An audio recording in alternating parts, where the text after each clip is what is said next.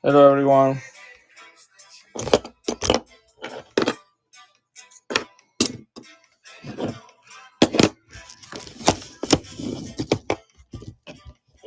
Hey, Crooks. Steven Wash. Welcome, Steve Wash. You got some good deals today on that site. Steve Wash, that was a good stacking day for you. Cody Waits, welcome. So, Thursday, guys, is kind of like my chill night. If I have time, I log into my stream and I just listen to some good music. Usually, I have a pretty long day on Thursday, and this was not different. And I just sit here on my desk with my coins, and I go through some coins that I need to look and look up, learn about it, put in my bin. So I'm doing great, Cody. So it's a low key night. Mostly focus on. I got boxes of coins that I buy on different platforms or coin shows or coin shops, and I put them in a bag or I put them in some boxes. Yeah, I put them in some boxes, and then I always say to myself, I'm gonna learn about this, I'm gonna learn about that, and usually Thursday is a good night for me to do that. But it's like, well, I can do that by myself, or I can do with some people that maybe don't want to be elsewhere, or they want to be in one knot, and I don't know, maybe they would like to be here. So I'm gonna run some. When the dollar crashes, you're rich. When the dollar crashes, more. That's I was talking today with Belong. Yeah, I mean, yeah, silver. You can be wrong with silver. Gold is good too, but gold is hard to move, and there is a lot of fakes, and attracts the wrong kind of people. A lot of scams with gold. Silver is small enough to retain value and be more manageable. You know, and I've been buying a little bit more gold than I used to, and I also been looking at gold more than I used to. But again, silver is still my first love. So anyway, this is a coin that I recently got, 1960 Belgium, 83.5% silver. I don't know anything about this coin, and so what I do, I just gonna learn about it, and you can learn about it with myself. That's kind of like what I do on Thursday nights. So this is King Bauduino's marriage. Anyway, that's kind of like how it works. And since information, there's so many coins and information, my brain doesn't retain information for a very long time. So what I do, I create a listing in my bin where I put the information I find, and then it's there until the coin gets sold. So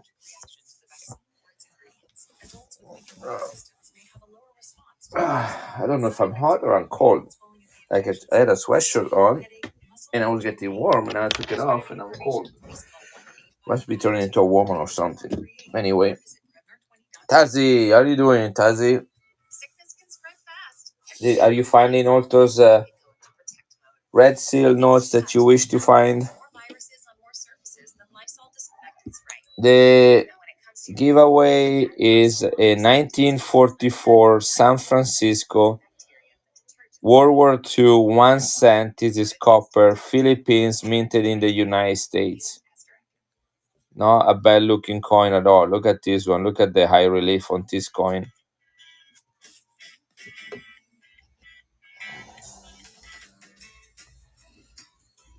We ran a couple giveaway, trying to sell a few coins, mostly learning about them. So this is 1960 Belgium. That's it right there. That's the coin I talk about. Uncirculated commemorative 50 francs in Belgium. Belgium, they speak French and they use the francs like they did in France.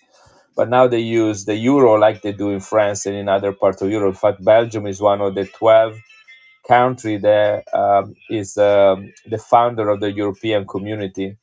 Other countries join after, but Belgium was one of the original 12. Here it is. That's the coin right there. 83.5% silver. So now I need to figure out how am I gonna enter that. So I'm gonna take a picture of it. I'm gonna go like this. I'm gonna put it in front of my camera. I'm gonna add it, take a picture. This is one side, and I think the video freezes when I take a picture, so you have to be patient for a second. So now it should move again. See that? That's how it works.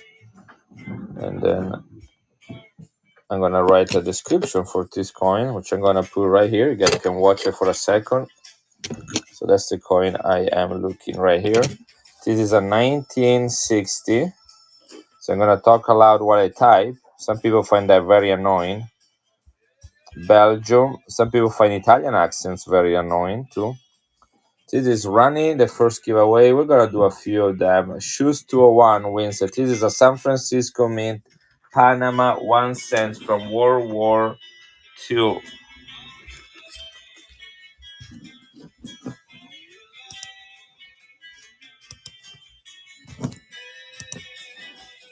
Hey Ryan.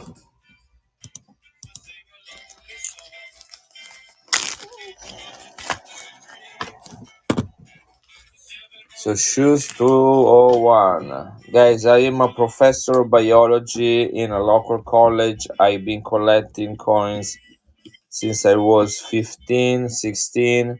My friend would try to get money to buy cigarettes and beer and do something fun and illegal. I would just go to the coin shop and buy coins. Thank you, Sawdust, for your raid. Appreciate it. I hope you had a good stream and a good evening, and you got all the love you deserve. I see TLCC was probably there. He's a good dude. Tattoo by Michael's there too. That's another good dude. You were in good company. And Shoes 21 gets his first giveaway. Let's see what else do I have here that I can use as a giveaway. This is a good looking coin. Feel bad giving away these coins because they're really worth good money, but United States, most of the people in United States are collector. They're not really into numismatic as much yet. A lot of people are. So unless there is like the question always get asked is like, is this silver? Is this silver? There are other things that make a coin valuable. So anyhow, always a good one time, one more. Yeah. So this is the next giveaway. Look how beautiful this is. This is 10 cents from New Zealand with a beautiful Maori design. The Maori are the indigenous people of New Zealand. This is proof, straight from a proof set from 1984. Okay, so this is the homework. Can anybody go and look what a 1984? Okay, 1984. This is not silver. 1984, 10 cents from New Zealand. What is the mintages? This is proof. 1984, proof, New Zealand, 10 cents. Let's see who can find that mintage. In the meantime, I'm gonna finish entering. This one is silver. I'm creating a listing for that. So that's 50 francs. Let's see if you guys know how to find information about your coins.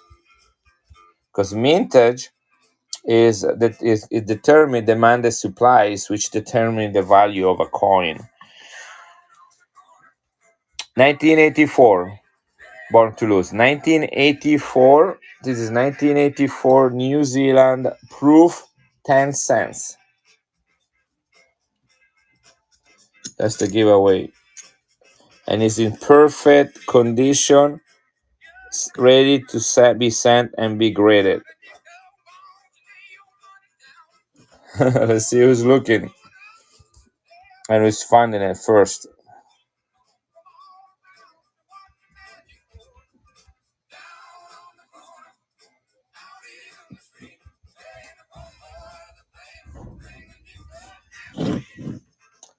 $15,000. All right, good thing. So what does it tell you, Scott? Scotch?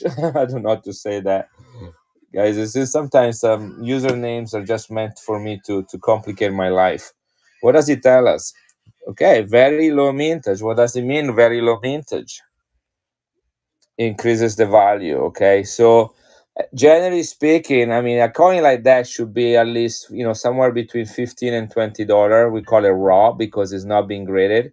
But once you send it in that condition, it's gonna come back at a very high grade, and then you go and look at the registry for NGC and PCGS, and you're gonna realize that there are not a lot of coins like that because already there are few of those. It's Milan, not pressed. That's cool. Yeah, this is a proof one, and there are very few of those, and they become top populations. Like you're gonna realize that there are like only 10 or 15 of those that are in that grade, and you realize you have something special in your hands. Because not everybody's gonna have that. Like a coin like this one right here. This is an MS-66 that is in a top population. This is a very high grade for a coin that comes from East Germany in 1975. And already the coin raw is about $70 to $80. When you get it at an MS-66 and there is such a low mintage, then that coin gets a little bit more value. Right. Yeah, so you have to do the math yourself, Phantom, and also the. Oh, look at you! You just type something and you win this coin. So, you have to kind of do the math, knowing that each grade they grow exponentially. It's not that it goes up like $10 per grade, but it goes up like $10 from one grade to another, and then $50 to the next grade, and then $150 to the grade after that. Yeah, this is a gorgeous coin, and again, it's not silver, but it's 15,000 minted, and it comes straight from a New Zealand set and is absolutely perfect. Okay, absolutely perfect. No scratch, no fingerprint, nothing. This is a perfect coin. If you're into grading and you want to send it to Anax usually for $20 will grade your coin, and you don't need a subscription. You can have your very first high grade coin right here, and you got it for free, and you're gonna pay $20 for grading, and you might end up with a coin that is worth $150. That's how it works. Hey, David Luck. So again, I'm gonna be running other giveaways. I cannot run a lot of them like just all the time because again, this is a hobby of mine. I'm paying with what I can, from my heart. Um, how are you doing? So this is goes to Phantom. Yeah, that's definitely one of the nicest coin you get today. I'm gonna write on the bag 15,000 minted. Okay, you don't need to forget that and grade it. All right, this is gonna be on your bag. That's your homework.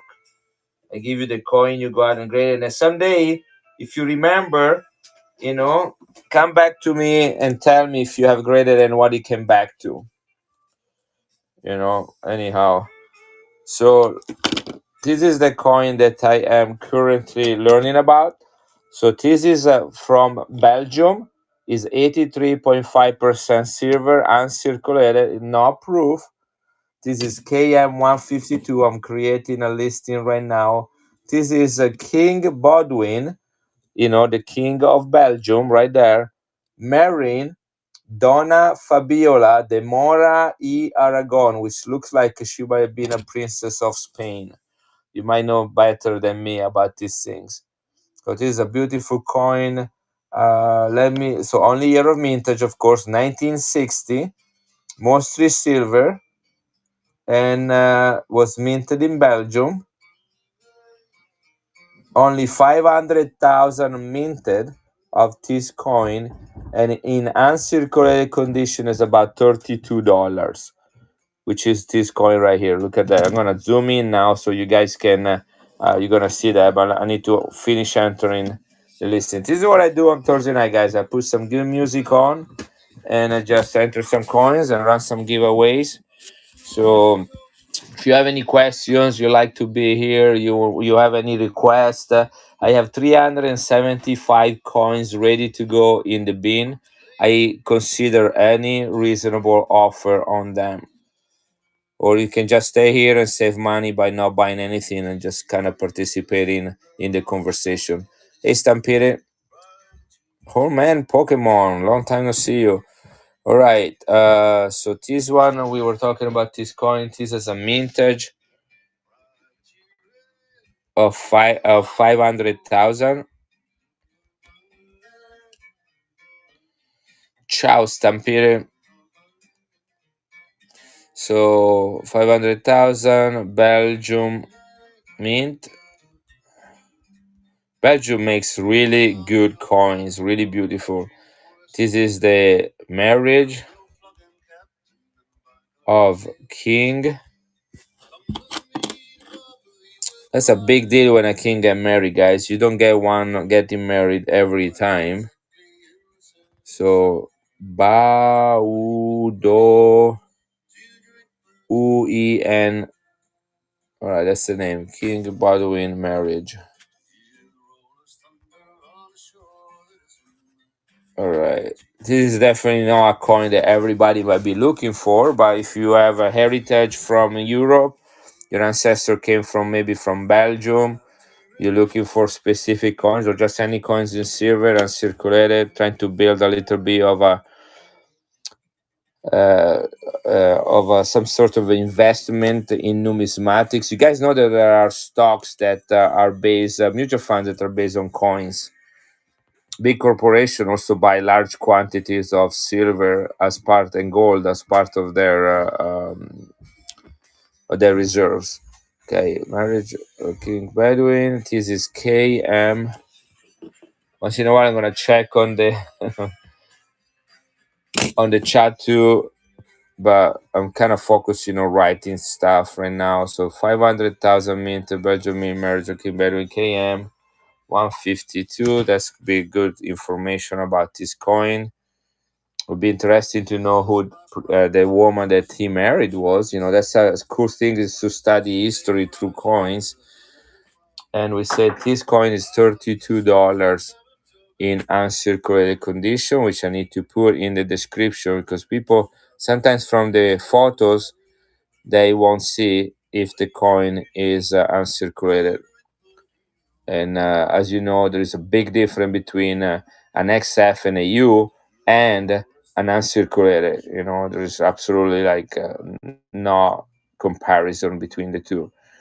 All right, this is good. It is what I do. And now I have a listing for that. Someday somebody might be looking for this coin. I'm going to pin it to the screen. You're going to see the images, um, the information, sorry, about this coin. I'm going to zoom in so you can see it better. I'm gonna put my phone back on. That's what I'm gonna be doing for a while tonight. And I'm gonna show you this coin in details. All right, this is what we have right here. Got the initials right there of the designer, 50 francs face value, Belgica, which is the Latin for Belgium. Otherwise, if it would be written in the language, which is French, would have been Belges, Belges. This is the coat of arms. You have the lion that is standing, and then here you have the king and the future queen. The number is written in Roman numerals. MCM means 1900, LX means 60. Baldwin and Fabiola marriage. You know, like you send invitation out. These guys make coins made of silver, 83.5% silver. Right, I'm gonna run this coin.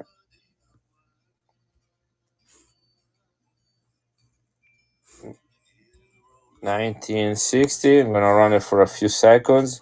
If anybody wants it, I'm gonna take a couple dollars off from this. So it is run the auction and is a retail for $32 in this condition. I'm gonna run it at 26 for 30 seconds. Here it is. If anybody want it, here is your chance. Otherwise, it goes in my bin and it's gonna be there until somebody say, "Hey, I love Belgium. I cannot believe you have that coin." So, you know, have you ever seen this coin before? That's probably not a very common coin if you have not seen it in other streams. It's running 10 seconds, $26, 83.5% silver, commemorating the marriage of the King of Belgium, and Princess Fabiola. It is. So knob takers, and then now I'm gonna put it in a flip, and I'm gonna put this coin in one of my boxes that have the coins from the bin, and I go on to the next one.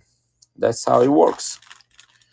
Now I have added a lot of coins today. I'll be happy to show to you. Hey, Gestelino, welcome to everybody. Like I have added a lot of large crowns. These are all 92.5% silver. This is one of the coins I have added to the bin today. This is $50 face value with a beautiful ship. This is part of a series that has been minted in celebrate by the Cook Islands. By the way, the Cook Islands, right there. These are islands in the Pacific. They have minted a series of coins with the great explorers on it, commemorating their work and their actions. And if I remember correctly, this is uh, Cartier, Jacques Cartier. So let me put this one up really quick and see if that's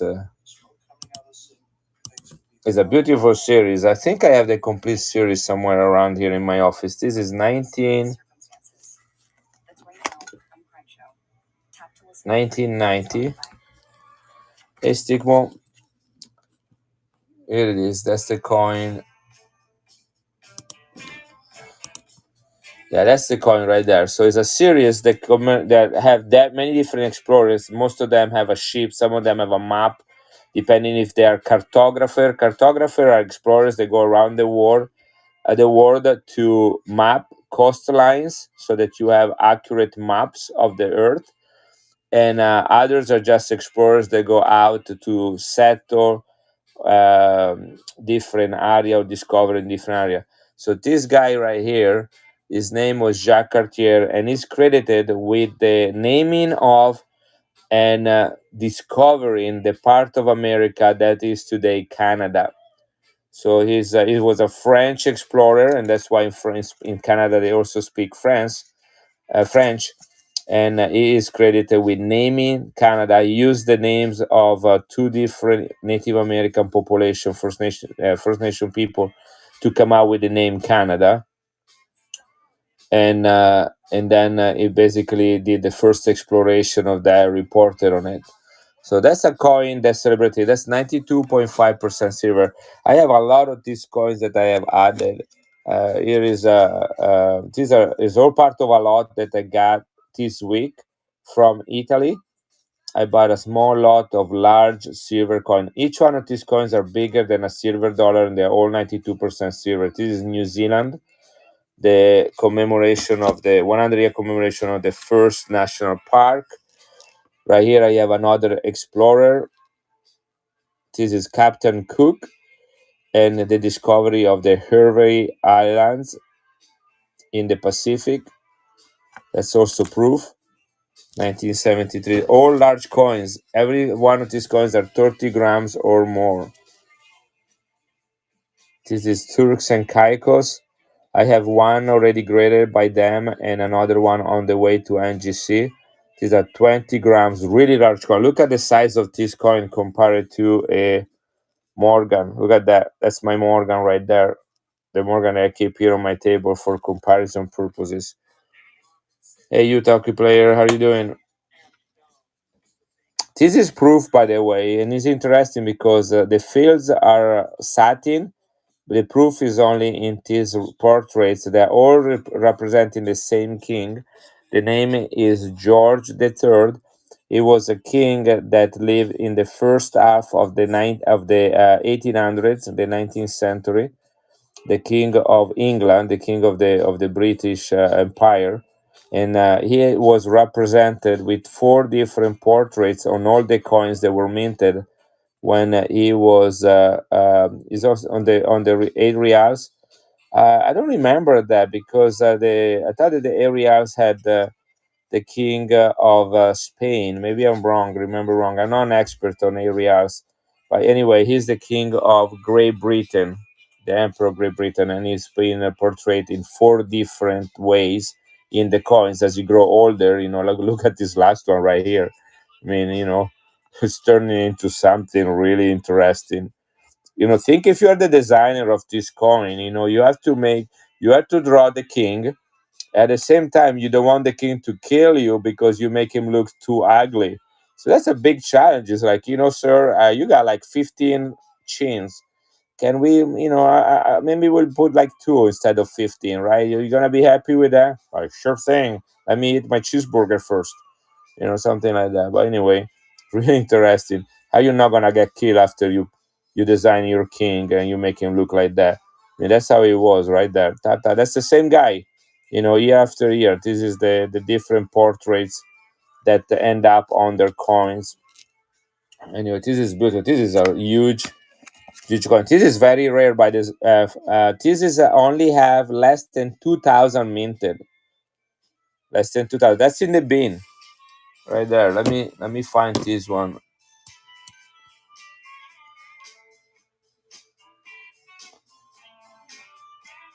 Hey, Chariot. The Turks and Caicos Islands are found in the Caribbean. This is 1977. 1977. These coins are old, guys. Some of you think that 1977 was like 2 years ago. I feel that way. But these things have been around for a long time. By the way, welcome everybody in my stream. We're just talking about coins usually on Thursday night, trying to run things here and there. I so this with this particular coin, actually, the price I have is about $20 before below retails. I can do something better on this coin, but just understand that this has a rarity index of 84 and they only minted 1,973 of these. I don't know if you can get an idea what it means to have a coin that there are only less than 2,000 around the world. You wonder what happened to the other ones. And by the way, many of these coins that end up in United States, guess what happened to them? What happened to large silver coins that end up in United States? Foreign coins.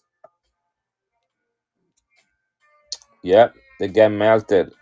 So so when we say mintage 1973, guys, I live in Iowa, and my friend Chris from Unplug Hobby, he comes home with bags of coins like this, silver coins like that, bags of those that you rescue from scrap buckets. This is what he brought me yesterday. This is a spoon. He got me this is sterling silver. Guess where he got it from?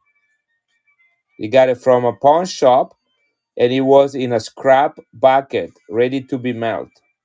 And he pays silver weight on it. And I look it up on eBay. There is only one like this one for sale, and it's dented right here. This is brand new. It's dented, and they wanted $50 for it. And yet he got it for melt. Anyway, and so most of the coins sometimes end up there. So even if I say there are less than 2,000 of these, you really need to wonder how many of these have survived and are still in existence. And that's because a lot of people only understand silver value and non numismatic value of a coin. If you have a coin that only have 19,073 minted, as you got something in your hands. Here, I'm gonna run this one really quick. I did some math with what I pay for it. So it retails for about 120, $130, guys. You can look it up. I mean, seriously, go and look for this coin. 20 crowns, Turks and Caicos. You can just enter the word Turks, okay? 20 crowns from 1977 proof, and see what you find about this coin. See what kind of prices you find about it, and you'll be surprised. Graded this coin is easy between 300, 350, even more. I saw all sorts of incredible prices about it, again, because there are only less than 2,000 of this minted. Turks and Caicos Islands are in the Caribbean, in Central America. Anyway, let me do the math here 1 second. Yeah, this is what I can run at it. So it's in the bin at 119. I'm gonna run it at $76. Hey, Belong.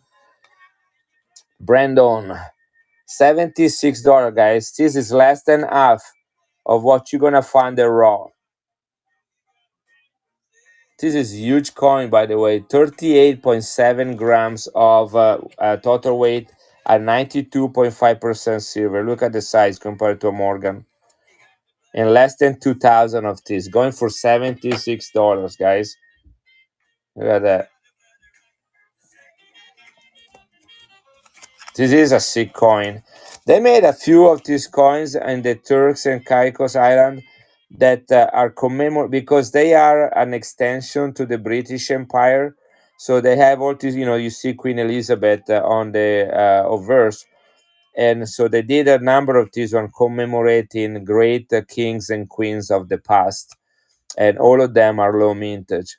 This is Fat George. George III represented three times in all the different portraits that were created to put him in the coin. And the last one is absolutely incredible. Look at that, him right there. Look at that guy. This is a guy that did not care what he looked like. He's like, I'm the king. I can look whatever I want. And you guys shut up. Anyway, this is the type of coins I added this week. Some people sometimes ask, "What's new uh, in your bin?" And that's a new coin that has been added this week. I got this one on Monday from Italy. A small lot of large coins. I show you. I'm gonna put them all in my hand right now so you can see what I got. This is all the came as a part of the same lot. Pay a lot of money for them. Was a seller in Europe that contacted me and says, "I know you kind of deal with this kind of coins. Would you be interested?" So he sent. This is all of them. This is New Zealand. This is Cook Islands. This is I think it's the I think it's Turks too. Yeah, Turks and Caicos too. This is 200 years of the founding of United States. 1776, 1976. This is Bahamas, another Bahamas right there. These are all the largest face value. This one right here is the Cook Islands, and is the one commemorating Captain Cook and the settlings of the Harvey Islands. And interesting, it's a $7.50 face value. Who would have thought you need to make a coin that is $7.50? Anyway, interesting. Yeah, George versus George. That's the other one. Yeah, George Washington against George, which would have been the king for Great Britain, against George right there, George Washington. Very good eye there, Belong. Yeah, see, Belong is a collector, and it knows it goes for numismatics. So he knows the story about this coin. This is another one, Bahamas. These two are this is Vanuatu, which is a small set of islands near on the east of Australia. Very small, very low mintage. 80 islands, less than about 300,000 people living on those islands. Beautiful blue and purple toning. I have two of these. I need to figure out where I put the other one. You're good. You're nice. This is Barbados. This is the shell. It's called the Shell Island.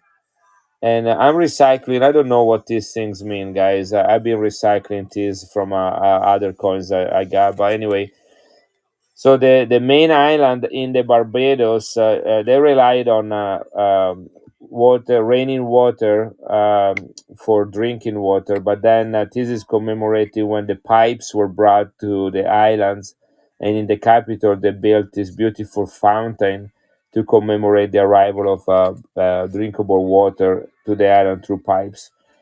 And this is the one I showed you earlier, right there. So these are some of the coins I got this week. They all arrived from Europe. They're all in the bin. If you want to see them or you want me to talk more about them, let me know. Oh, I forgot this one right here. Is this the other one? That's the Vanuatu one that I was looking for. Look at that. Look at the purple and blue toning on it. Beautiful coin, uncirculated proof. This is dedicated to a series of endangered wildlife. Uh, Look at that color. I think it's on both sides. Yeah, you can see that too. Purple and blue on the other side as well. 50 Vatu from Vanuatu. 50 Vatu from Vanuatu. I don't think I have this coin in my bin. So I'm going to look at that right now to make sure. This would have been, let's see, Vanuatu. I didn't even know the Vanuatu existed until a friend of mine went there to teach English to the people. All right, Vanuatu. I do not have this coin. I am going to create. That's what I do on Thursday night. I'm gonna look it up and I'm gonna learn about it, and then I'm gonna list it in the bin. I'm gonna pin it. I'm gonna run it once. If anybody wants it, they can buy it. If not, it's gonna be in my bin. And sometimes people just go in the marketplace during the week and pick stuff up there. Vanuatu. Here it is. 1992.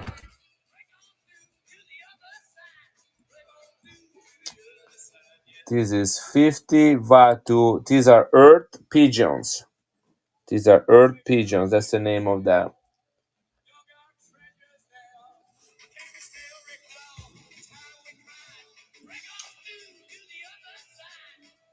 I'm trying to see why they would be there. So I'm assuming the earth pigeons are an endangered species. Why they would be there?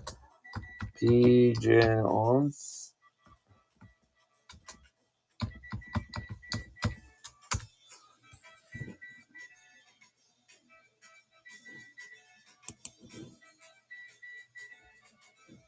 The Vanuatu imperial pigeon is a species of bird in the family of the columbidae, which are doves, and is a vulnerable species. It is threatened by forest clearing, and the International Union for Conservation of Nature has assessed it as a vulnerable species. That's it. That's why these guys are on this coin. So people are removing forests and trees, and these guys don't have a place to live anymore, so they're disappearing. Yeah, they eat pigeons with polenta in Italy too, but I don't think we're talking about those pigeons that you find a lot in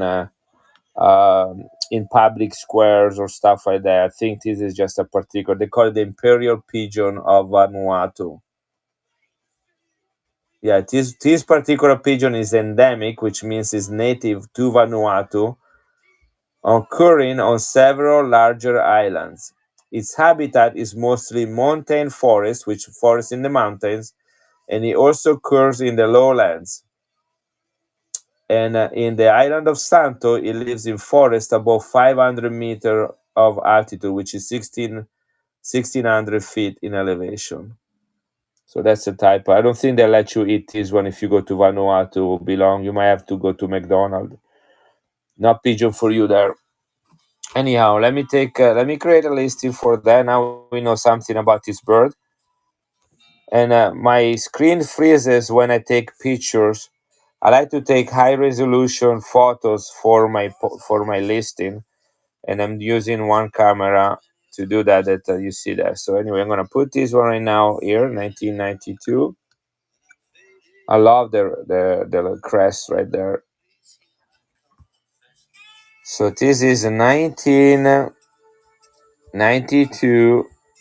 Vanuatu. I have two coins from Vanuatu in my bin. That's pretty incredible. I don't think other sellers have any coins from Vanuatu. But anyway, maybe that's because people don't want them. I don't know. The face value is 50 Vatu, and the silver content is 92.5% silver, which is called sterling silver. And this is proof and is toned.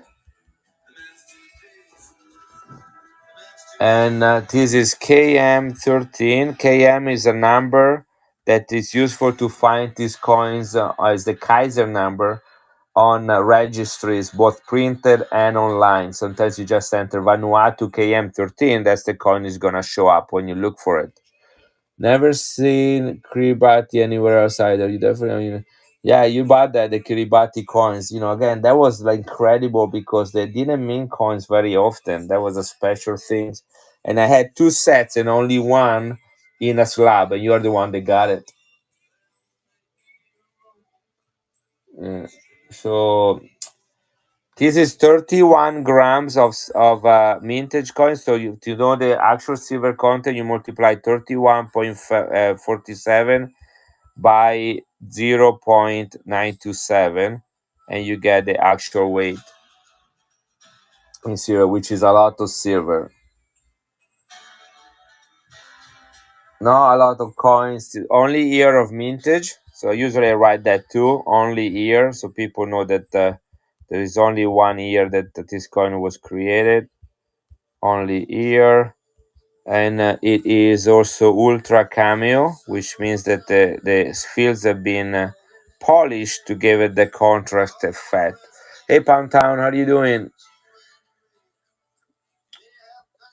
So, guys, I have 375, 76 items in the bin if you also want to look for stuff in there, specific year, specific coin.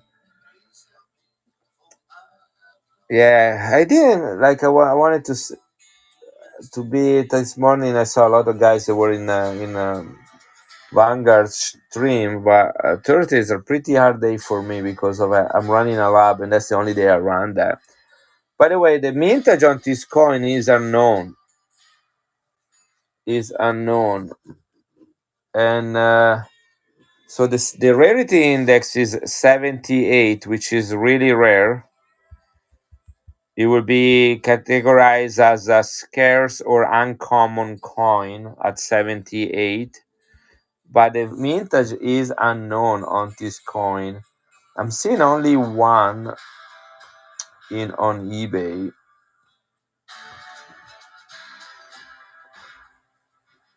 Anyhow, so this is being created now.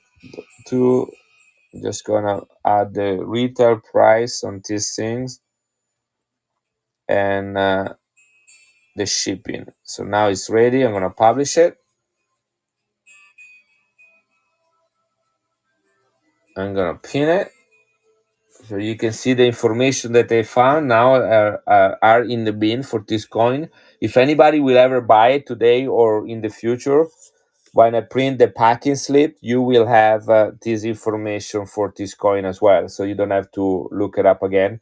The nice thing is also I just changed my laptop, and the new laptop let me print the packing slip a little bit more readable. I know somebody was like, "Ah, dude, you use such a small font," and then that wasn't my choice. It was just how the computer was configured, and I couldn't get it better than that. All right, so this is in there at 56, guys. I'm gonna run it just once. Um, I pay a lot of money for these coins. This is the lowest I can go, and believe me, I with fees I'm breaking even because I pay euros for this, not dollars, and the euros is has a higher exchange rate. So here it is, guys, $49 if anybody wants it. This is 31.47 grams. It's about the weight of an ounce of silver, but it's 92.5%. And the only year of mintage. We don't know the actual mintage of this coin. I'm assuming somewhere in the range of about 50,000 or less. Beautiful toning. Look at that blue and purple on it. Ultra cameo, uncirculated.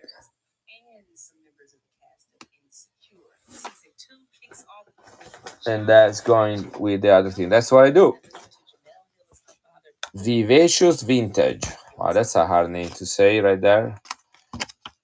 Notice a lot of people like the name pizza in their username. There is a pizza boy here. There is a pizza baba. There was a George Pizza at some point. There was an Italian guy with a pizza place. Guys, you wanna do? I'm gonna do also some Vatican coins back and go. I still have them in the auction. I'm gonna grab my album. Let's see. Here it is. I have a lot of Vatican coins. I did that last week. It seems like people appreciated that.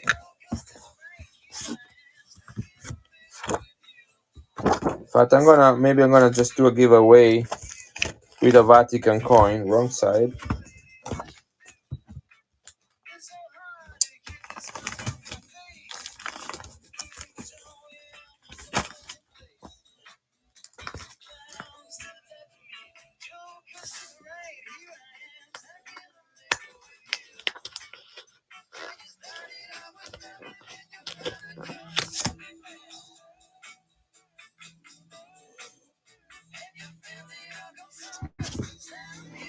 All right, look at this coin. This is gonna be a giveaway, guys, but I want you to see it first.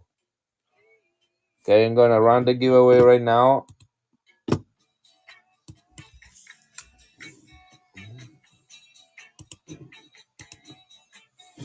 So that's the giveaway. It's a Vatican coin in mint condition. Look at that. This is 10 lira, is aluminum. That is Jesus teaching two individuals. So we can go and learn what it is. This is John Paul II. The year is 1989. 1989, mint state, guys.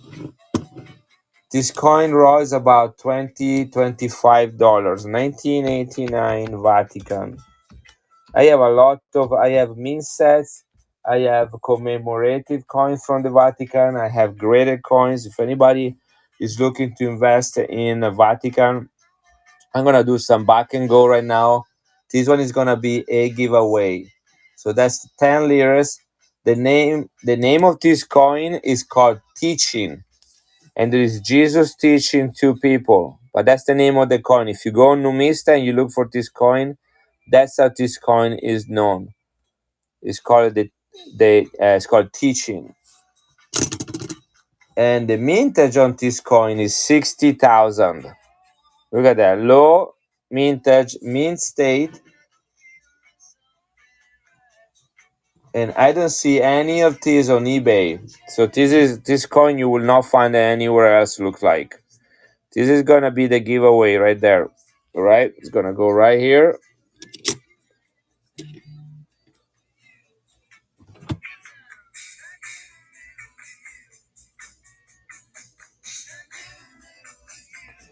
And now I'm gonna run one, starting a back and go. Okay, this is another Vatican. These coins all come from mint sets that I bought as a lot many years ago when I was in my 20s. And I have a full album here. So this is 100 liras. This is stainless steel, uncirculated. Look at the fields. These are coins that should be graded, guys. Send them to Annax. If you buy or win any of these coins, send them to Annax and have them graded. You get top population. These are low mintage coins in amazing condition. So this coin is called the Self-Denial for Children. That's the name of this coin, Self-Denial for Children. It has a bird mother with a bird child on the bottom. Three bird children right there. You see that? Three, one, two, three.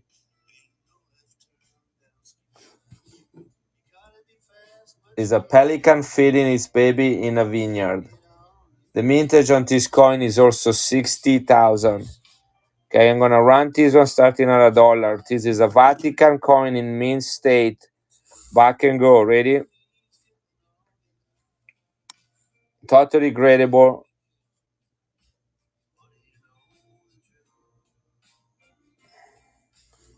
I'm gonna run it for 30.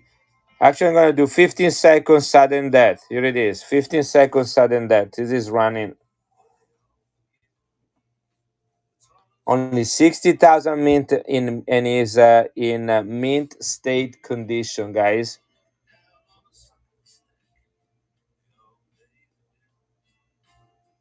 $6. Wow. If you look at online, these are about $20 coin on eBay. Chariot was paying attention. Good job for you. This is send this one to be graded, Chariot. Annex. You don't need to have a subscription with them. Okay. Nice pick up on that coin. $6 is a great deal.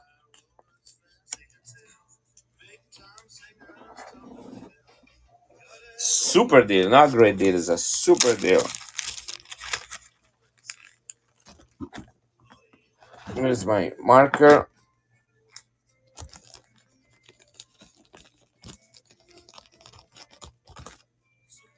Hey, Cash. Cherry. All right, let's build. Let's get another one here. Let's get another one going. Wow, look at this one. This is gorgeous.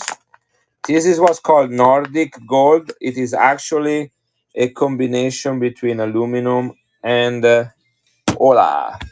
How good are you with Spanish, Cash? I see you write Spanish once in a while, guys. This is running right now, 13 seconds.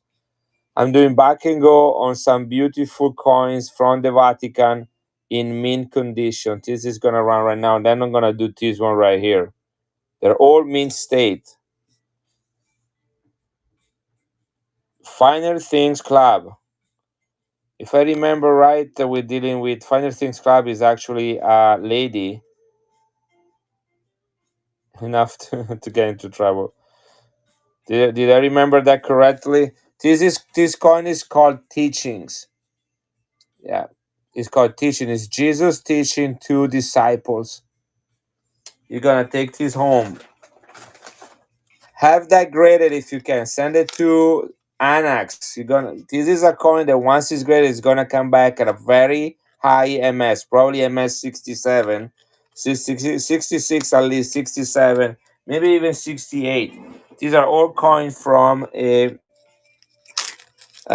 mint sets that have never been touched by anybody. So finer thing.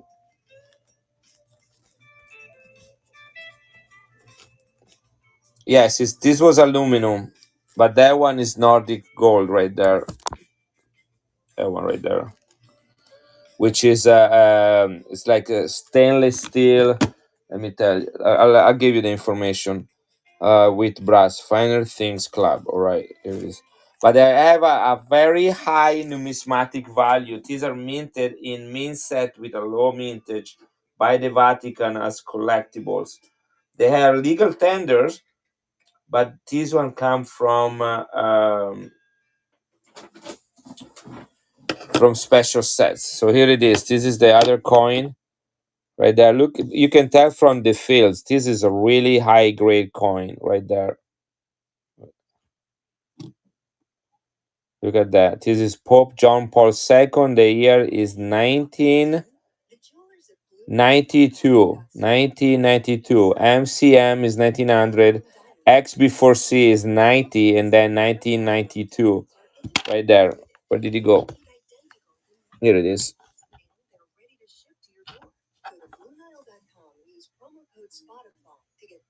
All right. Let's see the mintage on this one. I'm gonna go back and go on this coin too, right? 1992. Vatican. Most of these coins commemorate a special principle or story in the life of Christianity. So this one is called Mother's Day. This coin. That's the name of this coin. Mother's Day is made of a material called bronzitar, also known as Nordic silver. This is Pope John Paul II, the Polish Pope.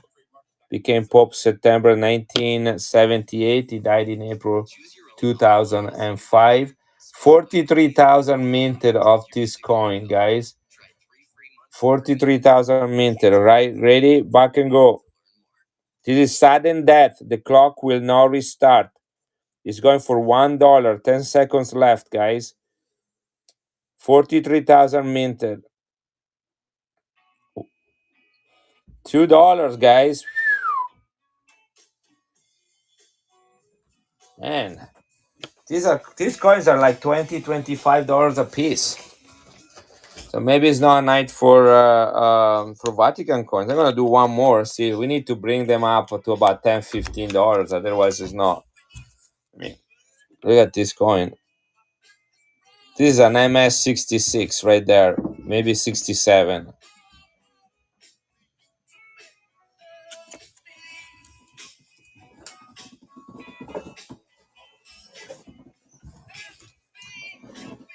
Final things.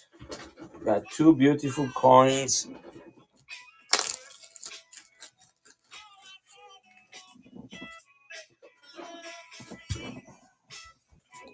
Yeah, I'm gonna do one more. Look at this one. This is really nice. Same year. So the one I just ran was called Mother's Day. This is the 100 lira. I don't think this is the same year. What year is this one? This is 1994. 1994, no 1992. That's the coin. Look at the design on this coin. This is stainless steel. Mint state, guys. Vatican City, smallest country in the world. This is 1994.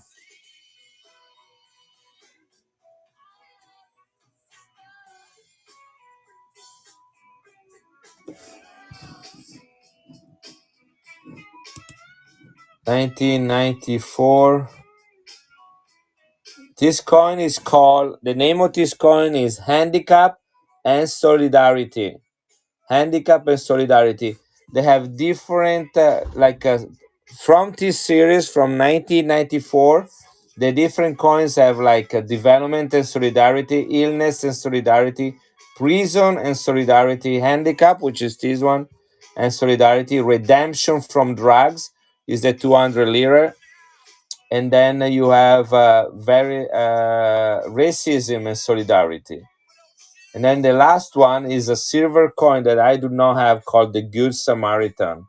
Man, I wish I can find that coin, the Good Samaritan. Anyway, this is handicap and solidarity. KM 255.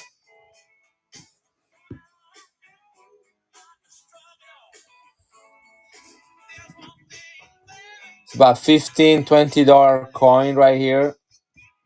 Mintage is 38,000. 38,000, only minted in 1994. Okay, should I back and go to this one too? 15 seconds, sudden death.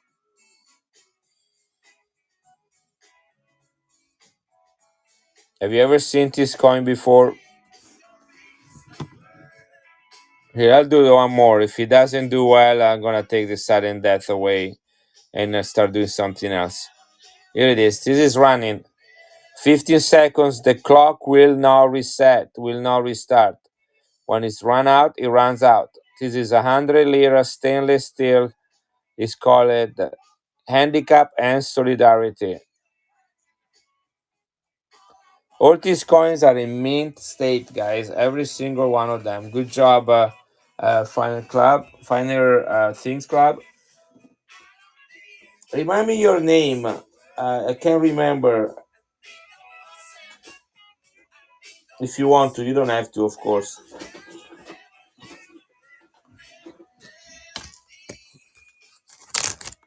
Hey, Bruising.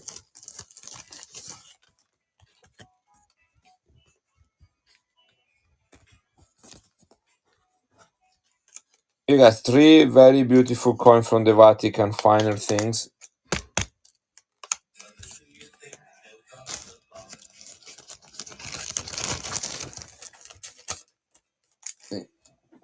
You got these coins together are about $45 to $60. You pay less than 10 for three of them.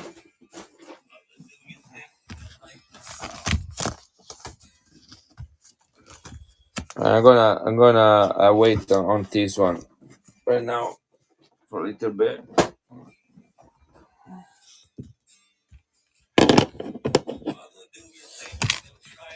Hey, Cash, are you still here?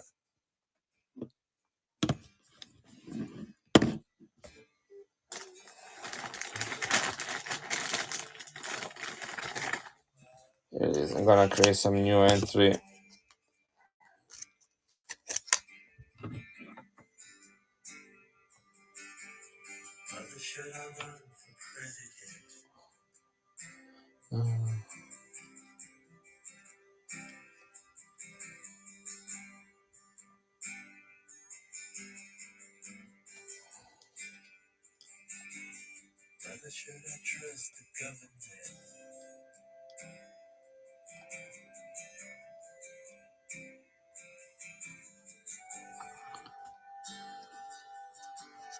All right.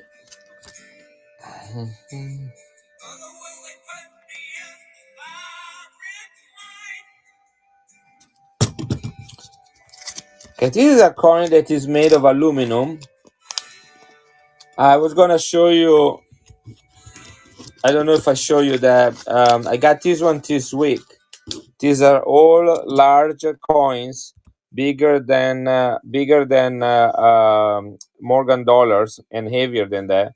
They're all crowns, all silver from around the world. I got this whole lot from one guy in Europe. He wrote me, knew that I'm interested in this type of coins. That thing right here. That cost me several hundred of euros. This stuff right there.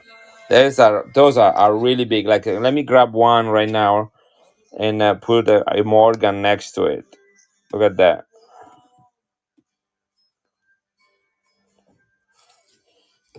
They're all AU or uncirculated. Look at that. They're all about the same size. Here's another one.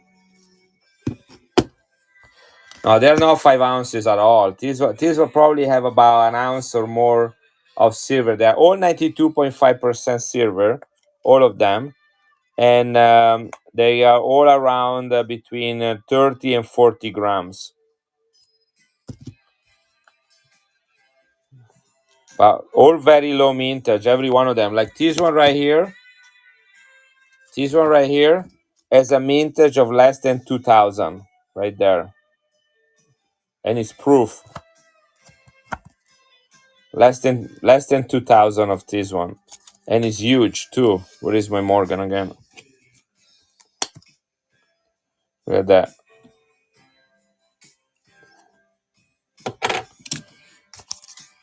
They're all in the bin, every single one of them. But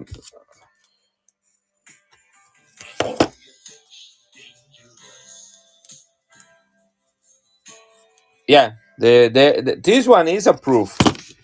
Where is it?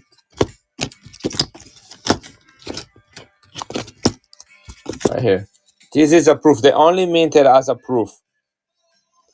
But the interesting thing is that they only look proof within this fourth circle. And then the verse is a proof, but only these four circles are approved. So they put satin all around it. The rim is proof too.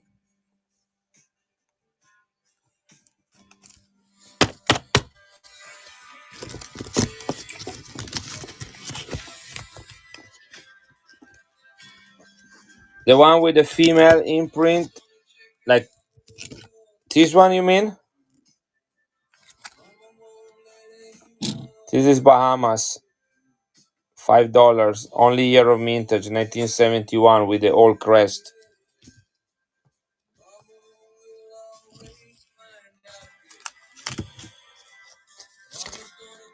This is the same coin, but not proof.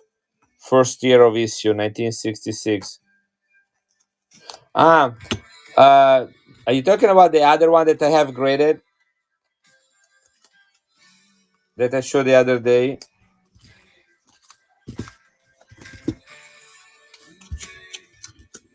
Yeah, it was. That's the one with the images. There is one with the images of Queen Elizabeth, and another one with the Queen's, the Queen Victoria, the different portraits of Queen Victoria. That was King George the Third. This is the 200-year anniversary of the United States, 1776. 200 year. This coin was minted in 1976. So that's his 200-year anniversary. And he has the two Georges. George the Third, right there, King of Great Britain, is the flag for Great Britain. And then George Washington, President of the United States, with the United States first flag over there.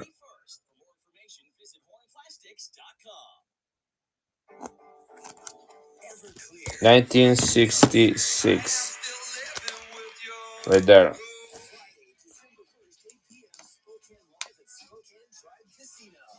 This first year of mintage with the original crest. They changed this design after. Yeah, they're all uncirculated, but it depends on how they were stored. Like some of them have some fingerprints, but not this one. Look at that. They're all uncirculated. They're not meant for legal tender. They're mostly, minted for collection, like really low mintage, like this 1966. Let me show you 1966.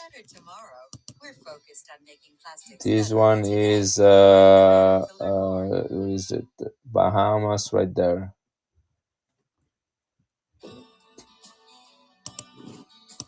Here it is. So this one has 100,000 mintage. First year is 42 grams. The minted is one between 1966 and 1970. So this is the first year for that. 92.5% silver.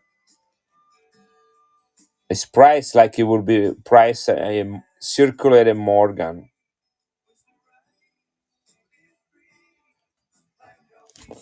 Look at that.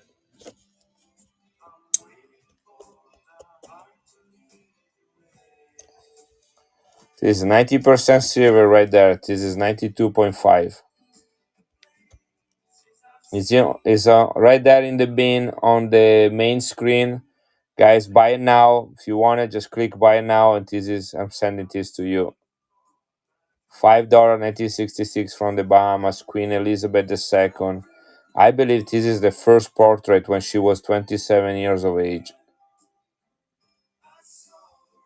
Yeah, it makes the Morgan look like a $half.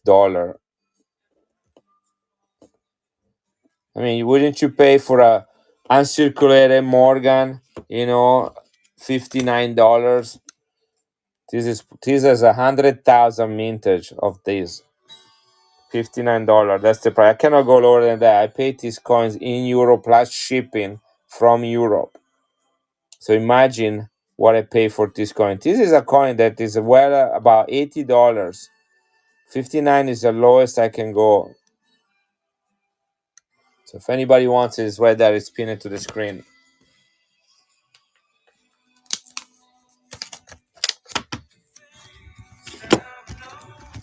I'm gonna grab some coins from my bags of coins. This is aluminum, World War Germany, and it is after World War One. As you know, after World War One, Germany entered a big economic crisis. So they issue some coins made of aluminum that reflect on the poverty of that time. This is I don't know if you ever seen this coin. It's not a small coin. This is a half a dollar right there. This is slightly bigger than a half a dollar, but is aluminum. Okay, they right before the war, they were minting coins in silver that were this size. That's what Germany was economically. It was a superpower. Then they lost the war. They became too greedy, and they lost the war. And so these are the coins from right afterward. This is 1921.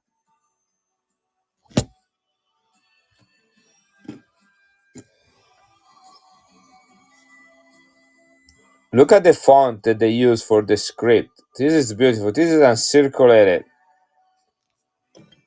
I do not have this one in the list, so I'm going to learn about it a little more. So this is 1921 Westphalen. I don't know if I'm writing this right. So I'm going to put it as a one word.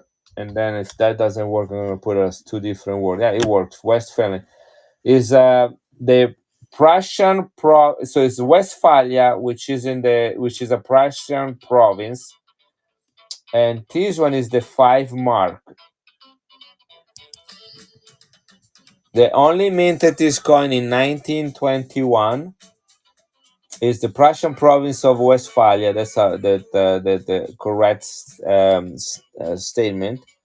Is the Weimar Republic, guys. The Weimar Republic was the republic that was constituted right after the war, and was the republic that lasted all the way to 1933 when Hitler became the head of the government.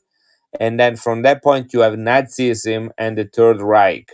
So for about 10, 15 years, you had a republic and not an empire, no king, no empire, no Reich. So this was a provisory or a temporary situation between the two wars. This is the coin that was one of the coins that was issued at that time. I'm looking at this on eBay right now. These coins I can see like $44, $63 in uncirculated condition, only year of mintage for that. So even if it's aluminum, that is a highly collectible coin. It was minted in Menden, Germany, and only 120,000 of these were minted. Gee. All right, I'm gonna write this stuff up so that it can be in the bin. 1921, Germany. Here it is.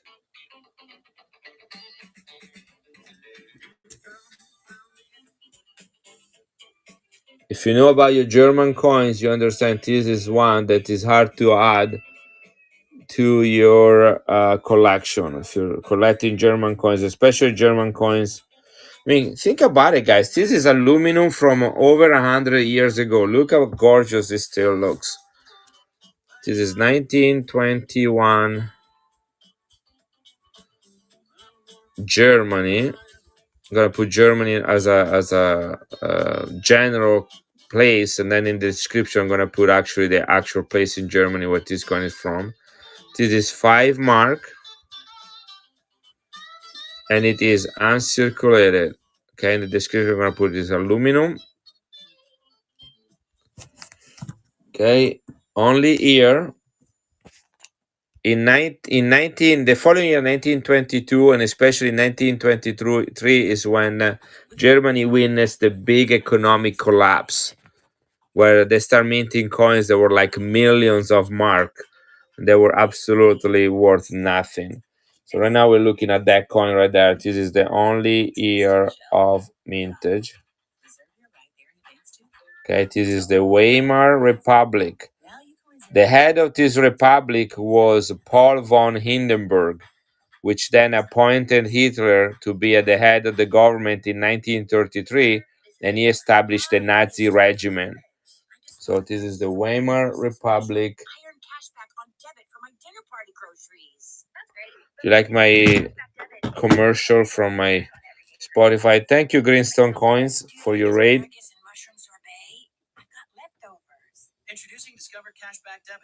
All right, so Weimar Republic. Thank you, appreciate that. You too. This is the Prussian province of Westphalia. All right.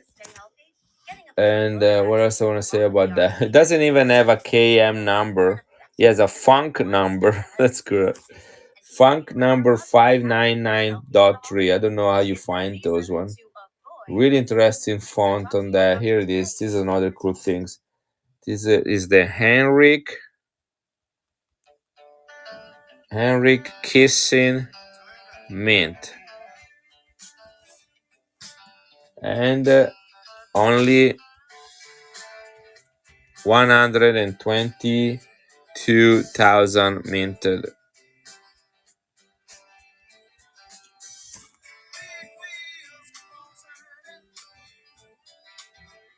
Done.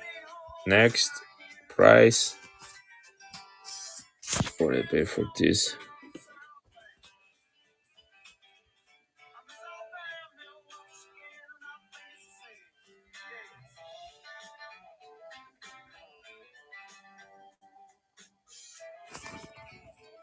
Right, guys. So if you're into German coins, you should recognize what this is and how hard it is to add to your collection. This is 5 mark in aluminum. Hi, hello. Hi, hello. I should say. Hi, hello. So this is 5 mark aluminum from after World War One, when Germany lost and entered in economic crisis. In 22 to 23, they go into recession. This is the Weimar Republic, which was the republic that was in between World War One and World War Two up to 1933, when Hitler became the head of the German government. Only 122,000 minted. This coin is over 100 years old, made of aluminum. Look at that, guys. It is bigger than a half a dollar, and it is scarce. I'm gonna run this one once. I'm gonna run it at $19. Here it is, $19. If you guys know what this is, you should jump on it. Otherwise, it's gonna be in the bin as well. $19 right there. Here it is. Weimar Republic, Germany, 5 marks from 1921. Look how good this coin looks to be 100 years old.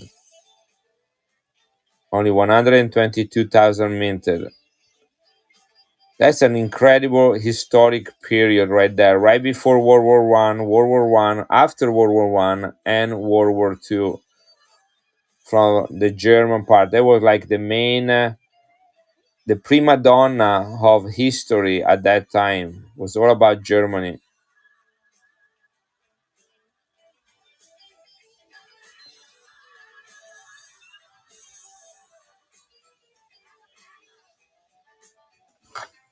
Right, this has been entered in the bin.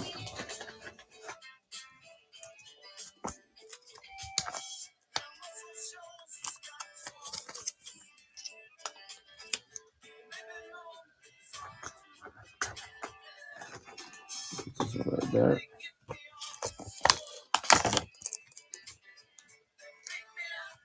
Interesting coin.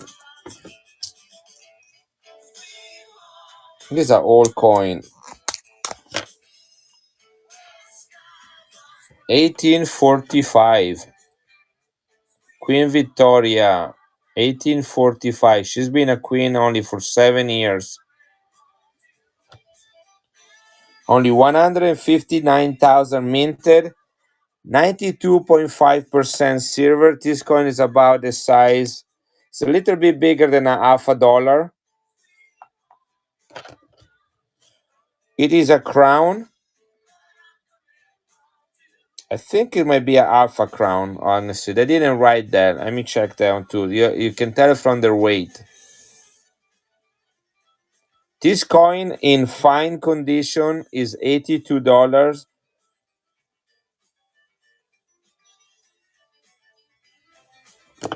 Let me look it up.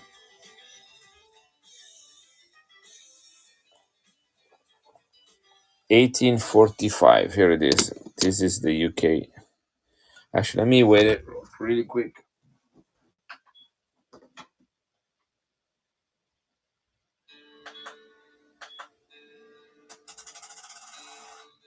Yeah. 12 grams.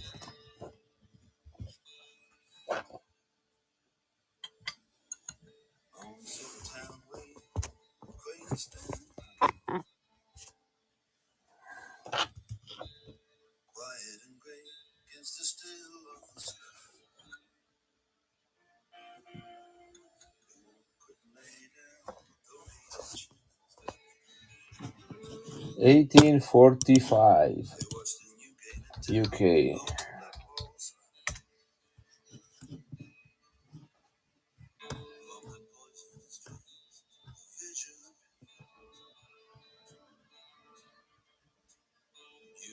That is a half a crown, no a crown, right there. Found it. KM 740.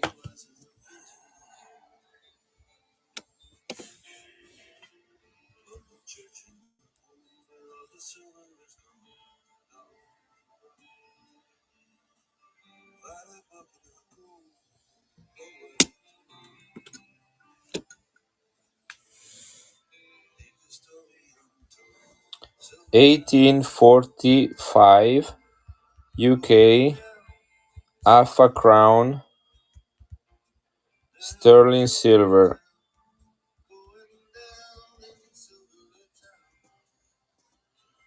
Queen Victoria, KM 740.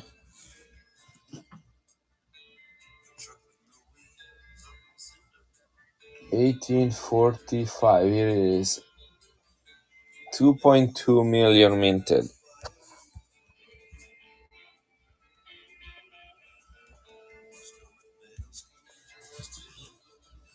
Anyone here into UK coins? If you ever find this coin uncirculated, it's $3,000. $3,000 for this coin in uncirculated condition. In fine condition is 85, and in very fine condition is $120. Gee, what do you think is the grade on this one? Do you think is a very good or is a fine?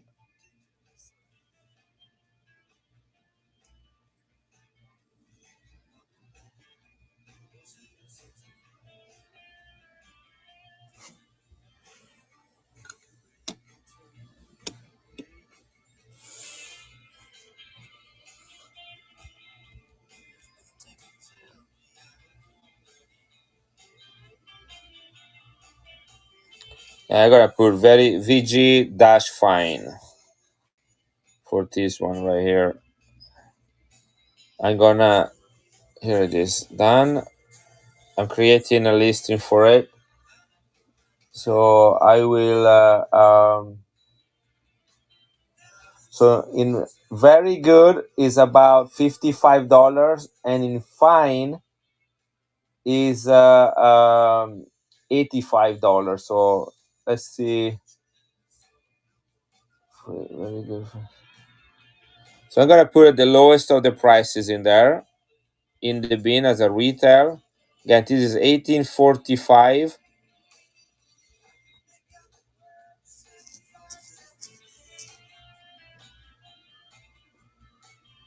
Here it is. This is Alpha Crown 92.5% silver from 1845. Nicely toned. 18 Queen Victoria. Not cleaning. Look how nice it is. No scratches. No damage to the coin. But I'm going to run it. So it's priced at a fine. Okay. Although it could be a very good. Sorry, it's priced as a very good, although it could be a fine. I just got that around, and I'm gonna run this one at $39. Here it is. This is bigger than half a dollar from 1845 UK.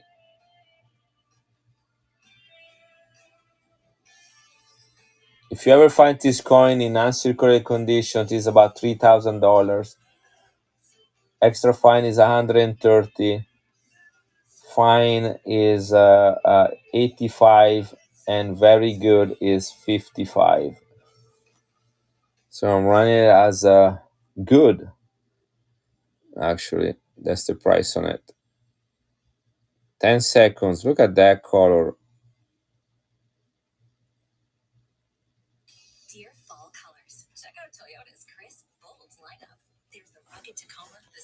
Okay, this is being created.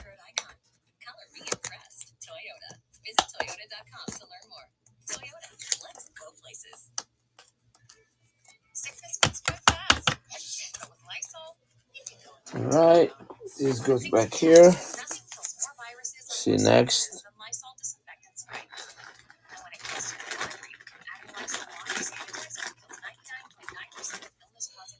1960. I created this one.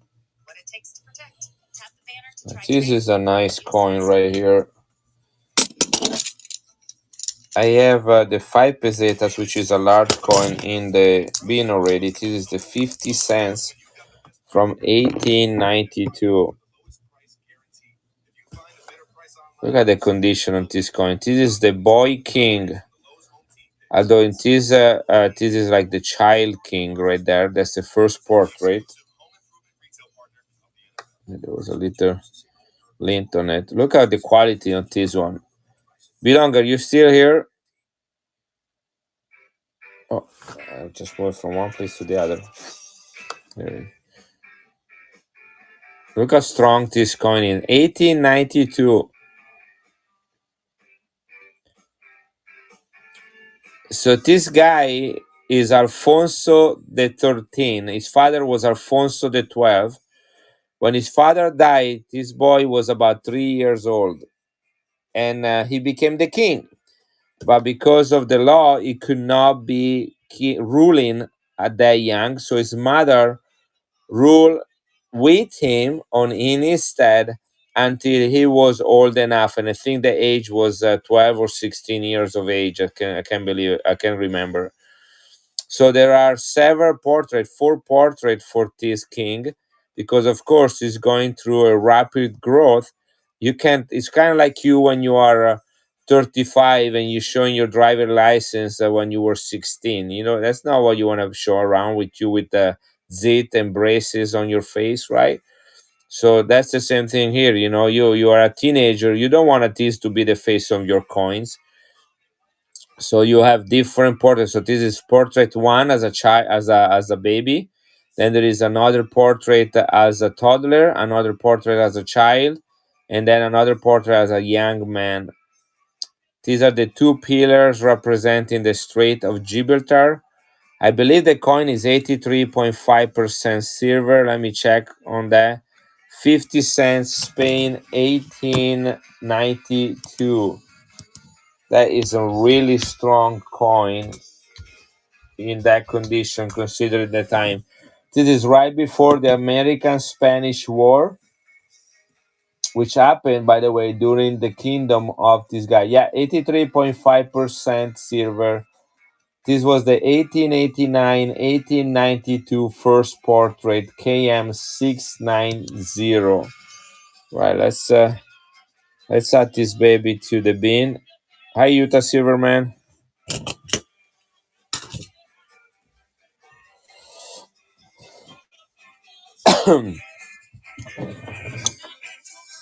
So this is what happened to Utah Silverman today. He bought some coins from me. I print the label, send it to him. The address was the one that was inside. There was on Walnut, and it's correct address because he gets coins all the time with the address. I print the label, put it on the package, and they send the coin to a completely different town that has a similar name but not quite that name, different zip code, and they send it to the address. And he calls the post office today, and they say, "Well, you need to contact the seller and have him send another coin to you." And it's like, "What the?" Like, you guys send the label is correct. You just send it to a different place. So he's trying to fix that problem. Can you believe that post office does stuff like that? Anyhow, I hope that it's gonna be fixed soon, buddy. All right, I'm gonna take. Yeah, there was some Vatican coins in there. It's like, just ask for another one. It's like it's not that I have a tree of Vatican coins. Every single coin I have is unique. Those people.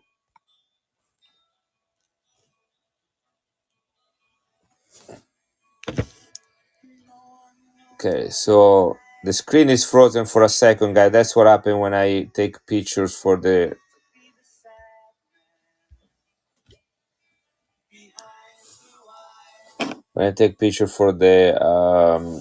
listing. So this is 1982.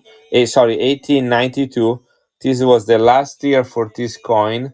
They start minting in 1889. This is Spain. 50 cents. Is the music too loud?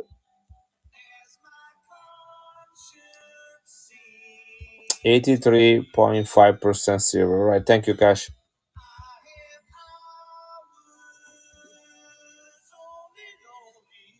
This is the baby king, Alfonso the 13th.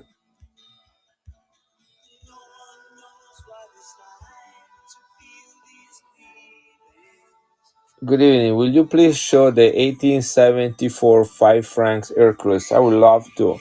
So you're looking for the older one and not the restrike. So I have some restrikes too, like that.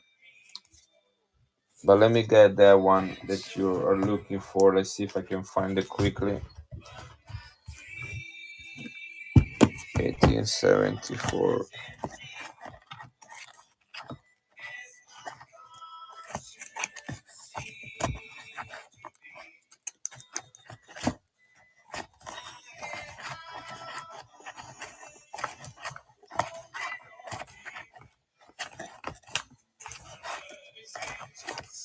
Yeah, sure. And some of these other coins I have here, rather than keep adding them. But that's what I usually do on Thursday night. I don't have a lot of time to do that during the week. To just keep adding coins to the bin.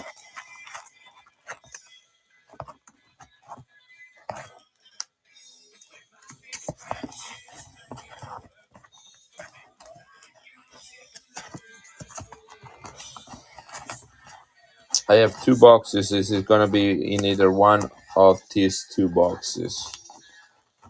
That's where I keep them. So I'm almost done with the first one.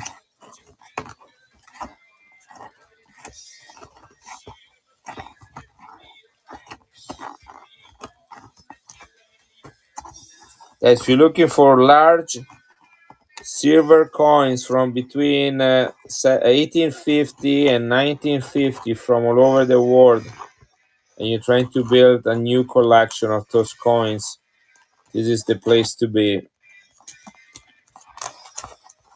Got smaller coin, bigger coins, circulated coins, some non-circulated coins, but from all over the world. This is a nice coin right here. Germany, Belgium. This is the big one of the one that I'm entering. This is the 5 pesetas right there. That's 90% silver.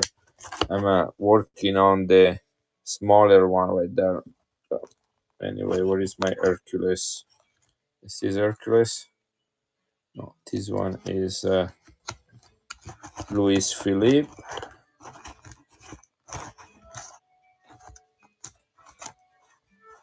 I have several. So the two restrike, you know that a restrike is not a replica. So they just use the same design, kind of like they would use the Walking Liberty on a ASC, but this is actually legal tender.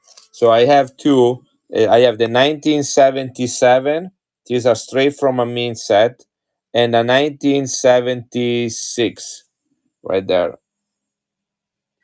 Okay, so they have a $50, 50 francs face value. They are 90% silver, and they are bigger than the original one. Oh, see, somebody just went into the marketplace and bought a coin there. Um, didn't even go in the bin. Went to the marketplace. Let me show you the Morgan I have right here, Brewster. You can recommend my first time viewing. Oh, I thank you. Who recommended me? But anyway, this is a Morgan right there. So you see that the coin is bigger, all right, in this case. So this restrike has the same design of the Hercules, but the coin is bigger than it was back in the 1800s. And with the 10, there is a restrike on the 10 francs in the 1960s. I have those as well. So the 1960s 10 francs and the 1805 francs that you asked me to show, that I'm looking for it, have the same size, both 90% silver. The 1960s a restrike in design, just change the face value. This one is in the 1970s, and it is 50 francs and it's bigger, but they all have the Hercules design. Okay, so that is what, and they're all legal tender. They come from the actual mint sets. um, they're not bullions. That's what I'm trying to say. They're actual coins. They retain the same design. So here is, I'm in the second box right now, and I'm going through really quick Got a lot of. Here it is. I found one. Let's see if this is the year you're looking for. You say 1874? Yeah, 1874. And the mint mark is A. Yeah, that's Paris. Here it is. That's right there. So the A right there means Paris. That was it was minted, and here is the original strike right there. So this coin is 150 years old. It's actually great condition if you look at it. I have a low ball for this coin that I'm thinking to send in to submit to be graded. A low ball means that you're trying to get the lowest grade possible in a slab, and it's harder to get a grade 1 than it is to get a grade 70, which is the highest grade. But I have a low ball. I have a whole bag of low balls, and one of them is the Hercules. Anyway, this is it, Brewster. If you're interested, there. I don't remember what I have in the bin, but I can consider an offer on that too. Let me see, 1874 right there, $69, which is kind of a where it is need to be, but I can go about $10 off of that. I haven't sold any coins tonight, so whatever I can get, like and not serious sales, just like little coins. But here it is. They should all be in the bin, by the way. Even these ones are in the bin. Yeah, I take 59 here. I run a 59 right now. 30 seconds. Here it is. That's even better than 60, isn't it? This coin is 150 years old. 90% silver, same size and weight of a Morgan. Look at that. Here's my Morgan right there. This will be like a French Morgan, if you will. Great details on this coin, too. I had a few of this one. I think this is the best one I ever had. I mean, look at the details on the rim. Not dense for a coin that has been in Europe 150 years ago. Oh, thank you. Appreciate that. I might be, you know, might be bringing a few bucks tonight. It's actually money that comes back in. It's like my friend yesterday says, like, sometimes I just feel we're moving money. We buy something, when we sell it, we get the money back, but there is not really like any really significant revenue or profit. But this is great. Thank you. Appreciate that, Brewster. Um, what do you do with? I mean, are you interested in, like, in general, in French coins? I got a couple you wanna might see. I have what is it? Here it is. Greek, yes, I do have Greek. In fact, I also have a graded Greek. Do you want a raw silver or graded silver for Greece?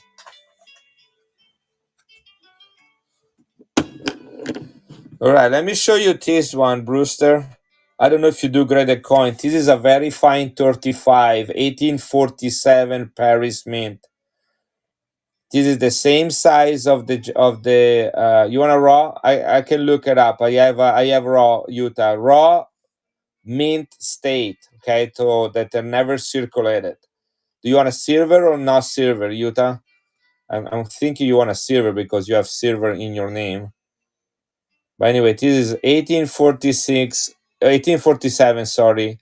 5 francs, 90% silver in verified 35. Okay, I'll show it to you. I have a very low mintage, less than 5,000 minted. Is the 1965 coins from Greece. I also have no, I sold it. I sold it anyway. So if you guys are interested, I'm gonna put this one here for a second. That's the Paris. I have a lot of old German coins too. In fact, I just ran one that was in silver. Let me see if I can pull it out really quick. Right, that's not it. And then I'll get the Greek ones too. Brewster, have you ever seen this coin before? Yeah, old German. Like how old though? Is 1921 old enough? Or you want to go older than that? I have older Germans. Um, but have you ever seen this coin before? I just showcased this one right before you came. So this is aluminum, all right? This is 1921. So that should tell you what's going on with Germany. Germany just lost the first of the world wars. They lost World War One. Now, before the war, they were minting 5 marks that look like this. Let me show you one. Let me show you a 5 mark from Germany from right before the war. That's not it. This is not it. Here is one. This is an actual, this is an old one, 1876. Okay. They minted these coins. This is a 5 mark, 90% silver, the same size of a Morgan. They minted these coins all the way from the 1875-ish time all the way up to World War One, 1915. This is a heavy, massive coin that shows the type of economy that Germany was having, right? So then they enter in World War Two, World War One, and they lose that. Yeah, this is an incredible coin right here. This is King William the First, by the way. Okay, they go to war and they lose. Yeah, it probably the stripe right here has to do with which album it was put on in and what he had across. This is not tape, it's not sticking or anything. It's just they probably put something across. I don't know. It doesn't look clean and it doesn't look like there was a tape, because the tape leaves a nice residue on it. Not nice, it's like an ugly residue. This one doesn't. So I'm thinking maybe there was um, a plastic thing holder that you would slide it in and hold it in place. So that's what I'm thinking that happened here, because he has really dark here and lighter dark over there. Look at that. But now on this side. This has a very low circulation, by the way, to be a coin that is 150 years old. It is in the bin. Let me look at this one really quick, and then I'll finish the story on this one. This one is a really low mintage of this coin, 122,000 minted only here.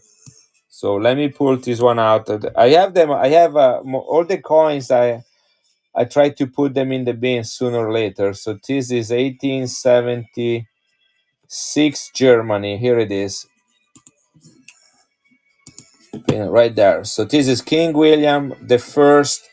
Is Prussia KM 503, minted only between 1873 and 1876, and then he has a A right there, which means actually no, sorry, oh, this is not the one.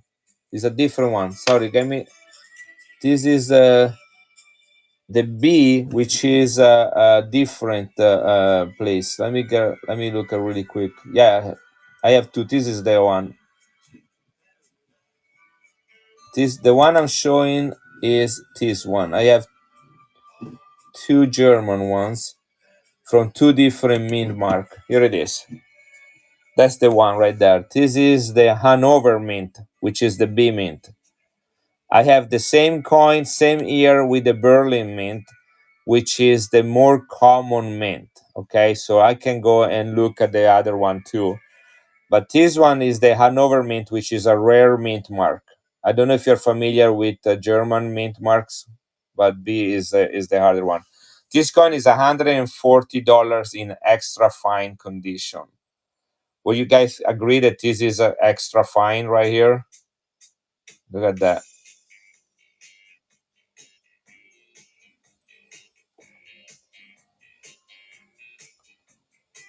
So anyway, I have it at $88. I base my prices on my cost and I try to buy them as low as possible.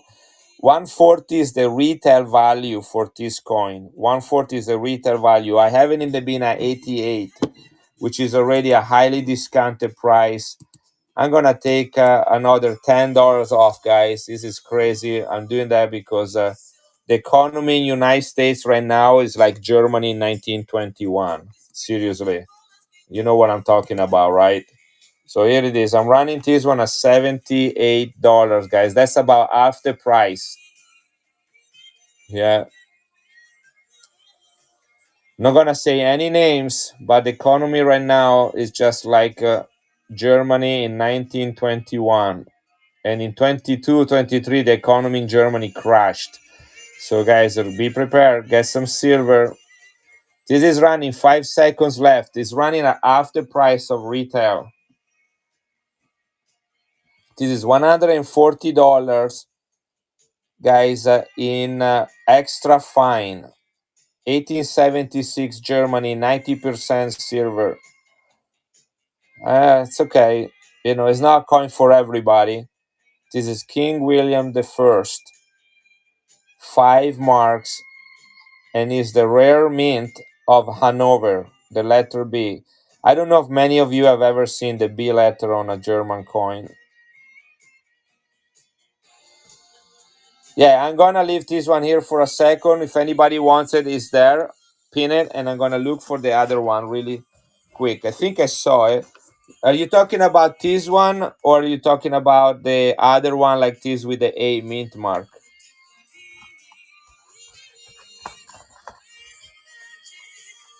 The 1876A. So you want the other mint mark, the more common one. So let me find it really quick. They all. I have two boxes where I keep them, and then I have a box only for German coins. And so sometimes they're here with the one that I run, and sometimes they just put them back in the German coin. Whatever, I have some room, but I know where they are.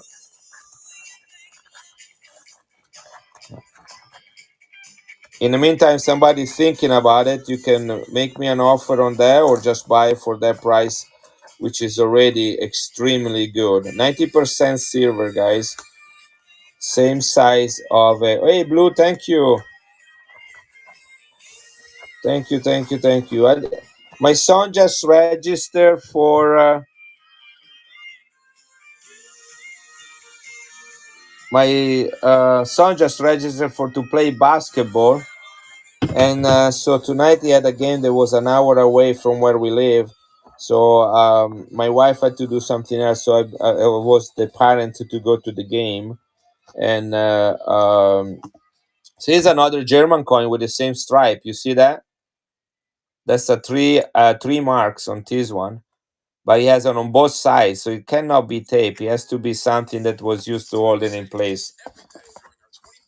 Yeah, thank you. Yeah, I'm always have fun. When it's about coins, this is my uh, time to unwind.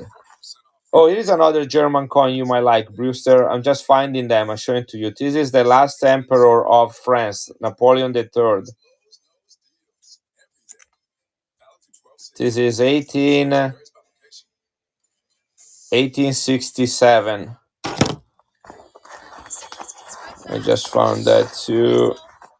It is a non-graded Louis Philippe the First. Uh, Blue, what kind of Libertad do you want? I have them. I don't sell them. I stack on them. But if you need one, I'll put it out for you. You know, it's all about sharing here, kind of helping each other out. But are you looking? What kind of Libertas are you looking? Modern one, graded. What is it that you have your eyes on? Any? You just hungry for Libertad. What you want to spend on it? That's the other things, because you know those things are. Silver, guys, is $25 an ounce right now. Here is another Hercules I found.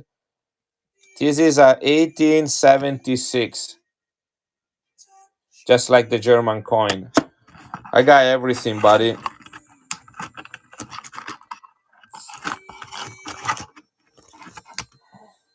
Here is a 1932 first portraits of King Philip.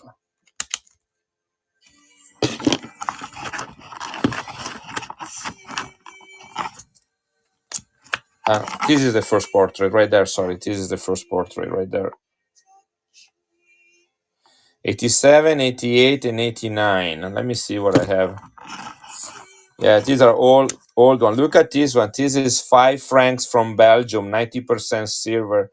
These are all, they will be all in a family, what we call it crowns, like the peso, the trade dollars, the Morgan dollars. They all have the same weight, 25, 26 gram, all 90% silver. There is another Hercules. This is from 1873. This is an early date. 1873. This was minted in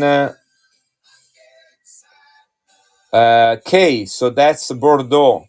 That's the city of Bordeaux.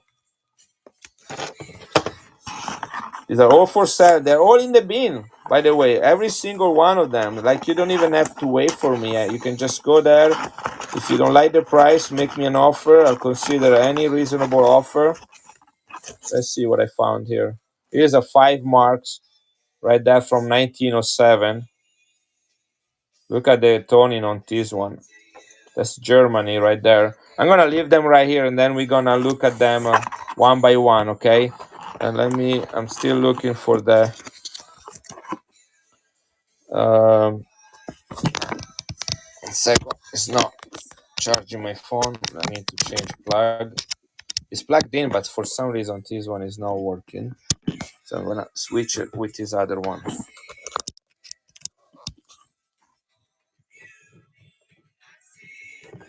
All right, now it's charging. Okay, so I'm putting a bunch of coins right here that we can look at them together. Say Germany, Switzerland, and France.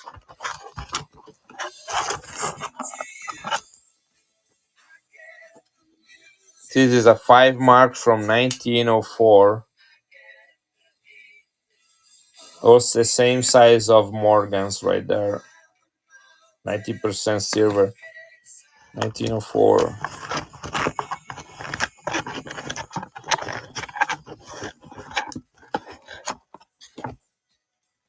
I think I found it. Yeah, here it is. Okay, so this is the A mint mark right there. Oh, it's upside down. Nice toning on this one too. 1876. This is really dark toning.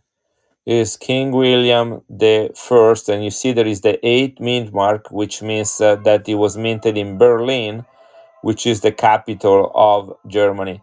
Now this one, as you can see, has some rim damage right there. Okay, that's why it was priced also at a lower price, but still a beautiful coin. It will be another extra fine right here. Let me see what I have on this one. 1876. Germany, right there.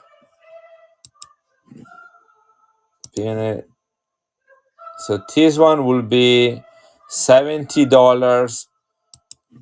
I can do 59 on this one.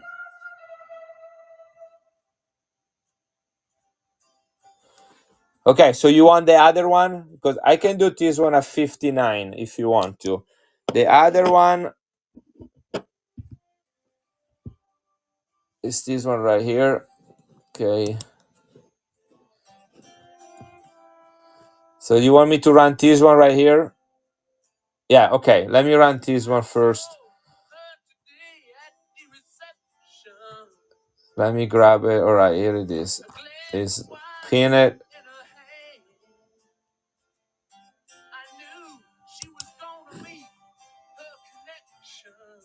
Do you remember what I ran it at? I think it was 69. No, I didn't run it at 78. I ran it at 69. because I say it was half the price of the one of XF. So XF is 140 and 69 is less than half of that. Here it is, 69. If you want 78, I'll run it at 78. But I'm a man of my word. If I say 69, is 69. Again, this coin is $140 in extra fine condition, guys. Oops. You be the judge of it. In my mind, this is a total extra fine. I mean, it would be nice to sell at this coin at 120, 130, but it's not the night for that. So I'll take whatever. Brewster, this is the night of getting good deals. Look at that. I don't think I pay much less than this for this coin. 1876. Nice pickup on that. These are coins that are really hard to replace, especially in that condition. So Brewster, this is gonna keep company to the nice Hercules you just got. And this is the 1920. You're talking about this 1921 or the German 1921? So the silver one. Did I have a 1921? I don't remember. I have a 1904 and a 1907. So this is the one. Yeah, okay, this is the one. All right, here it is. Okay, so after the war, that's what they had to mint. They minted the aluminum ones. Now, let me tell you something about this coin before I run it, okay?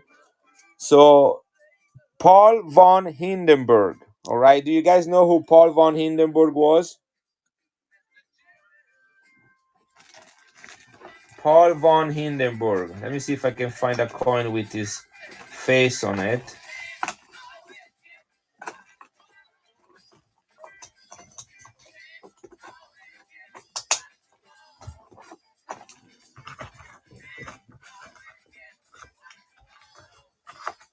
I always have some of his coins, but I also sell a lot of them. Paul von Hindenburg. Anyway, Paul von Hindenburg is the new president of the new republic. It's called the Weimar Republic. And that coin was minted under his direction.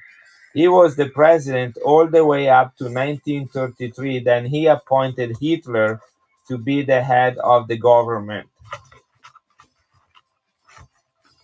So that's the significance of that coin.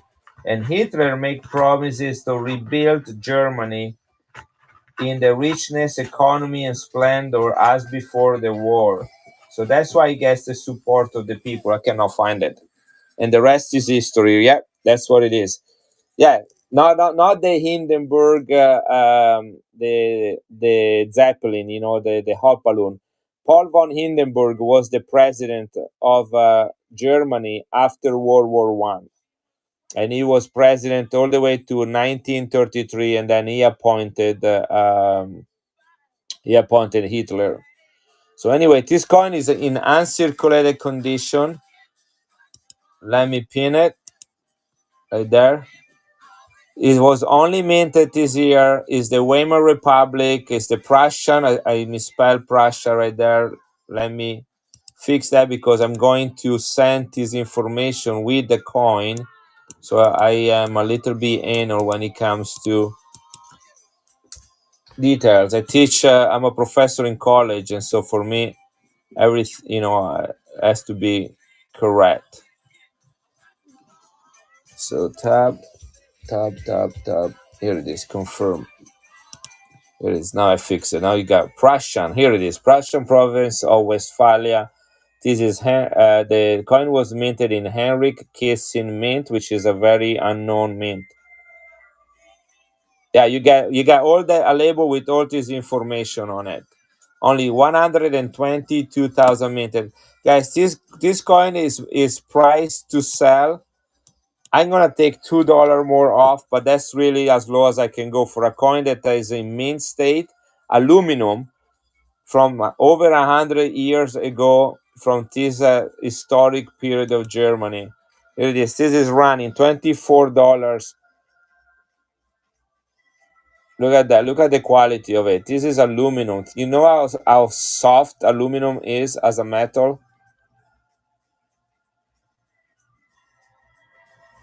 1921. This is 102 years old, and it is the Weimar Republic.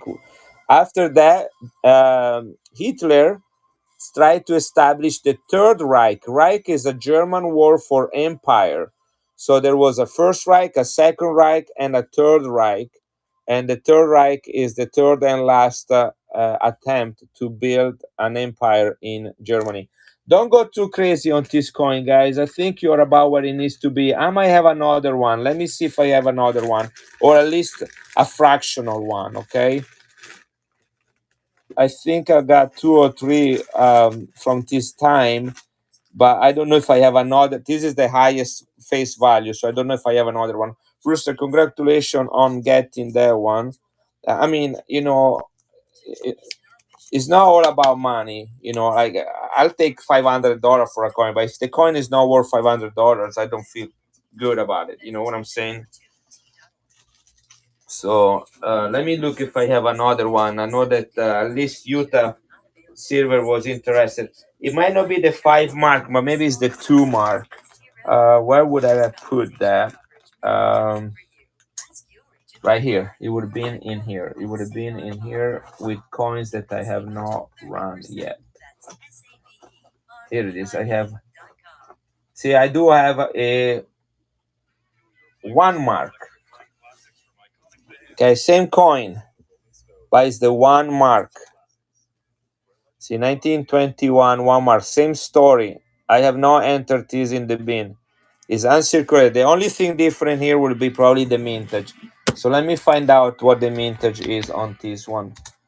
And then I'll run it really quick if anybody wants it, anyone that missed on that 5 mark. This is 19 Germany, will be Westphalen, which is the German word for Westphalia. Will be Westphalia in English and West. It is 1 mark. Mintage is 173,000, which is still very good. What is my marker? All right. Do you don't want any of those French coin that I show you? Okay, so we can do that another time. Here it is. Those are all big French coins from the 1800s. All right. Thank you so much, Brewster. Appreciate you being here. And yeah, that's no problem. I'm here. I'm gonna stream again probably tomorrow night and Saturday morning. It depends how things go with my day. Here is. I can run this one. This is 173,000 minted. I'm gonna write that on the coin.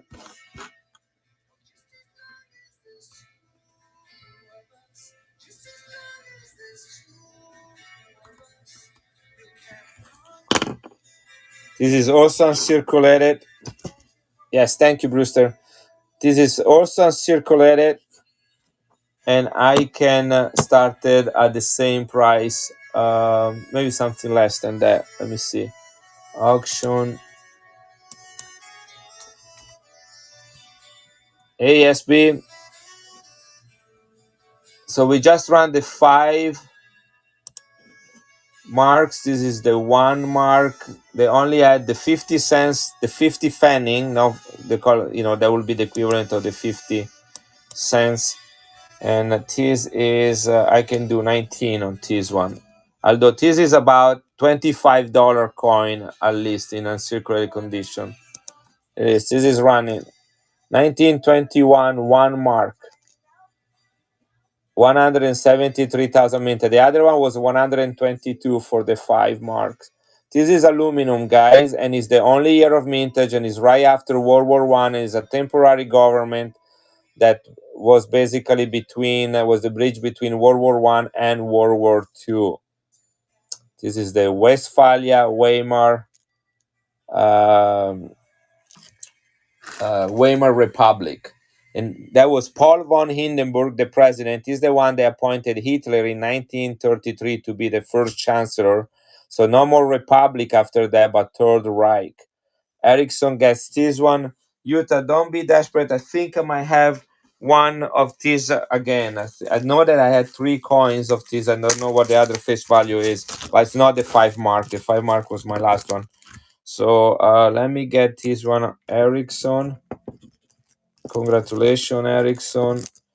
And Ericsson, do you do like lots of German coins or World War I coins, or what is your name in this? What kind of coins do you collect? And let me look here if I find another one. Wow, this is gorgeous. What is it? Gee, it's Austria. That was like as if it was minted yesterday. All right. This is, yeah, look. Where is Utah? I found one, another 1 mark right there. I know this is 50 fanning. This is the 50 fanning. Oh, the Libertad Blues. I'm sorry. Let me run this one and then we'll go look at that. This is the 50 fanning. I completely forgot about the Libertad. I want to see some Vatican coins, or I like to scoop the Israeli sets, everything, anything. Okay, Ericsson, let me run this one. That's the 1921, only year of mintage. This is the 50 fanning. So I run the 5 marks and the 1 mark. Then I need to go and check on a Libertad, although I really hate to sell Libertads. But I'm going to do that for Blue because he's a good guy. And then this is the, let me check on the mintage on this coin so I can write it on it. And that way, so this is only year of mintage. They did the 50 fanny, the 1 mark, and the 5 mark. 258,000 on this one. 258,000. Then we'll do all the Vaticans that you want, Ericsson and the Israeli, everything. I got plenty of those that I like to move. 258 minted. All right, here it is. Okay, that's right here, buddy. Utah, if you want that or anybody else, this is the smallest of the face value. Yeah, we'll do Vaticans for the rest of the time. So anyway, here it is. Running this one, start auction. This is about a $22 coin. I can start this one at 16, 30 seconds. There it is. This is the last one of the aluminum coins from 1921, only year of mintage, from the Weimar Republic, which is the republic. So World War I was the attempt to establish Germany as an empire in Europe. An empire is different than a kingdom. A kingdom is built within your own nation. An empire is when you try to conquer other nations, then you have control over them. All right. So Germany is attacking Poland, is attacking France, and it wants to be an empire. So that's the Second Reich. Reich means empire. So the Second Reich. After the war is over, the people vote against the empire. You got the Weimar Republic. That's the coin mint. You see, it doesn't say Reich on it. It doesn't have a king on it. All right. And then Paul von Hindenburg is the president all the way to Hitler. And Hitler is trying to establish the Third Empire, which led to World War II. So Utah, you got this one. Congratulations. Hopefully this time is going to be sent to the right place because these are coins that are hard to replace. And if there's anybody say have your guys send you another one, it's like tell them it's like you guys are idiots. Coins are not like that. It's not like I order a watch and I can get another one. All right, Utah, this is going to you. Let me go and find a Libertad. Blue, we're talking about a raw Libertad.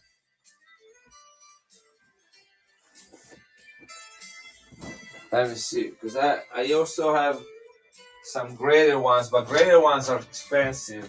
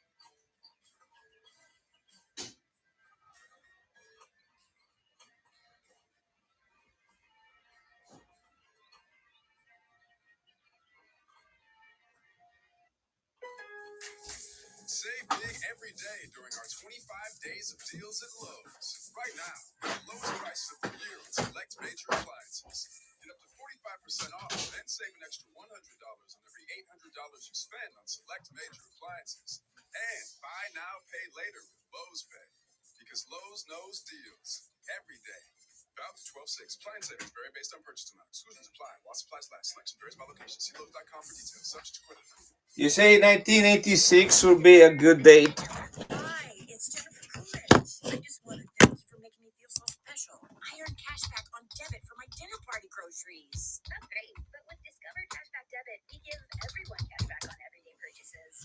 Let me see.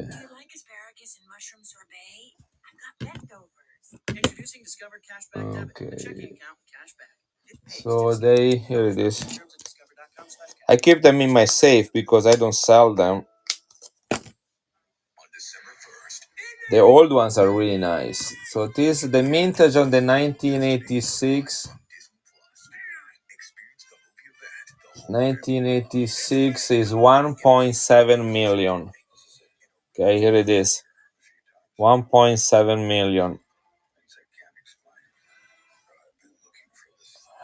You like them, huh? What do you think about this one?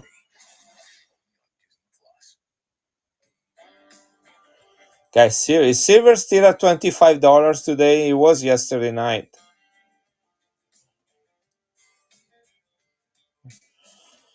So what would be a good price for this one, Blue? What would be a price that makes sense to you? Consider that I have to pay fees, and these are not coins that you can replace very easy. Where should we be at? Okay, deal.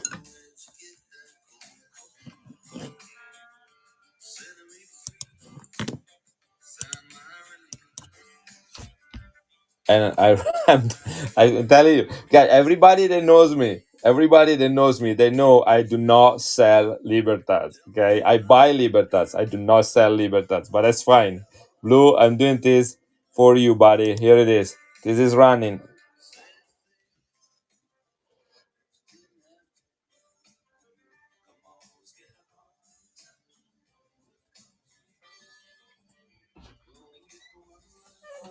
Hi, beautiful. Here? Okay, that's fine. Huh? Okay, I love you. Sorry, I should have put the thing for last time. I don't know why they run that long. You should be a history teacher and drop DNA in science. Thank you, Yuta. I use science for history. That's my application of science. Well, Erickson, do you want one too? You bought some stuff from me, so do you want one? Do you want a modern one, a 2023 or something? Erickson, just let me know. This one goes to Blue.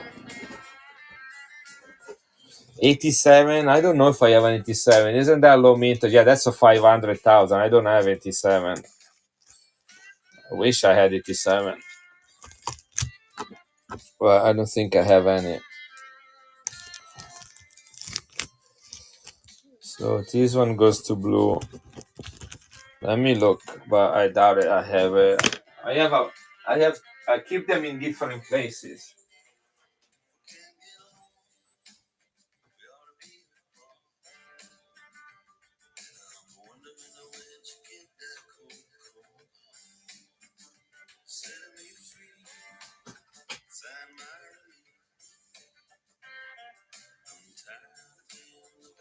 Yeah, they were like early 80s.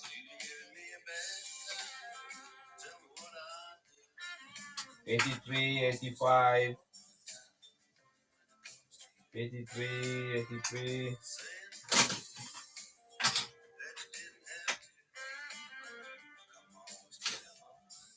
85, 85, 85, 84, 83,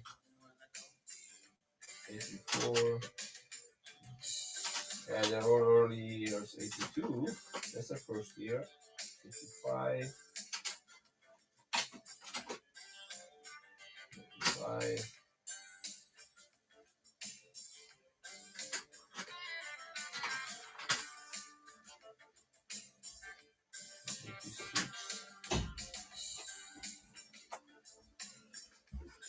I found a 1990. Did you put 1990 as one or not? You don't have 1990. All right. Yeah, that's the only one. This one has a nice color to it too. Look at that.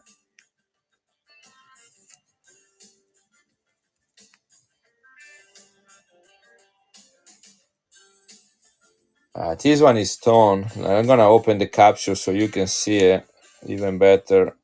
And it's the only 1990 I have. Let me get it out. This is really pretty. So,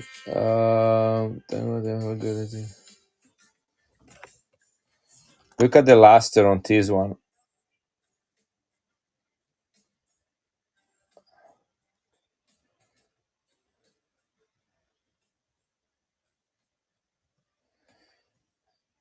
Okay.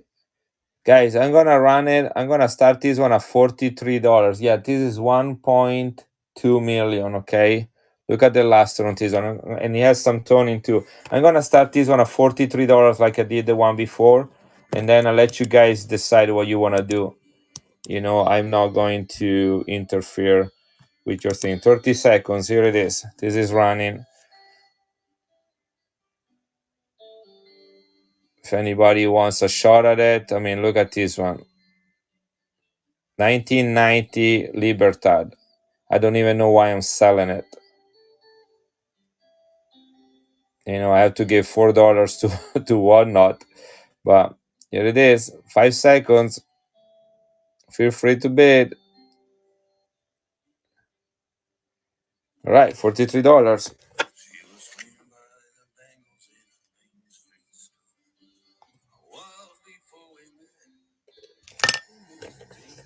No problem. Hey, keep the change. Let me put it back in the case. This is gonna come in this right there. I was able to get a graded one this week for a really good price. 1982 MS65 at the cost of a raw. So I feel like I need to somehow give back. You know, so this one goes to Ericsson. Ericsson, let me get your bag.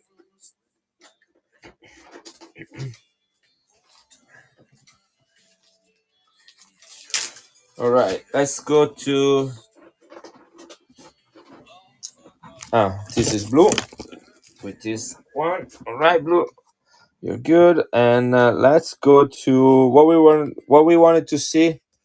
Thank you, blue. You have a good night too. Nice Israeli set I've seen in here recently. So I have the last set I have from the modern, yeah, in Vatican. Okay, got it. So you're talking about this set.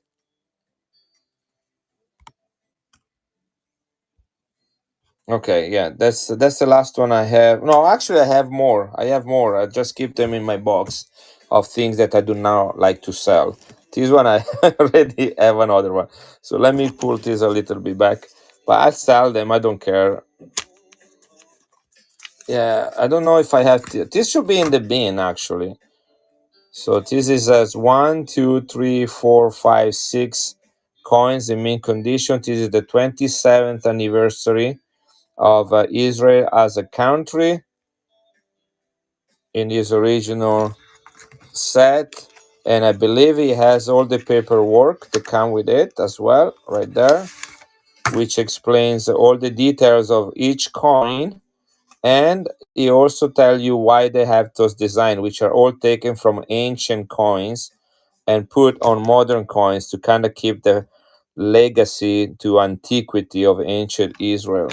Right. I don't know if I have this one in the bin. Let me look it up really quick. If not, I run it as an auction really quick. 1875.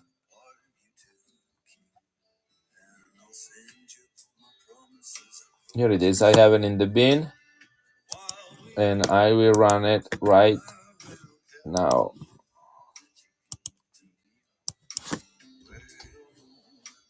Here it is. This is running. That's Israel.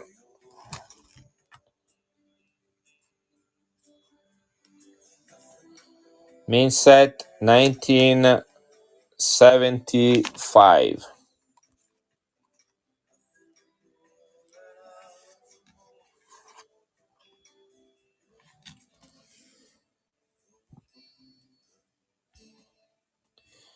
It's a bit low, 20%, but you know what? That's fine. Here it is. All right. That means 20% you and 10% to one not. This thing is going at less at 30% less. But you got it, buddy.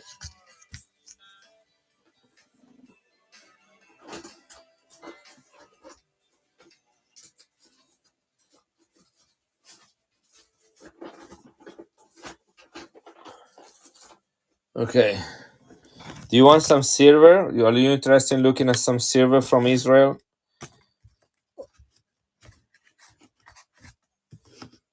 No, bro. Thank you. And I get paid like a history teacher. So anyhow, this one goes here with that. I want to make sure that I don't lose this one, and this one goes in here. So let's get some silver from Israel, and I have some of that that I was playing with the other day. Let's see if I can pull it up. Here it is. This is one. This is another one. This is another one. Okay, here it is. Look at these coins. Most of the coins from Israel are commemorating different events. So this is a coin. Now, interesting in this, it looks like proof, but it's not proof. And the reason you can tell is because it has a smooth edge. The proof coin look just like this coin. The only difference is that they have a reeded edge, and so they differentiate by the edge, not by the look of the coin, which is crazy. You got the mint mark, which is the Star of David, right there. This is 1975, and this one, if I remember correctly, is a Hanukkah. Hanukkah is a holiday and a celebration in Israel. I think it's about they do that close to December, if I remember correctly. But do you all have the Tony coin in the show photo? Do you have? You talking about the Libertad, green purple?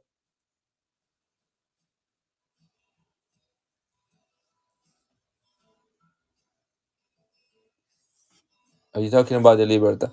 Yeah, that is actually being sent to NGC to be graded right now.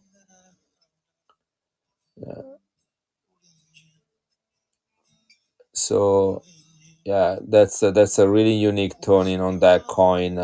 It should grade pretty good and be quite nice in a slab.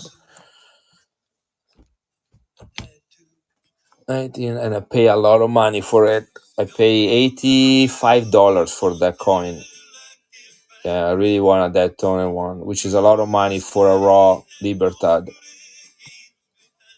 So this one is 1975 Israel. Let me find it. Here it is.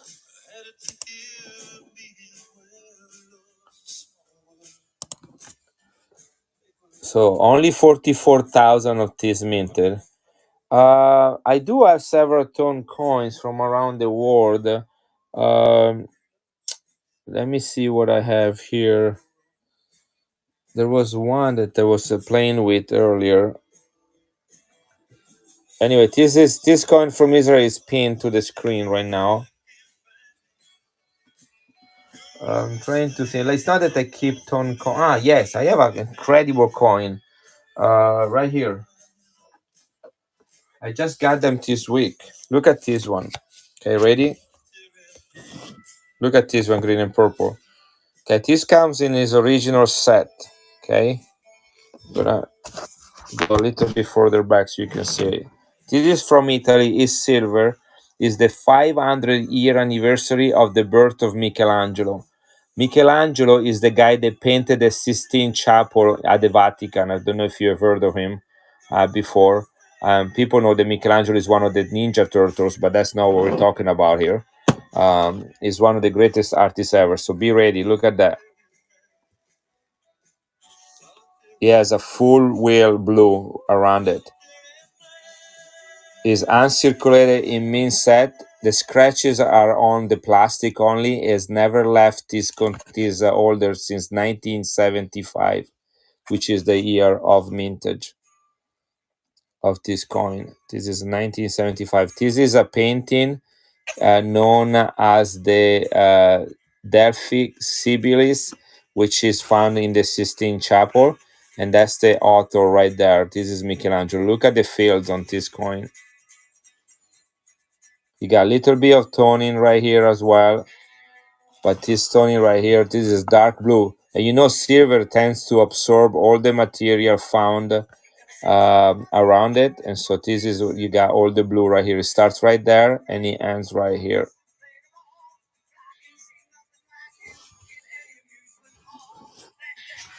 And I have also some Vatican that are minted. I can show you those as well. This is 83.5% silver. I only have two left. They only minted 268,000 of this coin. Is one of the early commemoratives of the Italian Republic. In its originally folder,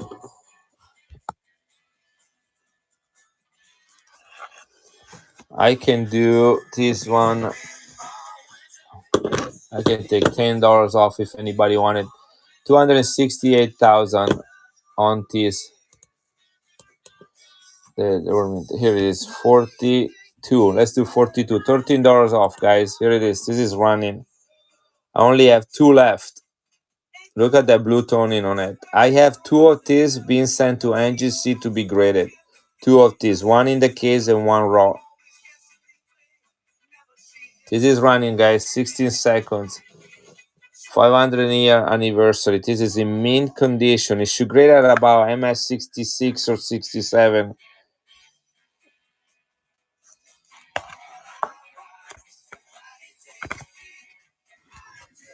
Okay, that's one. Let me show you a coin from the Vatican that is toned.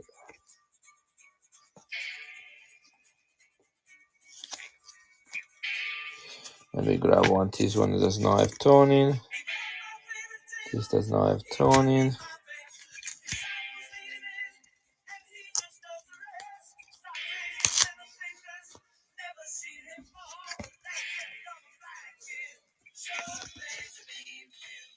This is a little bit of toning, but maybe let's see if there is a better one. This has some toning too, but not as much as I want to see.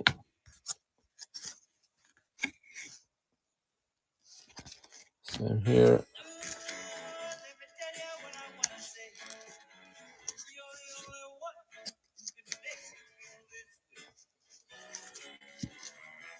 So this one right here has some toning. So this is a Vatican coin, guys,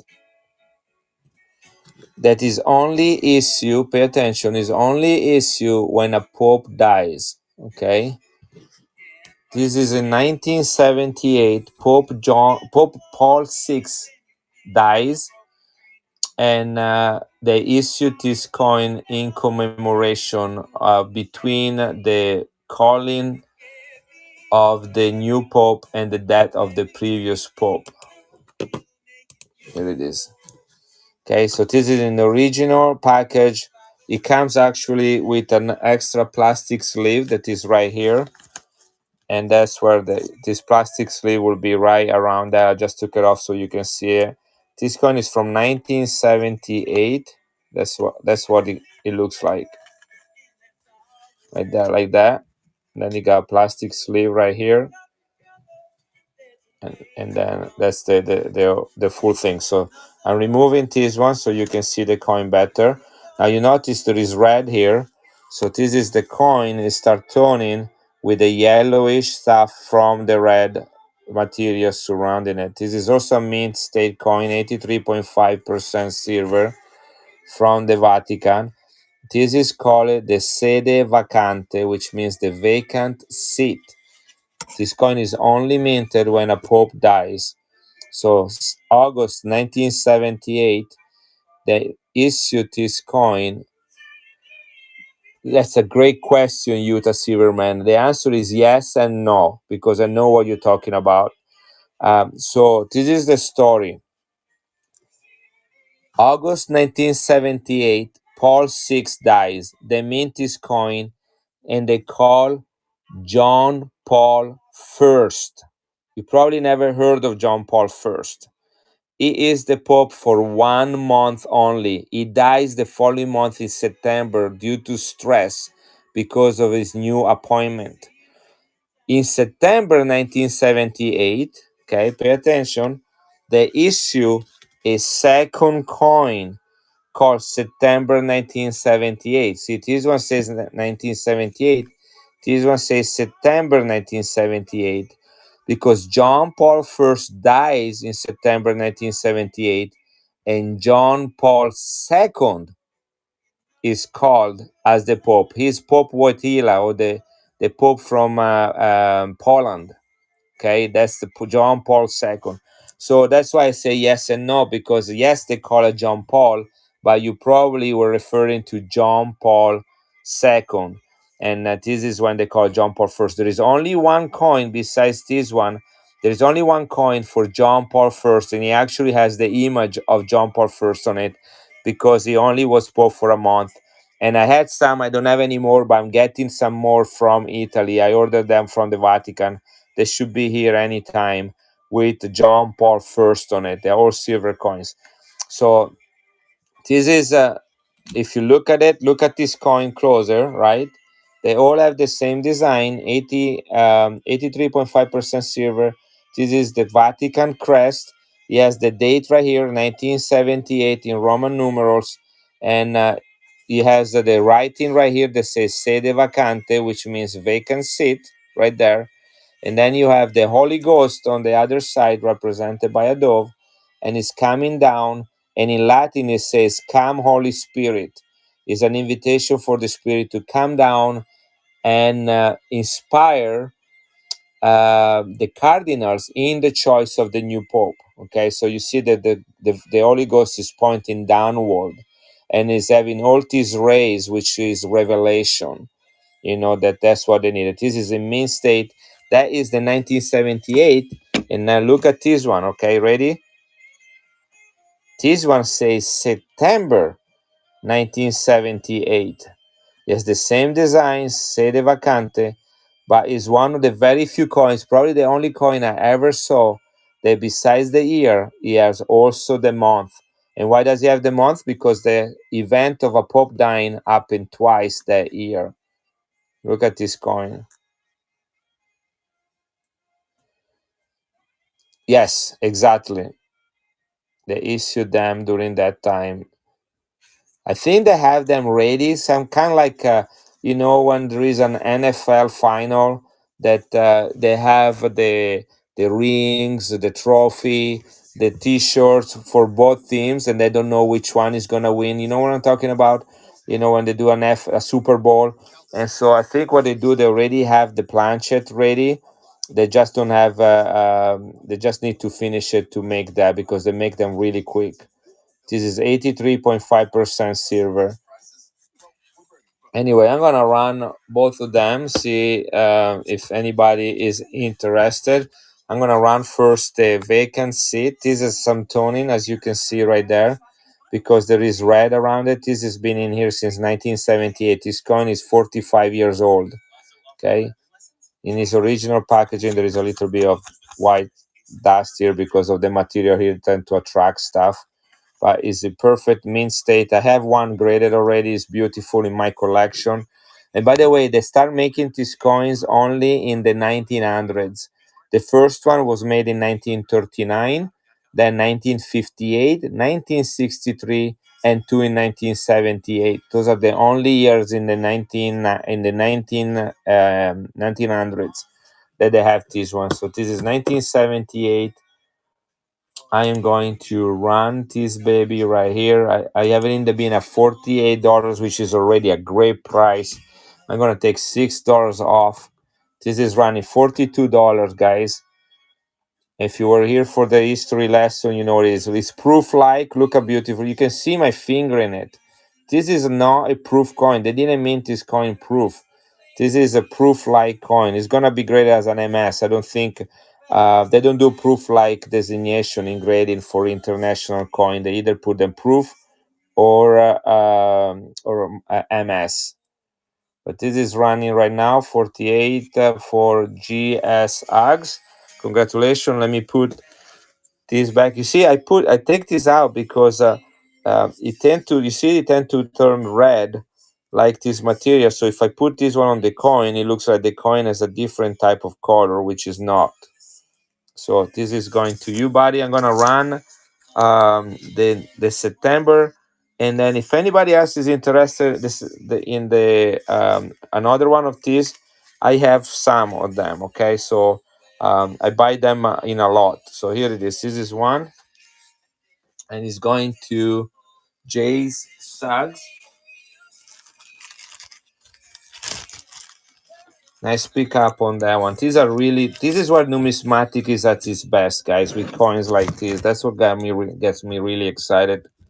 And I have a full set of these coins in my safe. That's why I'm selling them. I just keep buying them whenever I can find some. And I buy them straight from the Vatican. They come straight from Italy. I pay $30 for shipping. Up to 2 pounds of weight. Okay, so this is the September one. Okay, you guys got the difference. This is when John Paul was called. Another one, again, proof like. You see my finger in there? Moving. See that? Really nice coin. Let me push it back in, making sure it doesn't pop out.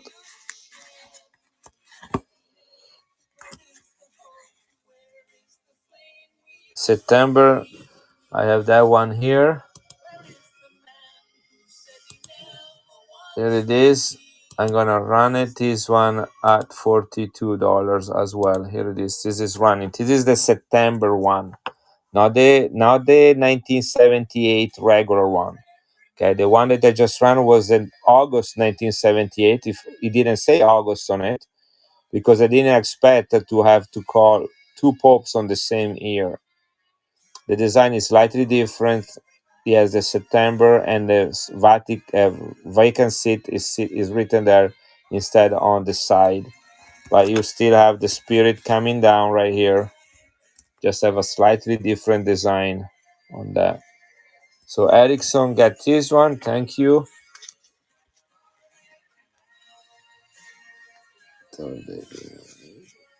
Ericsson takes this one. Let me put that in your bag.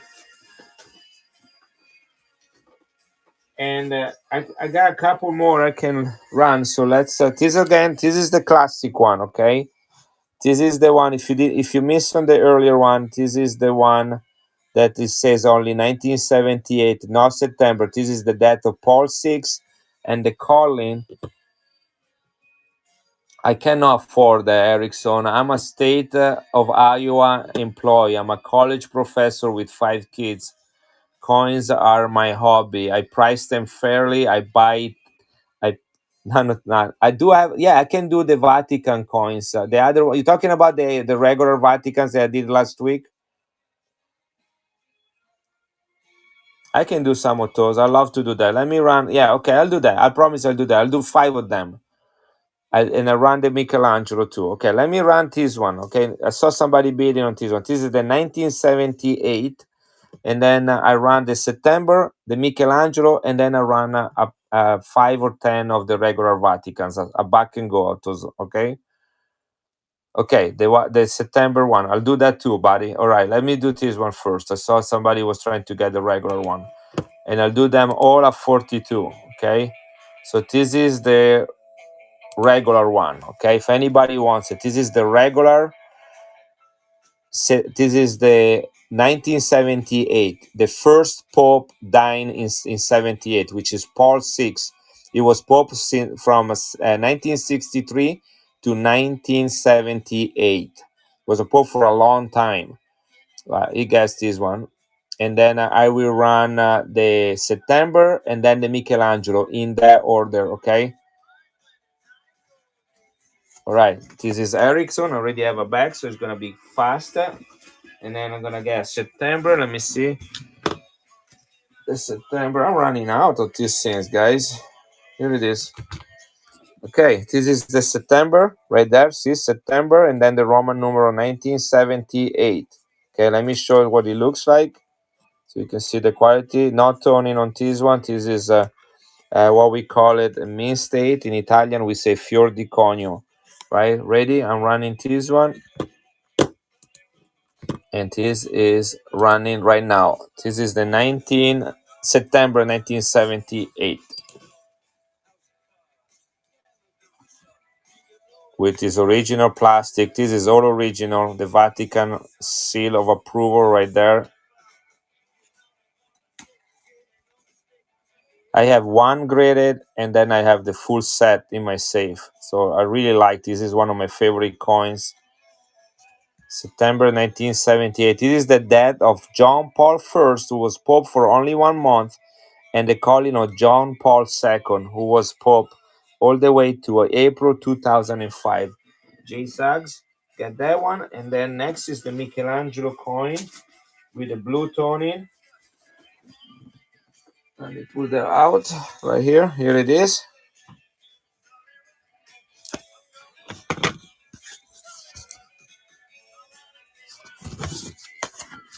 Let me put this other away. And I have one more set of this one, and then I'm completely out. And one more Michelangelo after this one. Okay, I'm sending two in to be graded. So this is Michelangelo 1975. 1975, here it is.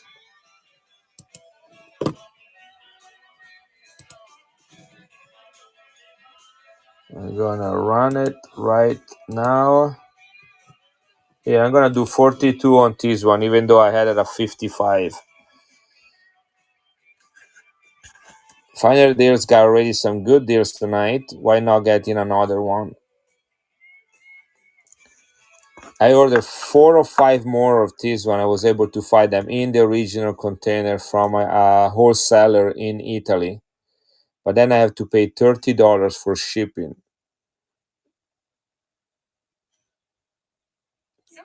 Guys, don't go too crazy. I have another one, okay? I run the other one too. So that's a good price. I had it in the bin at 55. Finer things. Great job. Let me run the other one too. So let me get your bag, Finer Things. You got the nice Vatican coins. Here it is. I'm gonna run my very last one. And then we'll go to Vatican's back and go. Next we do back and go. Right, here it is. These are some purple right there. You can see that. And let's see what the other side looks like. And you got some blue. Look at this one. Got purple and blue all around it. Right there.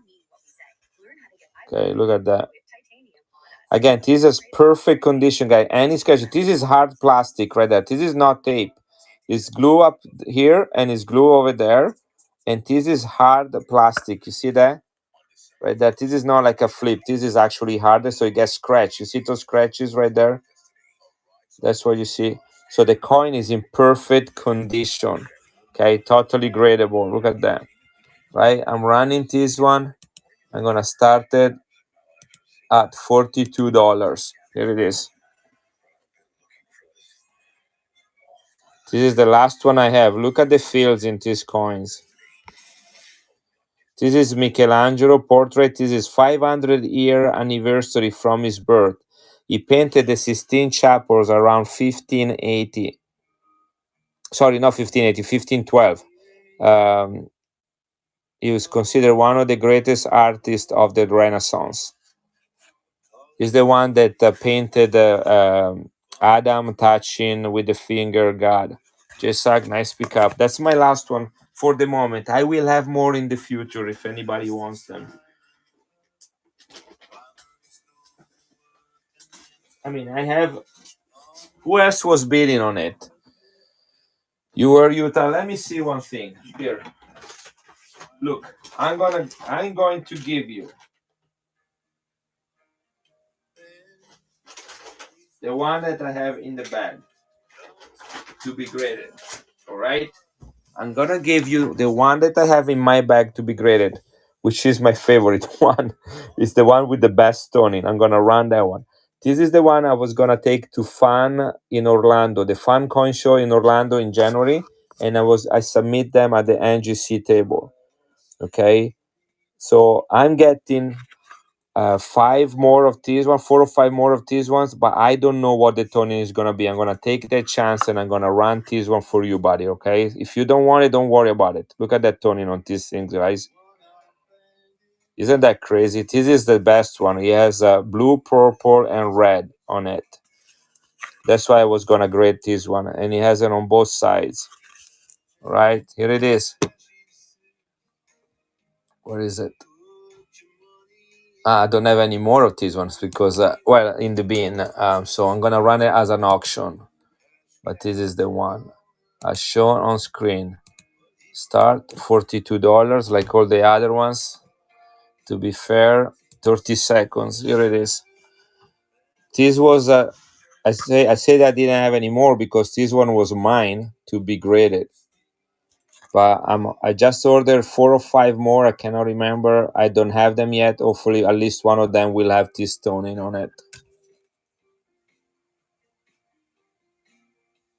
This is 83.5% silver, 268,000 minted. Look at that color, guys.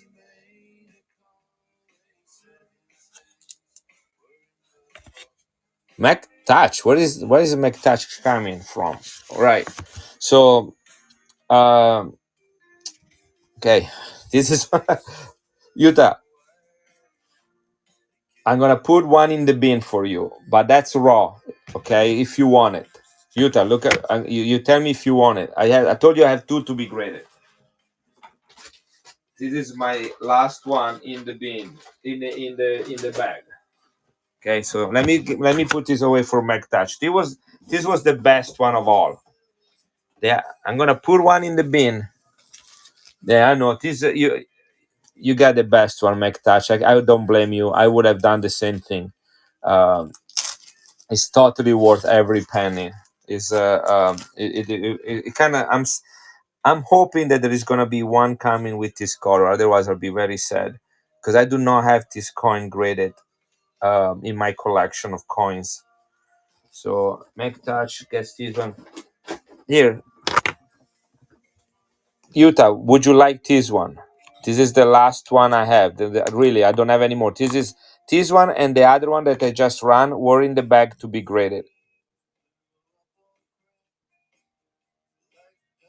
I put this one in the bin with your name. No one else can get it. If you buy this one, you get an empty flip from me. Okay, I'm gonna put this one in the bin and I'm gonna call it Utah Silverman. All right, so buy it now. Add, quick add, name Utah Silverman. Okay, Utah Silverman is a buddy of mine, so he gets this one. All right, so one the price. I'm gonna give you this at the price that I was running them. This is coin non-United States. Shipping is 3. Okay, so it is in the bin. All right. See if you find it. I can actually pin. Well, you should find it. It's called a Utah Silverman. If you go in the bin and you look for Utah Silverman, you should find it. That's what the coin you're gonna get. $42. Guys, I'm getting four or five more of these, okay? Four or five more of these. And I've been told by the seller that they all toned. So come and check in a couple of weeks. I should have them, all right? See, about three or four of these raw, and then about the one with the case that I sold, and then I order some more. Okay, so this is it. Utah, you got that one. So I don't think, and I'm gonna do back and go. Here it is. You already have a bag. I'm gonna back and go some Vatican coins, guys. Okay, they are all in mint condition. Every single one of them. They all come from Minstead. They all have a low mintage. Anybody interested in these Israeli coins? Otherwise, I'm gonna put it away.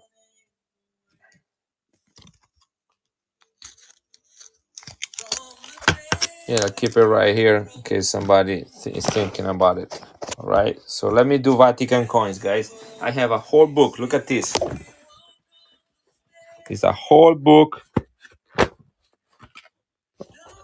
Yeah, a whole book of Vatican coins.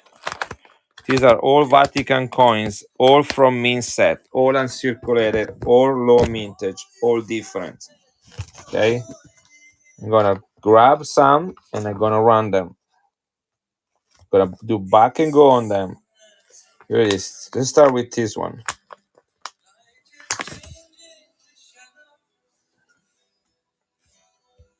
Now these are not silver. Yeah, very good, Jessak. Okay, these are not silver. These are all low mintage in mint state.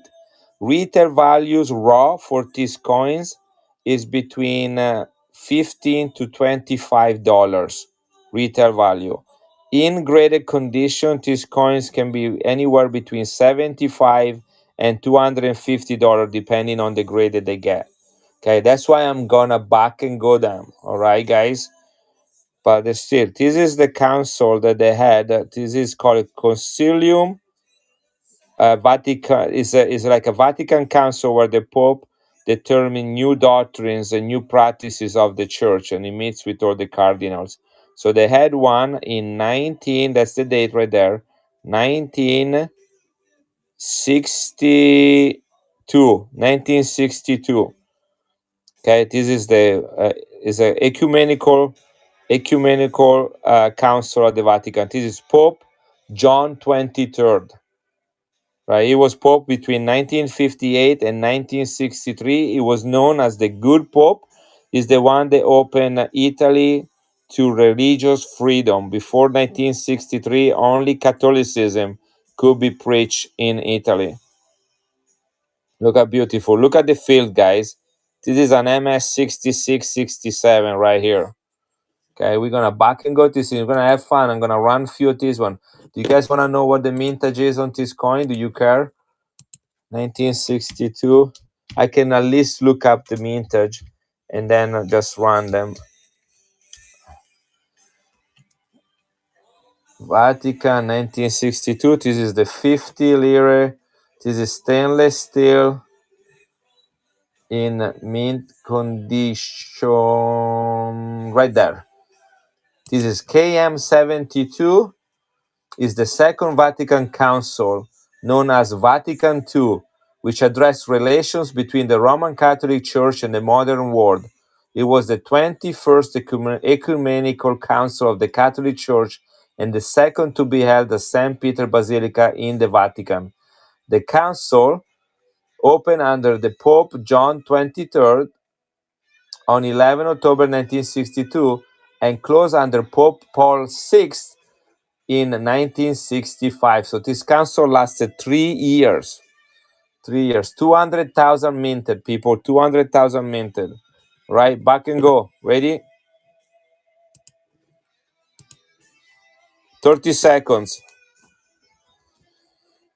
This is the second council, Vatican Council, held at St. Peter's. It started in 1962 with his Pope, and he ended in 1965 with Paul VI. This is mint condition, people. Stainless steel in mint condition. And I do not have for any one of these coins. I only have one. What I have is that I might have a different coins with a different face value with the same design. Utah gets it for $13. Nice pickup on this coin, and I put them in nice mint state flips. Never used. These are virgin flips. Okay, ready? I'm gonna do another one. Utah.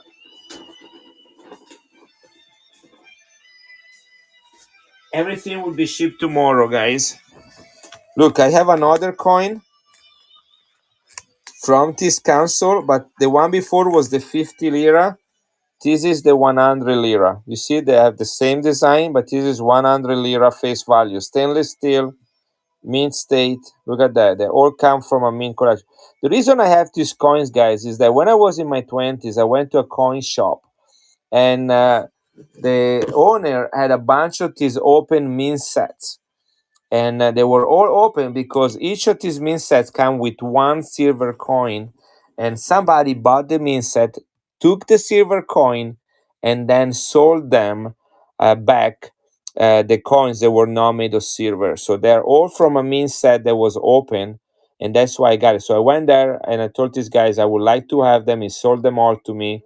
I was again in my 20s, so now I'm 52. So all these coins, I have them for over 30 years. Okay, so the one I sold before, that Utah silver guy, was 50 liras. This is 100 lira. Let me see if the mintage is the same. This is let's see, 100 lira. No, this is 1.5 million for this one, but it retails for about the same price. So anyway, back and go right here. Start. Start. Here it is. Mint state. 1962. Paul John 23rd is the Pope. Okay, see the luster in this coin, how perfect it is? That's what an uncirculated coin looks like. Now, liras were discontinued in 2002 when also the Vatican adopted the euro. This is the Second Vatican Council. And you see that the Pope is sitting on a throne. That's the vacant seat. When the Pope dies, there is no one sitting on that. That's what we were selling before. Nice pickup, finer things. I want to say fighter club, but that's not what we're talking about here. Okay, I'm gonna keep doing this until you guys are tired, right? I'm gonna keep running these Vatican coins and just grab them randomly for all my things, and we're trying to kind of put some sense to them. At least we're going to get some mintage information and maybe something more than that, right? And then you tell me when you have enough of it. I mean, I got a feel for that. And these coins are made of different materials. Some are made of stainless steel, some are made of brass, some are made of aluminum, and they're all pretty rare. So here is an aluminum one. The ear on this one.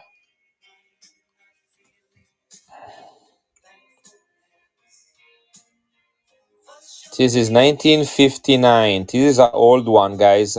See, the Vatican in the 50s, up to the 50s, the 60s, was minting coin for circulation.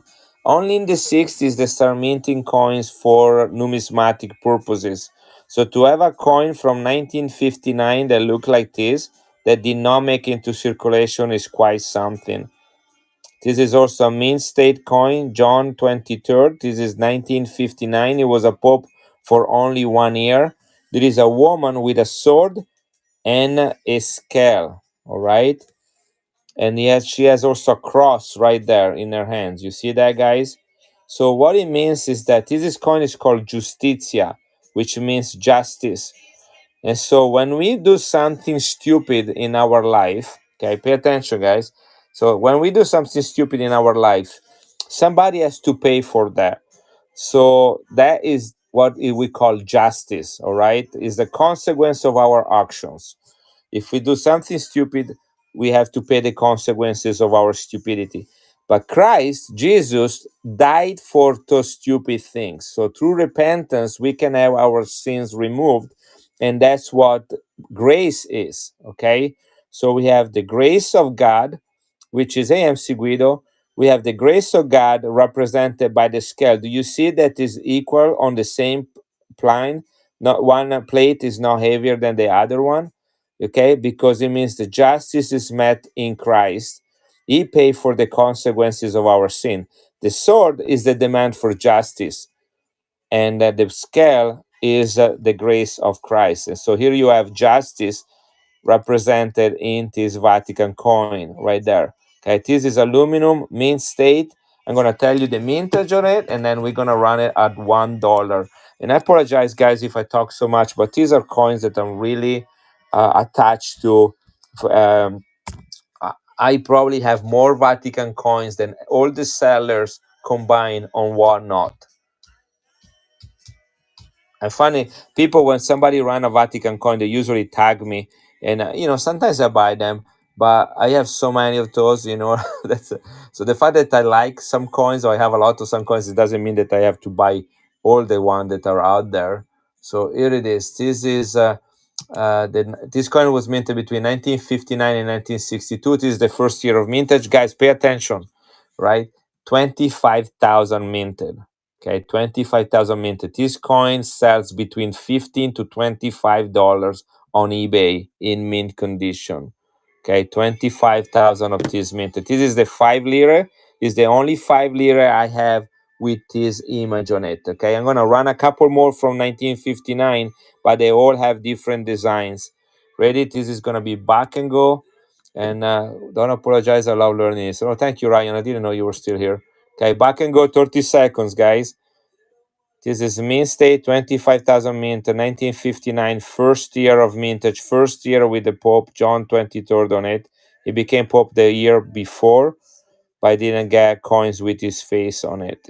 1959. This is the coin representing justice. And you got my little Sunday school lesson with it. I love how all these beautiful Christian attributes are represented by women, not men.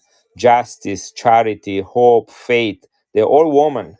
They're all women with this image. And let's pick up finer things. Let me get your bag. Let me put this one in there. They're all going into flips. So, guys, these are coins that are in mint state. Be considerate as you handle them, okay? Don't, you see how I handle them only on the sides? They're not proof, so they will not get easy fingerprints, although they can get them. But if you're planning to keep them and let them go up in value or grade them, just make sure that you touch them properly and carefully. Right? They're all in mint condition. I'm gonna get another one of these coins. Here it is. I was telling you about woman um, qualities. All right, I'm gonna get. Let me see if I can get this one. See, I want to be careful too, so I'm gonna open this page. I'm gonna get it out, and I need to use gravity in my favor so that I don't have to put my fat fingers in it. Here it is. Same year, right there. Okay, same year, 1959. This is spes. What does spes mean in Latin? What do you guys think? This is one of Christ's attributes, and one of the ones that we need to have to be his followers. What do you think spes mean in Latin? What attribute is this? There is a name in Spanish called esperanza. What does that mean?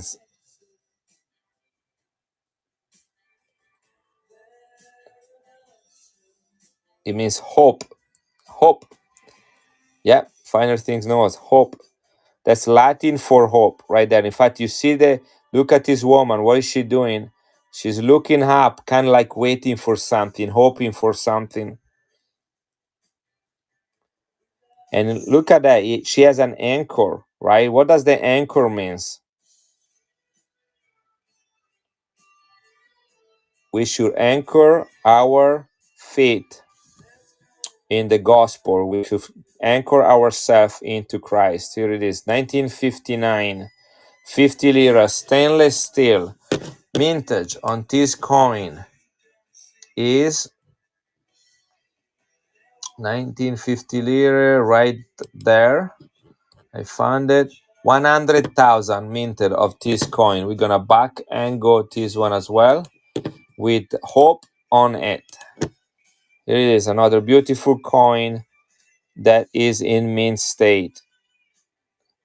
And none of these coins are gonna grade at an MS 70 or MS 69. Coins back in those days were never meant to reach that kind of quality. So these coins will be probably all an MS, I guess between MS 63 to MS 66.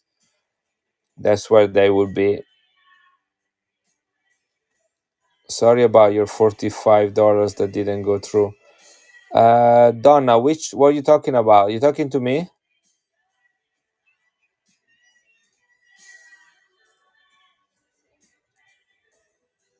This is Hope.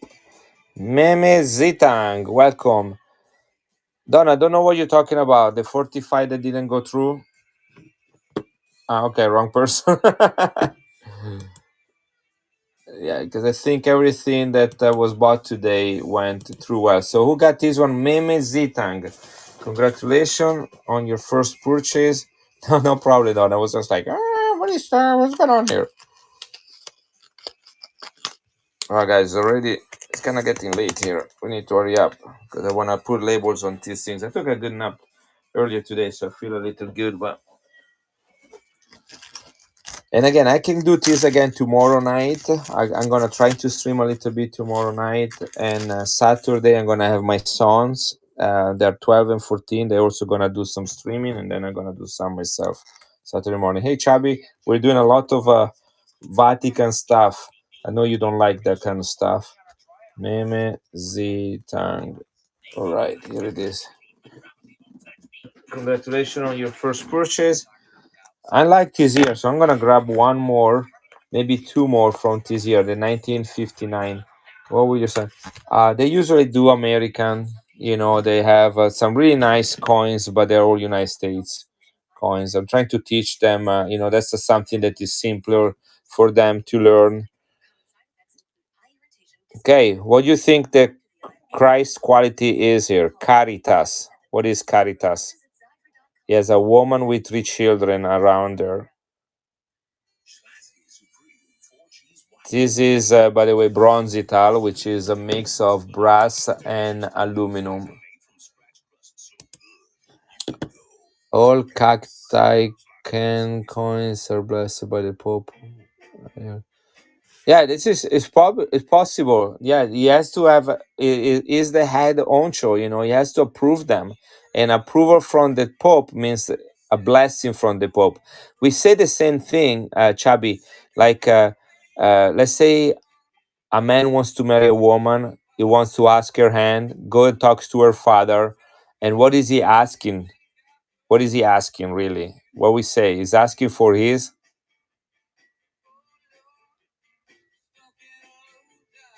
fill in the blanks. He's asking for his blessing, right? Yeah. And so many times when we seek approval, we use that word, right? Very good, Ronqueller. We use that word like, can I have your blessing on this? Which means, can I have your approval? Now, the Pope is the head of the Vatican. He's like the king, the president, the governor, whatever you want to call it. So coins are issued, they need to be approval. All the coins have to be approved. So the Pope will approve the coins, which means we get the blessings of the Pope on that choice. This is again John 23rd. This is a nice, interesting feature routine you don't see with this kind of hat on it. This is 1959. I don't think anybody told me what is the quality on this one. Each one of these coins in 1959 had a different portrait or design. This is another woman, and he has caritas, which means charity. Okay, so we saw hope before, we saw justice, and now we have charity on this one. This is made of aluminum bronze called bronzital, KM62, 50,000 minted. This is a low mintage coin, guys. Gonna back and go this one as well. 30 seconds, it is running. These are all mint condition coins. This is from 1959, Vatican, John 23rd, first year as a pope. In fact, it says right there, AN means year one, because he became pope in 1958, but 59 is the first one that is counted for him. This is the coin representing charity. The scripture says we need to have faith, hope, and charity in Christ. Charity, by the way, guys, is an interesting word. I'm going to tell you that even as it's running. Charity is the way that God loves us. Okay. So when we read the Bible, we read the word love. Okay. So there are many different type of love. There is the sexual love. There is attraction between a man and a woman. There is the love that there is between a brother and a sister, or between brothers, or between individual that share a common interest. And then there is the love that God has for us. And that is the God that He wants us to have for everybody, which is called charity. So to have charity means to love people the same way that God loves us. I don't know if you know that, but that's what it means in Greek and Hebrew. Who got this one, Erickson?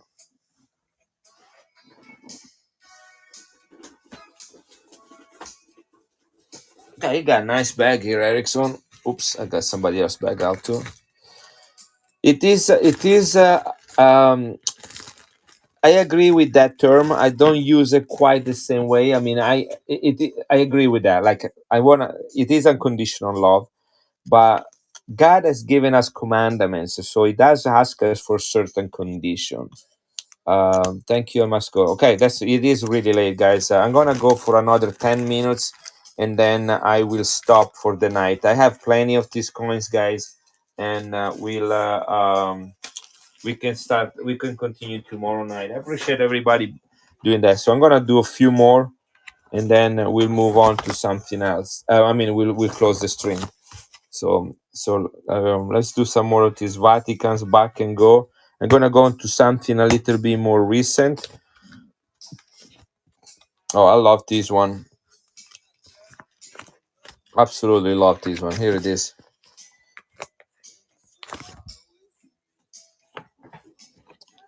This is the Vatican coin with the symbol of the fish. Again, mean state, guys. Look at the fields. Look how perfect the fields are. This is Paul 6. The year is 1973.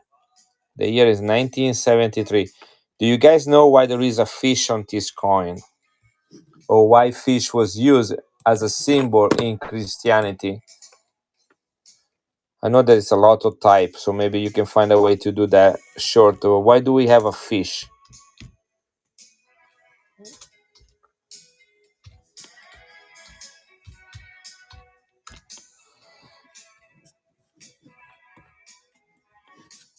Yes, it represents Jesus. Very good, Ron Queller. So during the Roman time, Christians were persecuted, okay? And especially during the time of Nero. So a lot of the Christians were worshiping in secret. In fact, in Rome, they were actually meeting in the catacombs, which were graves dig underground, like tunnels underground where they put the bodies of the people. And so they, how would you recognize somebody that was a Christian from somebody that was not a Christian? What if the Romans would send spy to find where the Christians were gathering so that he could arrest them, right? So they started using symbols to recognize each other. One of them was the symbol of the cross. Another one is the P, the letter P with the X on the you know what I'm talking about, the P with the X. I don't know how to describe it to them. Maybe I can write it right here on my piece of paper, but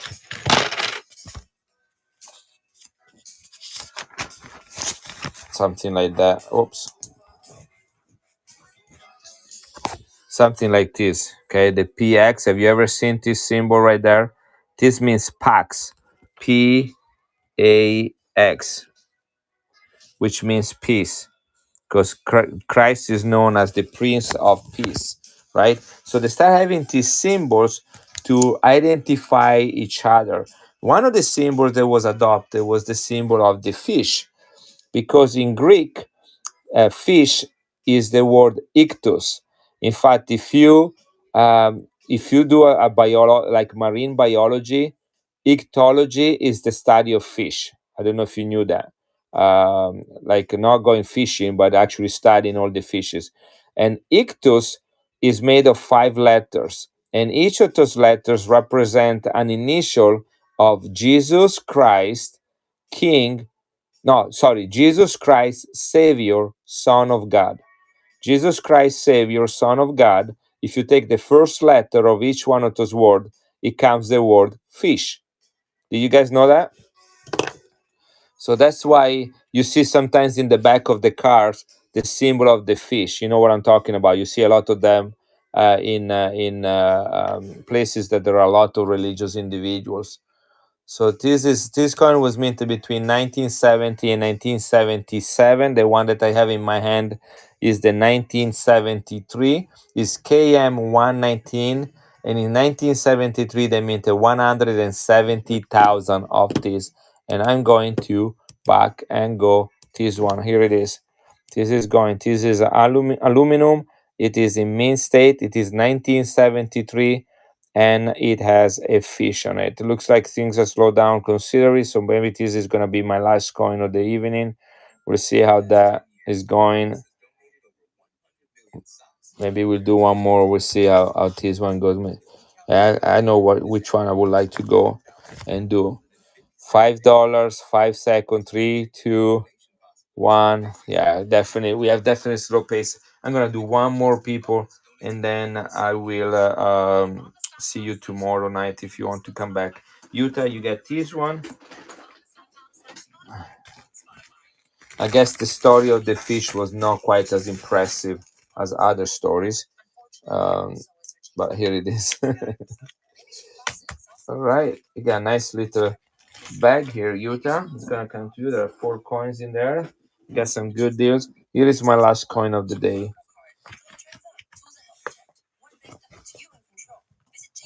Yes, I do have Hercules coins. These. So do you want the old ones or do you want the modern ones?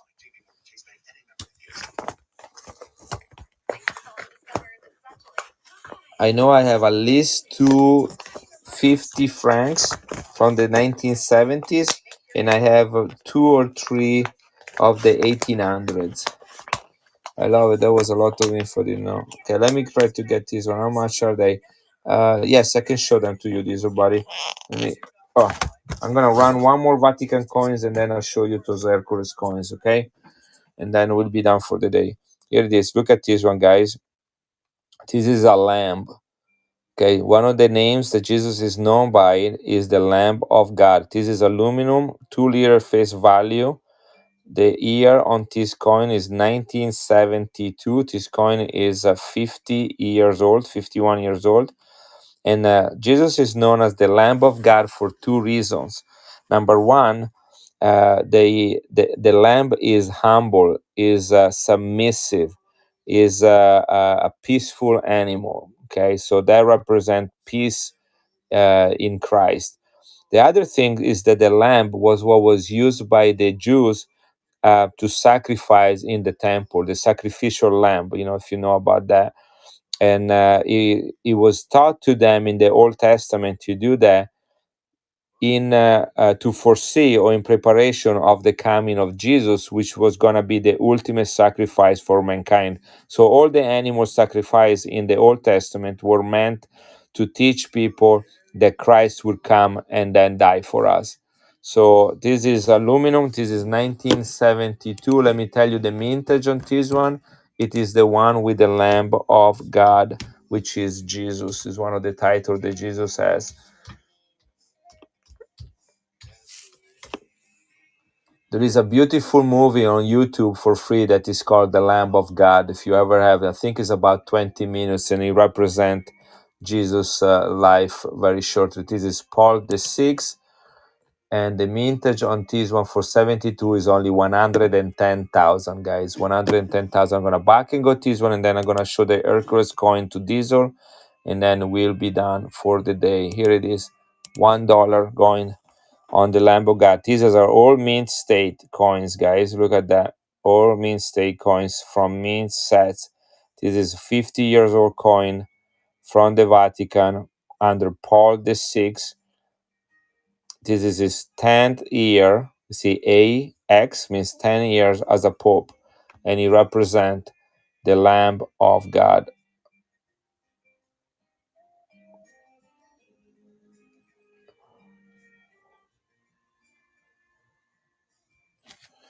All right, Utah gets this one, and then let me grab the Hercules coins. And these are, you say that it doesn't matter if they're old or new, right? You want to see them all?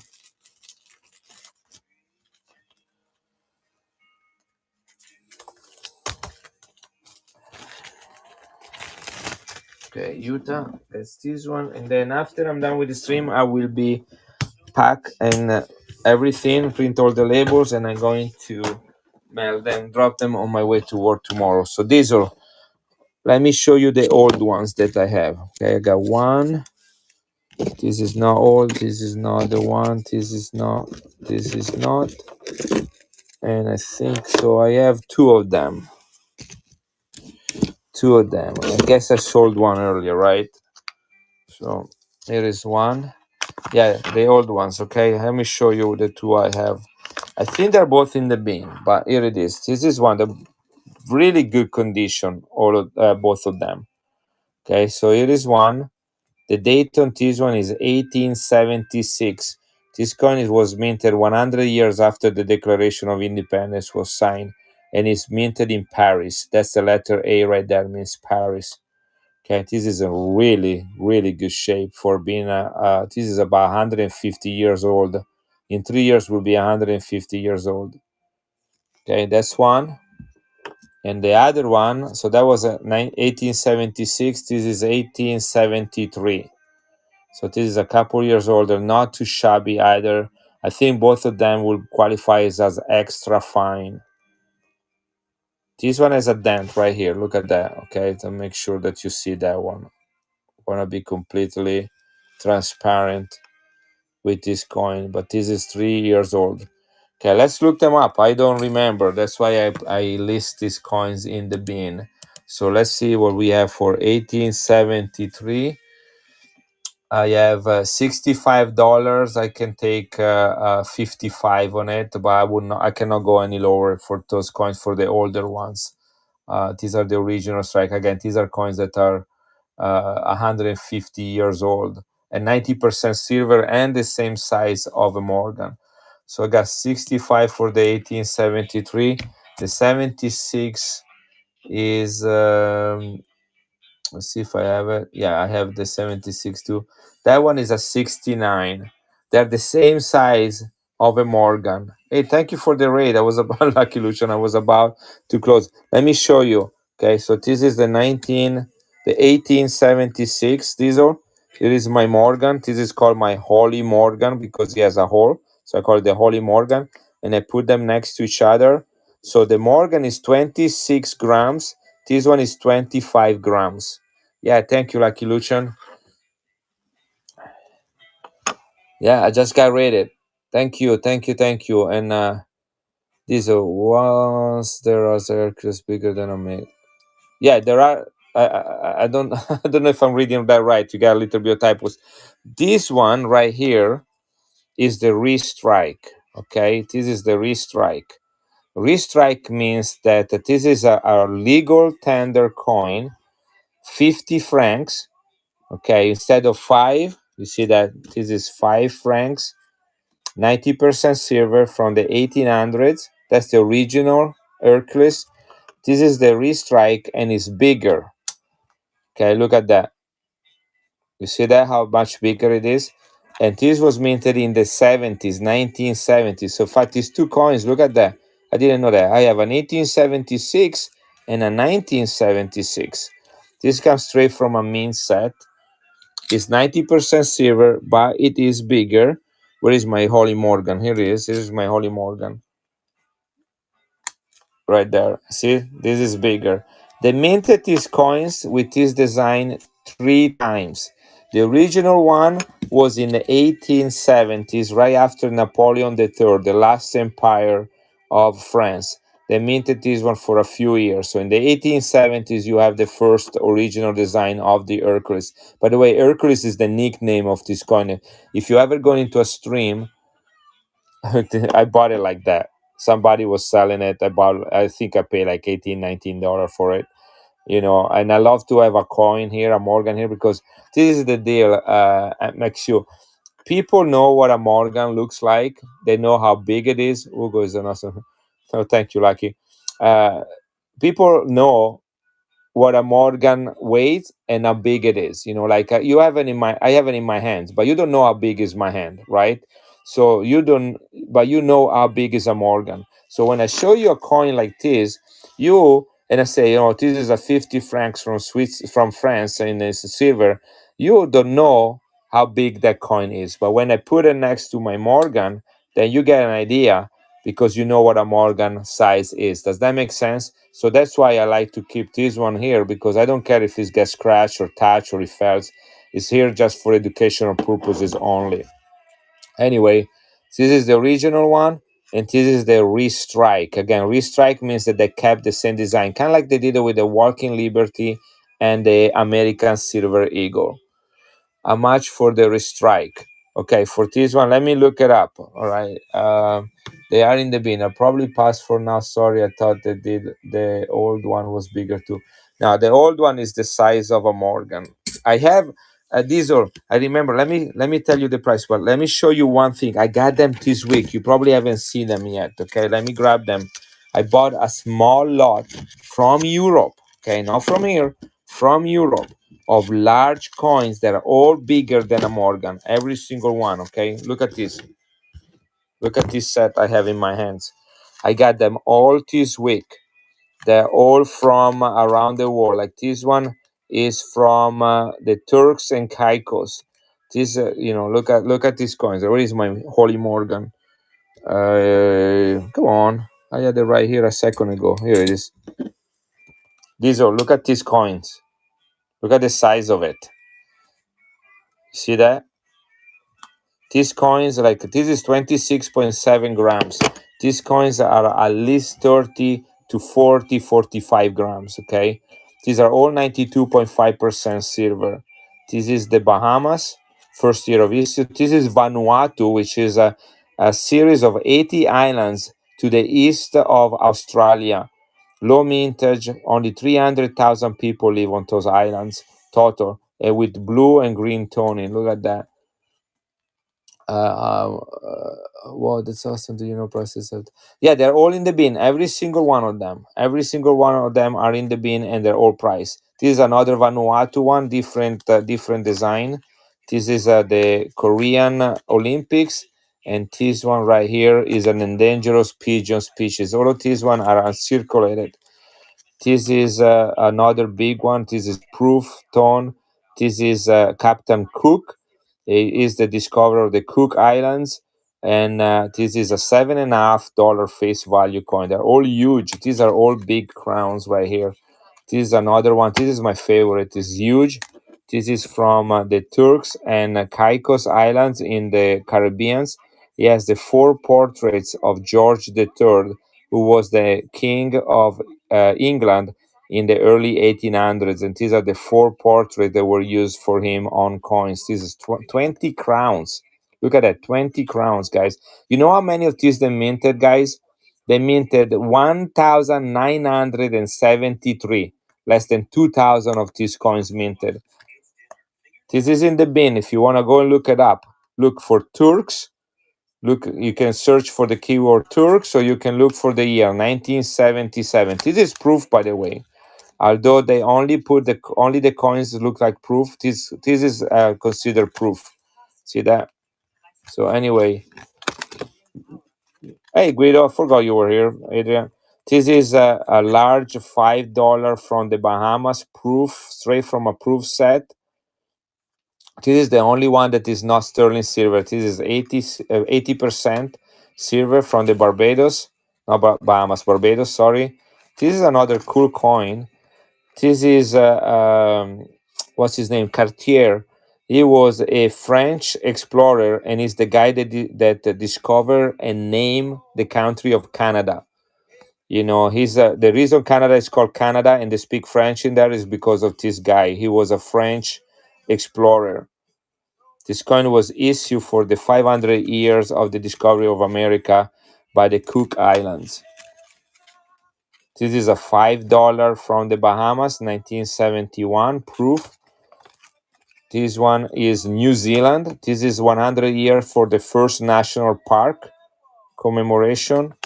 And the last one I have here is 1973 $5 from the Bahamas with the new logo, the new crest. Perfect condition, guys. These are all in the bin, every single one of them. I took a lot of time to enter each one of them. I bought them all. I pay a lot of money. I had to pay euros for them, so the exchange rate was not in my favor. And then I had to have them shipped here from Europe. I paid $30 for shipping them. But I have them here. They're all of them in the bin. So what was that you asked me to do? I forgot. Somebody asked me to do something. The price is on the large Hercules. 19. These are just made an offer on the 1977.50 francs. Let me see what you got there, buddy. I'll take it. Hey, you look buff in that picture. Is that you? With looks like a bluish shirt and a hat. So $15. Confirm order. All right. All right. So that you wanted the 19. Which one did you have? 1977. Oh, the payment was declined, Diesel. You might have to check what's going on with your bank or with the payment that you have saved in here. It happens to me all the time, but yeah, it doesn't even show in my. It just said that it was declined. So you might have to go in and change something in your digital wallet or whatever that's called.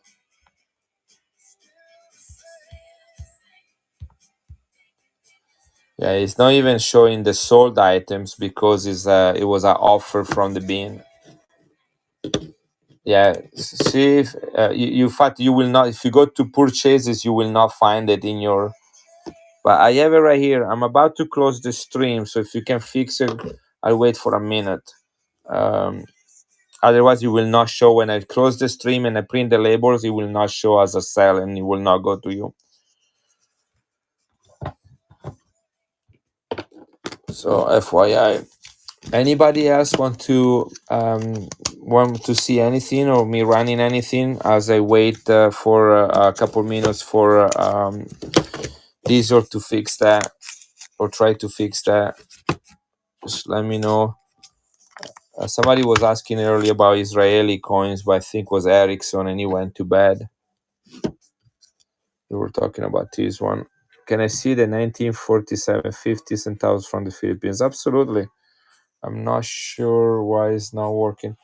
Um, yeah, I accepted the offer and it just didn't go through. In fact, I don't have any more offers. And you can go in. It should be still in the bin. Look if it's still in the bin. And if it's in the bin, try to make me an offer again. Let's see if there was maybe a glitch in the system. Yeah, it's still there. It's still there. It's still available. So try to do the same thing. See if you can go back in there and make me an offer again, because I accepted and it gave me an error and it's not showing in the sold items. Okay, somebody wants to see the 1947 50 centavos from the Philippines. Oh my. Let me see if I can find that. Let me start with this box really quick. Who asked for that? Tattoo. All right, let me see. We have a little bit of time as they are looking.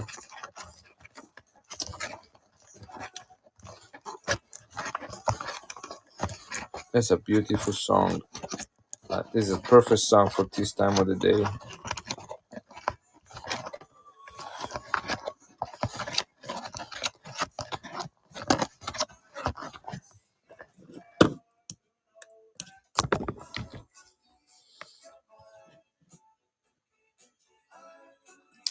You talking Philippines or you talking Panama, Tattoo? It looks like you'll be looking, unless you got the wrong date. Philippines, because I don't have that. I don't have a 1947 Philippines in my bin. I have a 1947 Alf Balboa in there.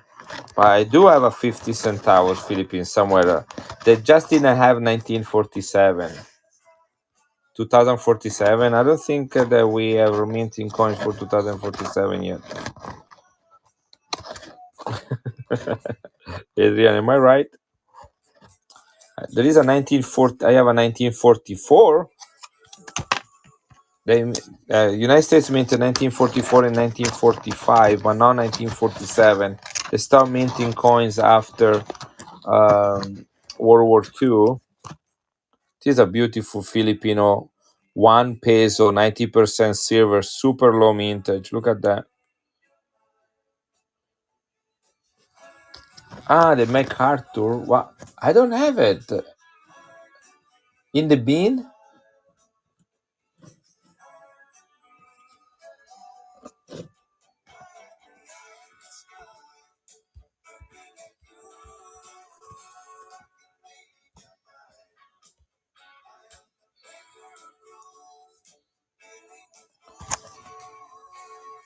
So I entered the wrong date, 2347. What did I do?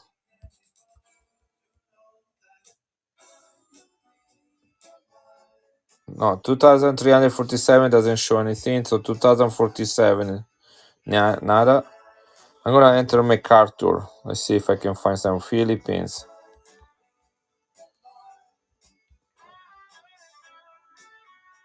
There it is.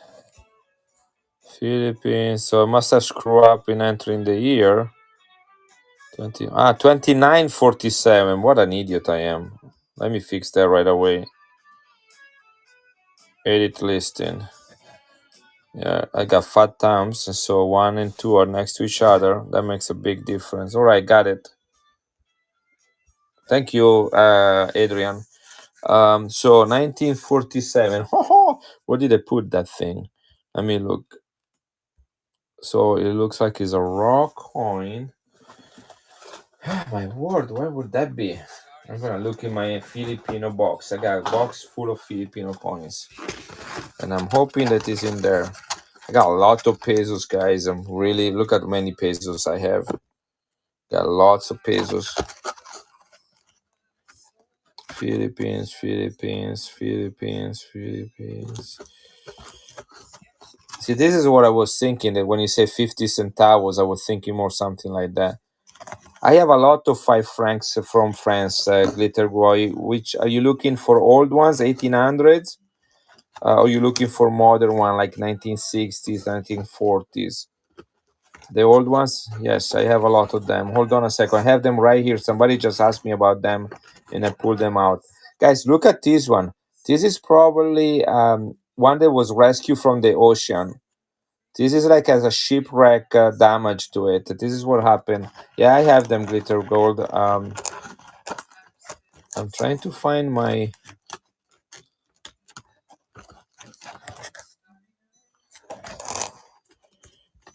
I wonder what it is. I don't know if I have it. My gosh, how many do I have of these pesos? I should start selling them and pushing them. I have way too many. Look how beautiful this one is. This is 1 peso right there. Here's another one. Look how gorgeous this one is. 1 peso. Oh my gosh, look at this one. This is the original one. This is the bigger peso from the early years, 1903. Here's another one. Look at the toning on this one. Wow, I must have like 15 or 20 of them. But no signs of. My gosh, look at this one.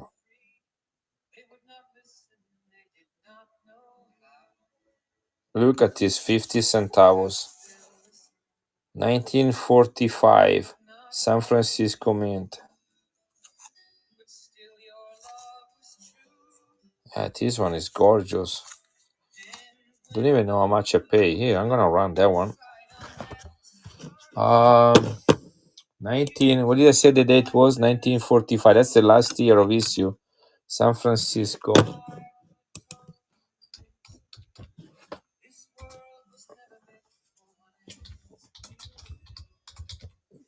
Oops. Philippines. San Francisco Mint. 1950 centavos. That's the only coins that were minted. That's the highest face value minted that year. The 1945S.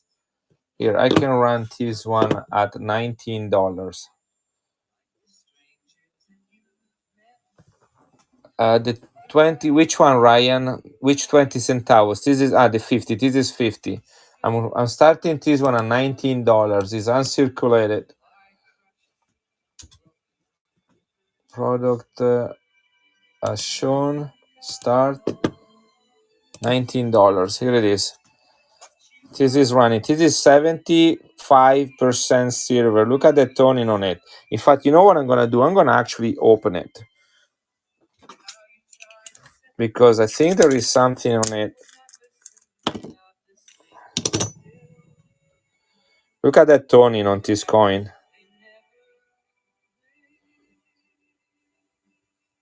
This is a solid. Look at that. Yeah, Tattoo got that one. You got some nice toning on this side as well. This is 1945 uncirculated. Look at that. 75% silver. This is the same size of a half a dollar. Here is my half dollar. No, it's smaller than half a dollar. It's about the same size right there. Here it is. That's a Kennedy dollar right there. Nice pickup. Really, really nice pickup on that coin. Let me get your flip. And Tattoo, I think this is the first coin you get today. Yeah, so let me get your new bag. And I haven't been able to find that MacArthur. I can look in a couple places quick. Then somebody was asking about the 5 francs. Are you still here? Yes, here you are, Glitter. So let me, Tattoo, let me take care of him for a second. What else in the box? Oh, I got lots of stuff, Tattoo. So I have probably, I say 80 coins from the Philippines, ungraded. Tattoos by Mike. Okay, let me. So I got one for you, Tattoo, and now let me help out Glitter. All right. So glitter, glitter, glitter, glitter. 5 francs. All right. So these are the 5 francs I have right here. Okay. I'm gonna keep them in the flip right now, unless you want me to pull them out. Okay. So I have an 1839. These are all 90% silver, all 25 grams are the size of a Morgan. Okay, this is probably the more affordable one I have. 1839 is one of the earliest date. This is not. This is a Napoleon the Third.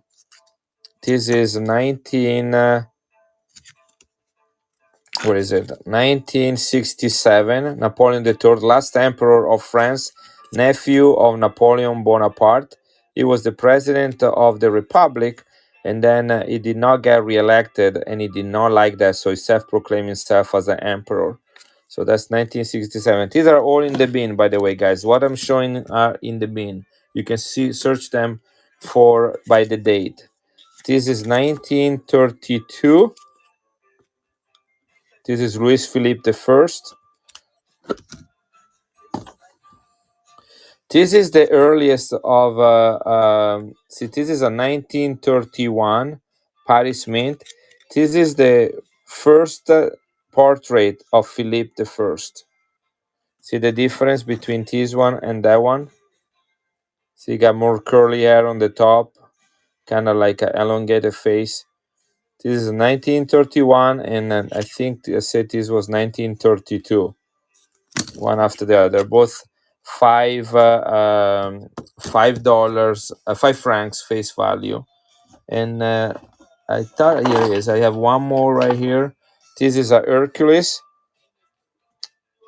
90% silver. This is 1876, and I do have an 1873 Hercules as well. So 76 and 73. These are all the 5 francs. Now I might have more. Let me see. But this one might not be in the bin. Yes, I have more. Um, yeah, more. Mine. Where's the one?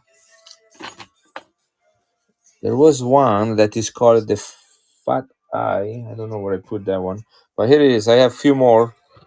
So this is another one. This is 1833. This is 1842, and this one is 1837. All of them. Well, these are like all of them. Like, what do you mean, all of them, buddy? Just let's before I start working. I mean, I'd love to sell you all of them. Um, so okay, so just to let you know, these ones, the price you see here was the retail price as the coin shop where I got some of these. Okay, now I did not pay this much. Or you know why? Because I bought about 50 of them. So I got a considerable discount as a seller from there, but that's what he was selling them for. So what I can do if you want to, these are all coins that are between 150 to 180 years old, and they're all the size of a Morgan and all 90% silver. What I can do for all of them is for $50 a piece. $50 a piece. If you look at them in the bin, like this 1867 right now, if you look in the bin,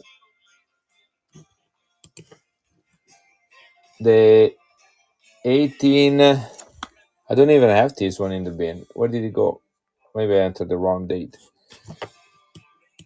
Napoleon. Let me see if I have it under Napoleon. Napoleon.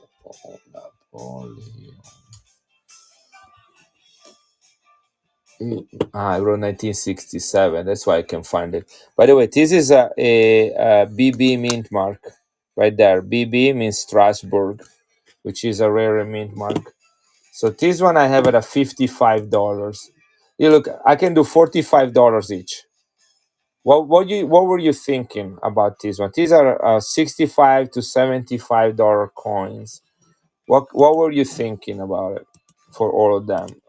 Because I cannot replace them that easy, and with fees and all, yeah, a lot. There is no way. I mean, look at seriously. Like I did not write these prices, and these are some of my worst one. You know, I got maybe 20% off on this one, and I can sell that to you at the price I sold them. You know, the lowest I can do is $45. I have to give $5 to one knot. That makes $40 for me. You know, and that will be below what I pay for some of these ones. So if the, you know, I can sell some of them if you want to, but I cannot sell them all, unfortunately, at that price. I will be losing too much money. But I need to edit this one. This is 1867. I enter 1867. So now tab. Here it is. So when I pick some of them up on my last trip to Geneva, they sell me some 1860, 1880 for like $10 each. I wish I can do that. I probably have some check. I don't know. Let me see if I do. Yeah, I never seen anything like that. Like I buy from Europe. The cheapest I can get them from Europe are 30 euros. Gotta buy coins like this one that I showed earlier. They're all from Europe. They are 30 euros a piece plus 30 euro for shipping. And that's on a big shipment. So I have to like add another couple dollars to each one of them. Check doesn't look like I have any check ready. I have to look in another box. Let me look in a box of coin. Yeah, I don't. Yeah, if I find them at $10, I'll buy a million of them. Seriously, I buy $1,000 worth of them. If I can find them at $10, I make a good money with that.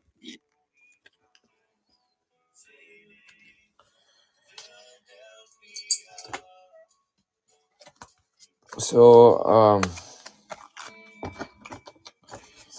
Let me put this here. I'm looking for check. I can message you later what I'm looking for. Yes, Blank. Are you the one that asked me about the check? Yeah. Yeah, you can send me a message on OneNote. I have a box here of coins that I did not go through. It's not very big. I can look at them really quick. What I have here, I can read them aloud. And I know that Tattoo by Mike was asking for something. So I got Austria, England, South Africa, and here. These are all coins that I have not entered yet in my bin. This is Mexico, Italy, Germany, Italy,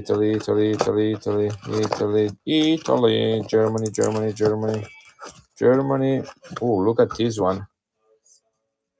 This is Panama, 1947, 90% silver. That's a good one right there. Moxie, do you work for Moxie? My son used to work for Moxie.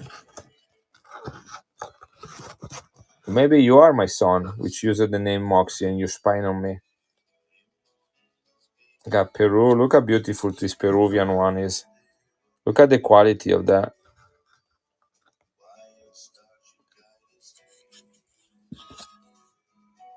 Look at the toning on it. 1908. One dinero from Peru. Anybody like Peru here? That's Peru or South America? That's a good coin right there. I got Venezuela right here. Here's another one from Peru. This is a bigger one. This is a Alpha Sol. Look at that. Alpha Sol right there. Look at the coin. 1928. This is gorgeous. But this one has some really cool toning to it. 1906.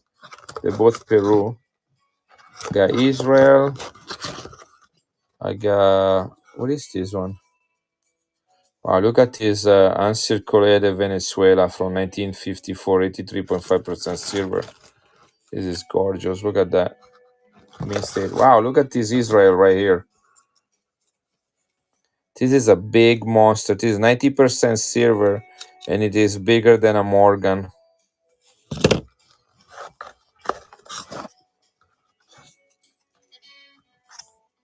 Look at Brazil. Look at the toning on this coin. This is from Brazil.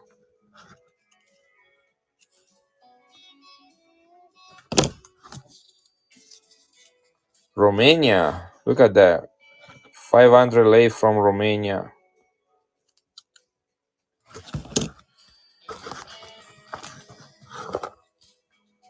Spain. 50 cents. This is the Child King. I need to find time to enter these coins in the bin. Romania. How much for the Romania? Where is the Romania? I already lost it. Here it is. I can do, the lowest I can do is 33 on this one. 33. 1944. This is World War II.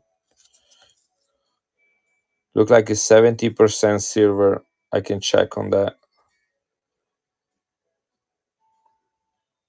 What is Lucky Lucian? What do you say? I know. You know. That's King Michael. It does say Mihaly the first, so that means it's Michael. 1944. You're from Romania. Cool thing. Luciano is. I had a friend whose name was Luciano from Romania. He came to our in Rome to pick up olives for the lady that we were renting from. And anyway, Romania. We had a lot of friends from Romania, but he was a Luciano. I remember Luciano. This is 500 lei. Yeah, 70% silver. Only year of mintage, by the way. Is 33 okay? That includes my fees. I can open it if you want to see it better. It looks pretty good to me.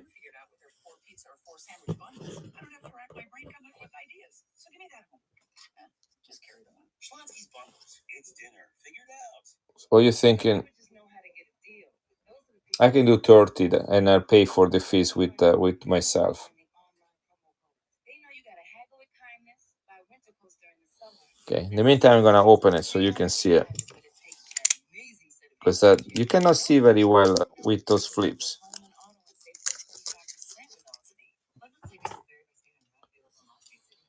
This one looks uncircular.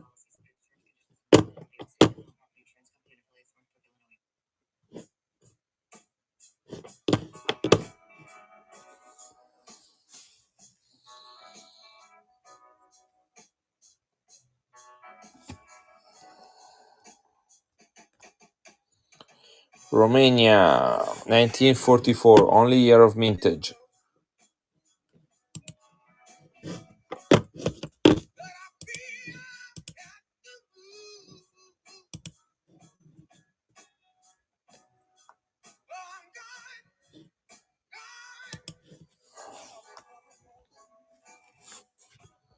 Right.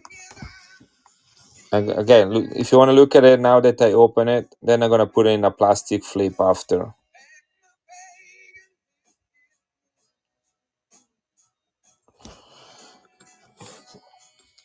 I'm gonna do a very quick run on this coin.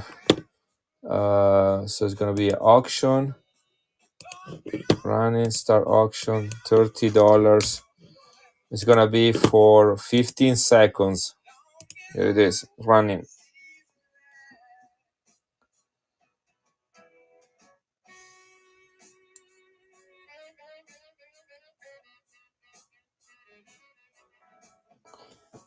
At one point, I had a large Romanian coin graded, but I think that might have been sold. Right, looks like this went through. The France. Guys, look at the toning on this coin.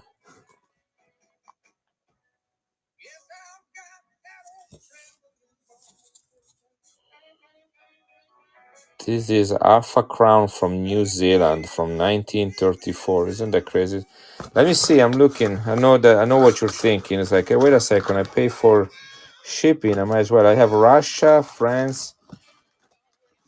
I got Russia. Look how beautiful this Russian one is with the Imperial Eagle. Another Russian. How many Russian do I get? This is Italy. This is Indochina. What the freak is this? I don't know. 1737. That's kind of out of my time range. And then I got Italy, San Marino, Vatican, and I have England. Let me see.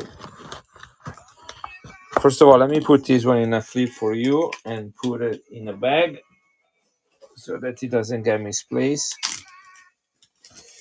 And then let me see if I have anything enter right here. Romania. No. Lucky Lucian. What is it?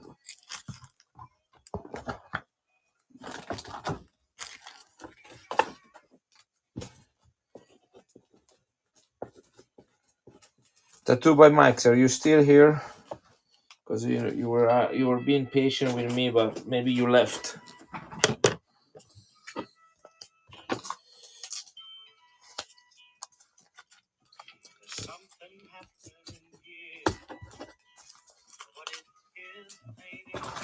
Let me see what I have here.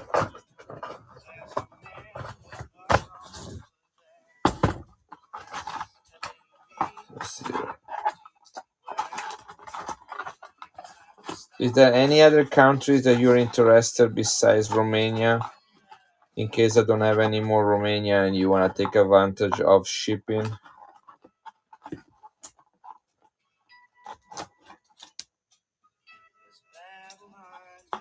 Oh my gosh, I have a million San Marino. Look at this one. Where did I put that one? San Marino, look at that.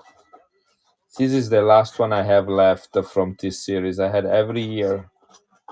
Here it is. Now this one is an old San Marino.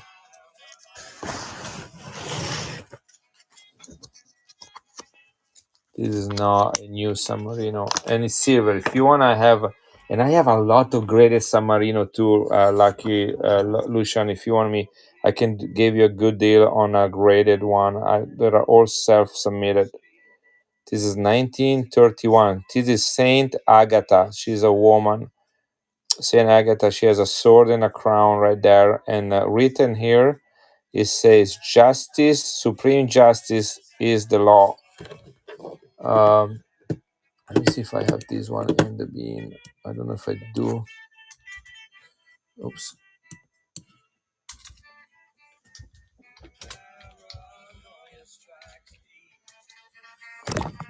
There's so many coins from San Marino in here. San Marino. This is 1931. Got a big mess on my desk, guys. Look at the toning on this coin and the quality. If this is 1931 San Marino, look at that. 83.5% silver. This is Mussolini symbol right there. This is during when Mussolini was at the head of Italy. Did you guys see the toning on this coin?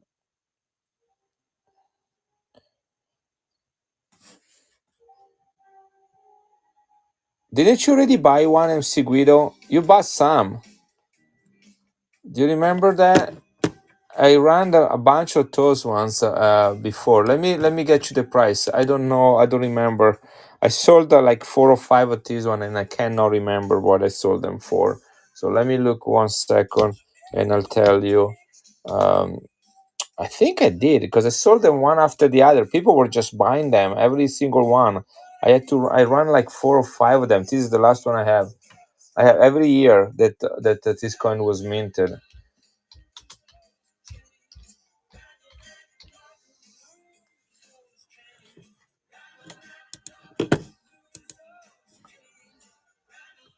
$0.10, 100 lira, 10 lira, 400 lira. Yeah, if you look at my bin, there are so many San Marino coins, graded, raw, proof, sets, silver, non-silver. I mean, I have so many. You were the one that bought a 007. I remember that. But it was somebody else that was bidding a kind against you, 007. So this is 19. Here it is. 19. This is the first year of mintage. Only 25,000 minted. Now this coin in uncirculated condition is about. You got them right. Yeah, this coin in uncirculated condition is about $90 to $100. In AU is about $80 to $85, and in XF is about $50 to $50.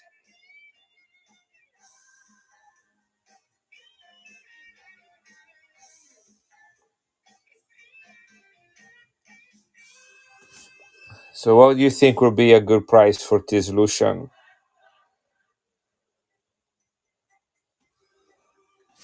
Here. They did not mean they meant in 31, 32, 33, 35, 36, 37, and 38. They did not mean them. 34 is the only year they didn't mean them. The lowest year of mintage is 38 with 10,000. In fact, an uncirculated is 125, $130 for the 1938, which is the key date. And then 1931 is the second in the with the price and mintage. $50. I will do 45.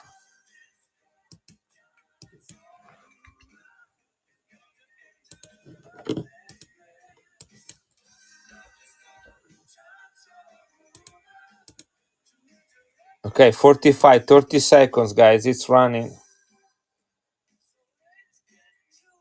Look at that color of this one.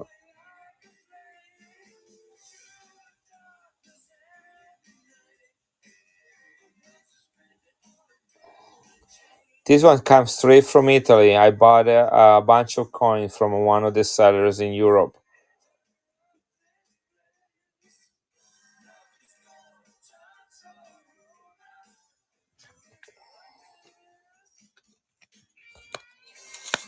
Yeah, this is nice. You're gonna really like this coin. Remember, I'm gonna write this one on here. Okay, this has a mintage lucky illusion of 25,000. Okay, I wrote it right here. 25,000. On the other side, I'm gonna write KM10. All right, that's it. KM10 and 25,000. I'm looking right now on eBay. There is like this one is what year is this? 1935, $72. These are other dates. 1933, this is $70. There is one here graded 1935.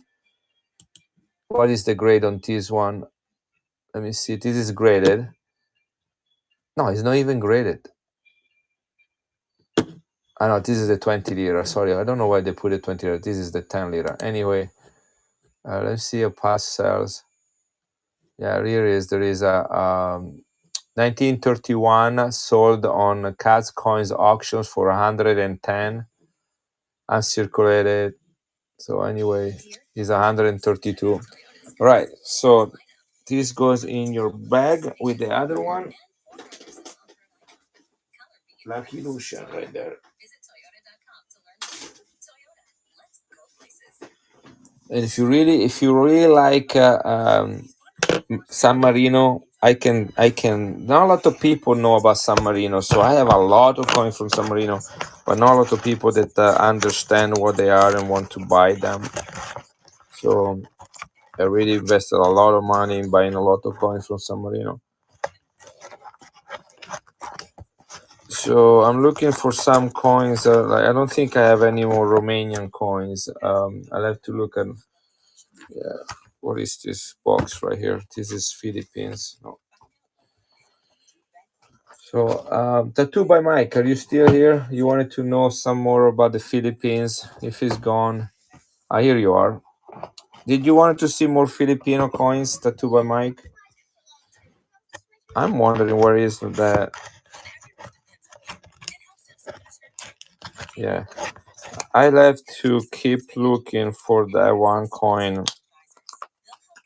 I'm really curious to know where I put it. This is a 1 peso from 1908, minted in San Francisco. This is 10 years after the American Spanish War was over and the Spanish troops were sent away from the Philippines and United States took control. This is 80% silver, 1 peso.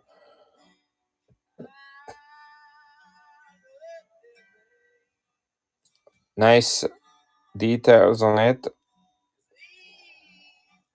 Many of these coins were thrown in the Pacific Ocean during World War II for fear that they would fall in the hands of the Japs. And the Japanese would then use the money to finance their war.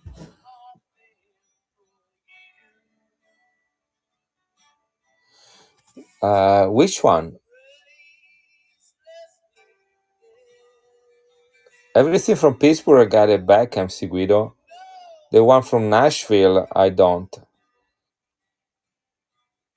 You're talking about Nashville. Is there a coin for you, MC Guido?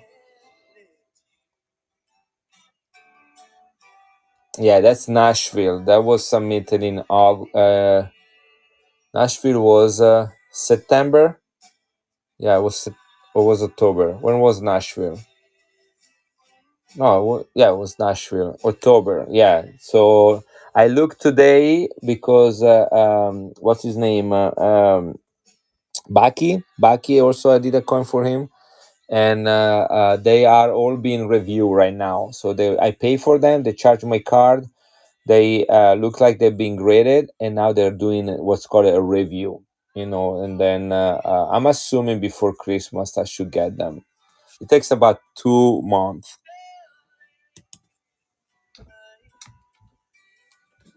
This is 1908, and I should have this one in the bin. Here it is.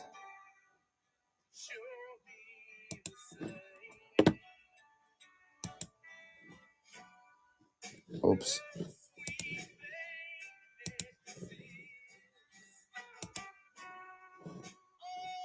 Yeah.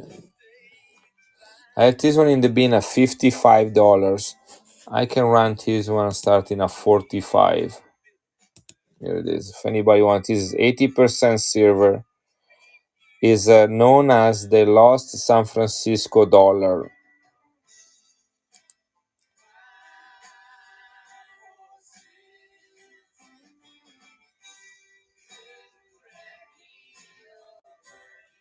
because it was minted in San Francisco and was at the time the first ones, the bigger one, the larger one, the 90% one, minted between 1903 and 1906, were the same weight, size, and silver composition of a Morgan. But then they keep calling that anyway. Tattoo could pick up on that one.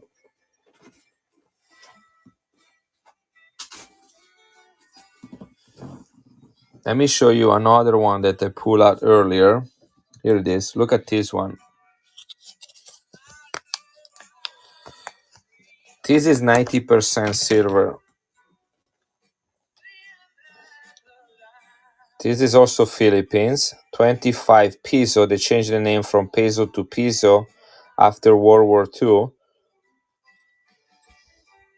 And they start minting their coins at the Manila Mint Facility. Now, they were minting coins at the Manila Mint Facility. Manila is the capital of the Philippines. They start minting those even when the America was in charge, United States was in charge. They minted some of the coins there, and then after World War II, they minted all their coins there. So starting in 1949, they established their own bank in the Philippines, and this is 25 years of the national bank in the Philippines. This is 90% silver, but I think there is something interesting about this coin. So let me look it up. If I remember, there was like a little interesting thing about it. This is Philippines. Where is the 90? Here it is. I found it right there.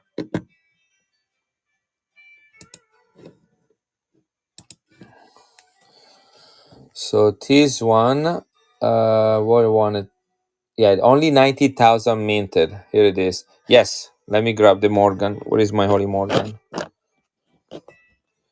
This is 90% silver. Here it is.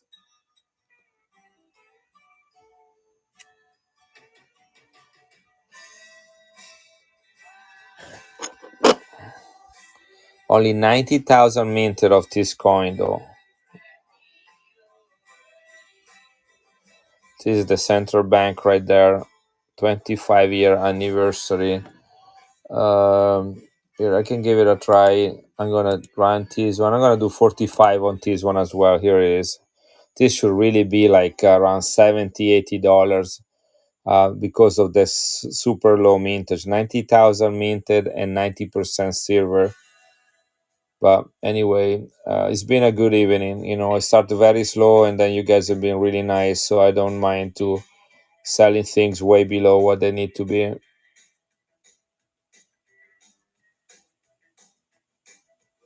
This is the 25th anniversary, only year of mintage on this coin. Nice pick up on that one. And the two by Mike. And I have another unique peso. Where did I put that? It was here a second ago. That's not it. Yeah, thank you. Appreciate you. I buy these coins for you guys. Oh, who say they like the San Marino? Is Lucky Lucian still here?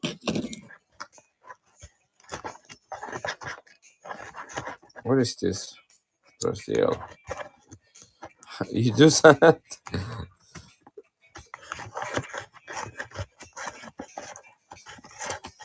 Let me show you something I have here. I'm just trying to find the Filipino coin that I had just a second ago. Now that's the crown. That's a look at this Balboa. Look at this Panama Balboa proof.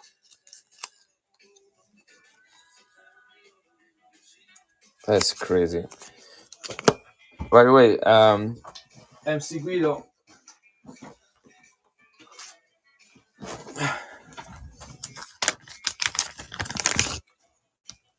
look at this one. The one I sent you the picture yesterday. Look at that. Proof 69. NGC with a special Canada label. Here's a beauty. Yeah, I want you to see it before I send it to you because I just sent you a picture like that very quick. This is Ultra Cameo. Look at her.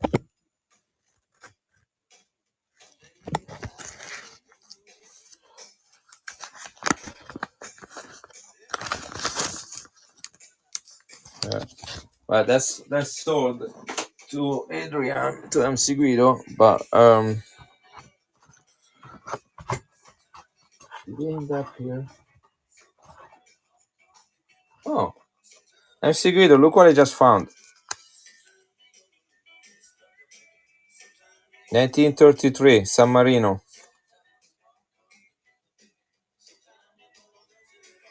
But that's not the one I wanted to show you. I was looking for something and I found that one, which I don't.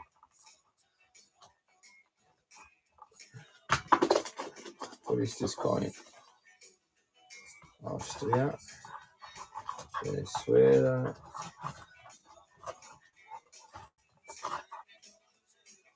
What is this?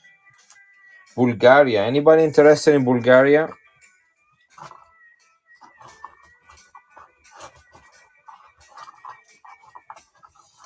I didn't know I had a coin from Bulgaria. Anybody interested in Bulgaria?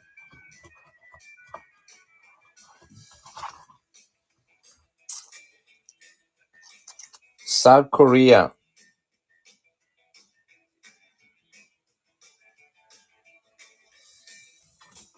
You wanna show me the Bulgarian one? Here, I'll show you Bulgaria.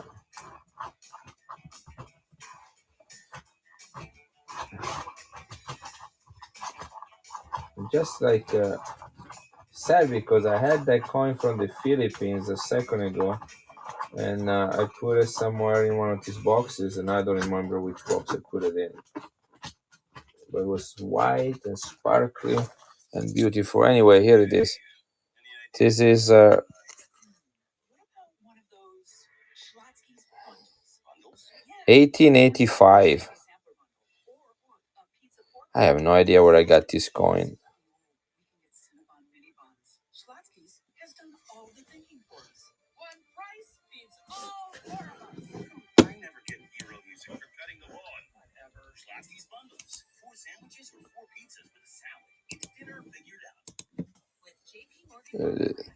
This is 1885 Bulgaria, 5 leva, 90% silver, and is scarce.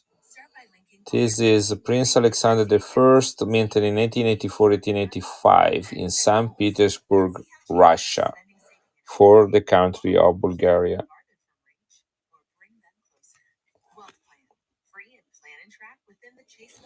That's the coin. This is also the same size of a Morgan right there.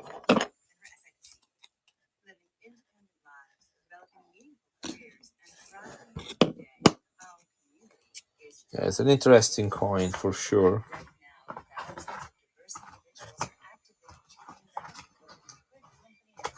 I think maybe I'm looking at the wrong place. But what am I doing still up?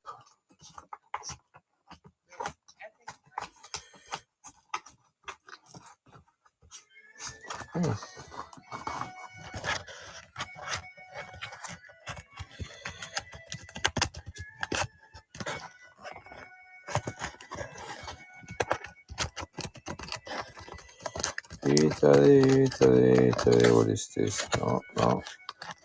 Here it is, I found it. I'm going. Here it is. Mike, tattoo by Mike. This is Philippines as well. This is a national hero, Jose Rizal. He fought against the Spanish. This is 1 peso Is the 2 by mic still here?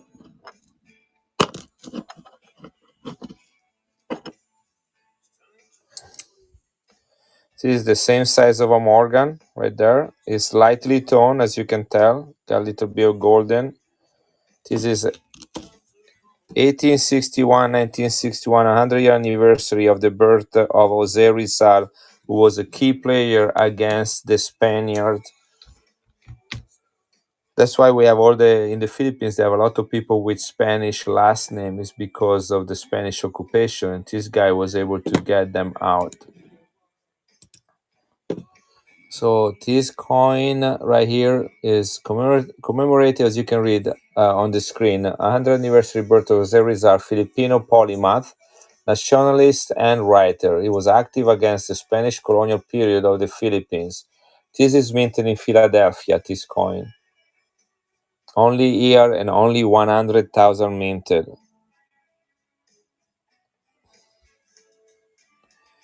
This is uncirculated. Look at that. 90% silver. I'm gonna run this one. I have it in the bin at $62.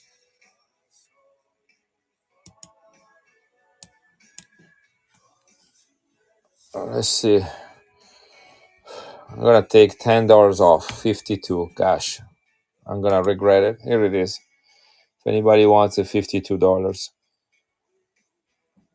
Yeah. Okay. Sounds good. MC Guido, wait a second. Well, this is running, by the way, guys. If anybody wanted $52, it's running. This is $10 less than what I have in the bin. There was a coin here I want to show you. Oh, here it is. Okay, now takers for the Filipino 1 peso, 90% silver. It's all good. And this is the one I want to show you, Guido, Adrian. This is San Marino proof. Ultra Cami, 1000 lira, 83.5% silver. This is probably the greatest San Marino reverse ever. Look at that, 1995. I absolutely love this high relief Ultra Cameo crest right there. Anyway, all right. Guys, thank you for being here. I am going to close right now, and I'll see you tomorrow night. I'm going to take an hour before I go to bed to put everything in bags and ship them to you guys. So, Tattoo Mike, you saw this one, right? You're not interested in this one. Okay, I'm going to put that away if I can find its flip. Here it is.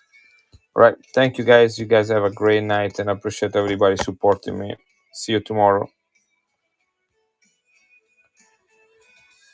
This one you mean right here, Adrian? This one.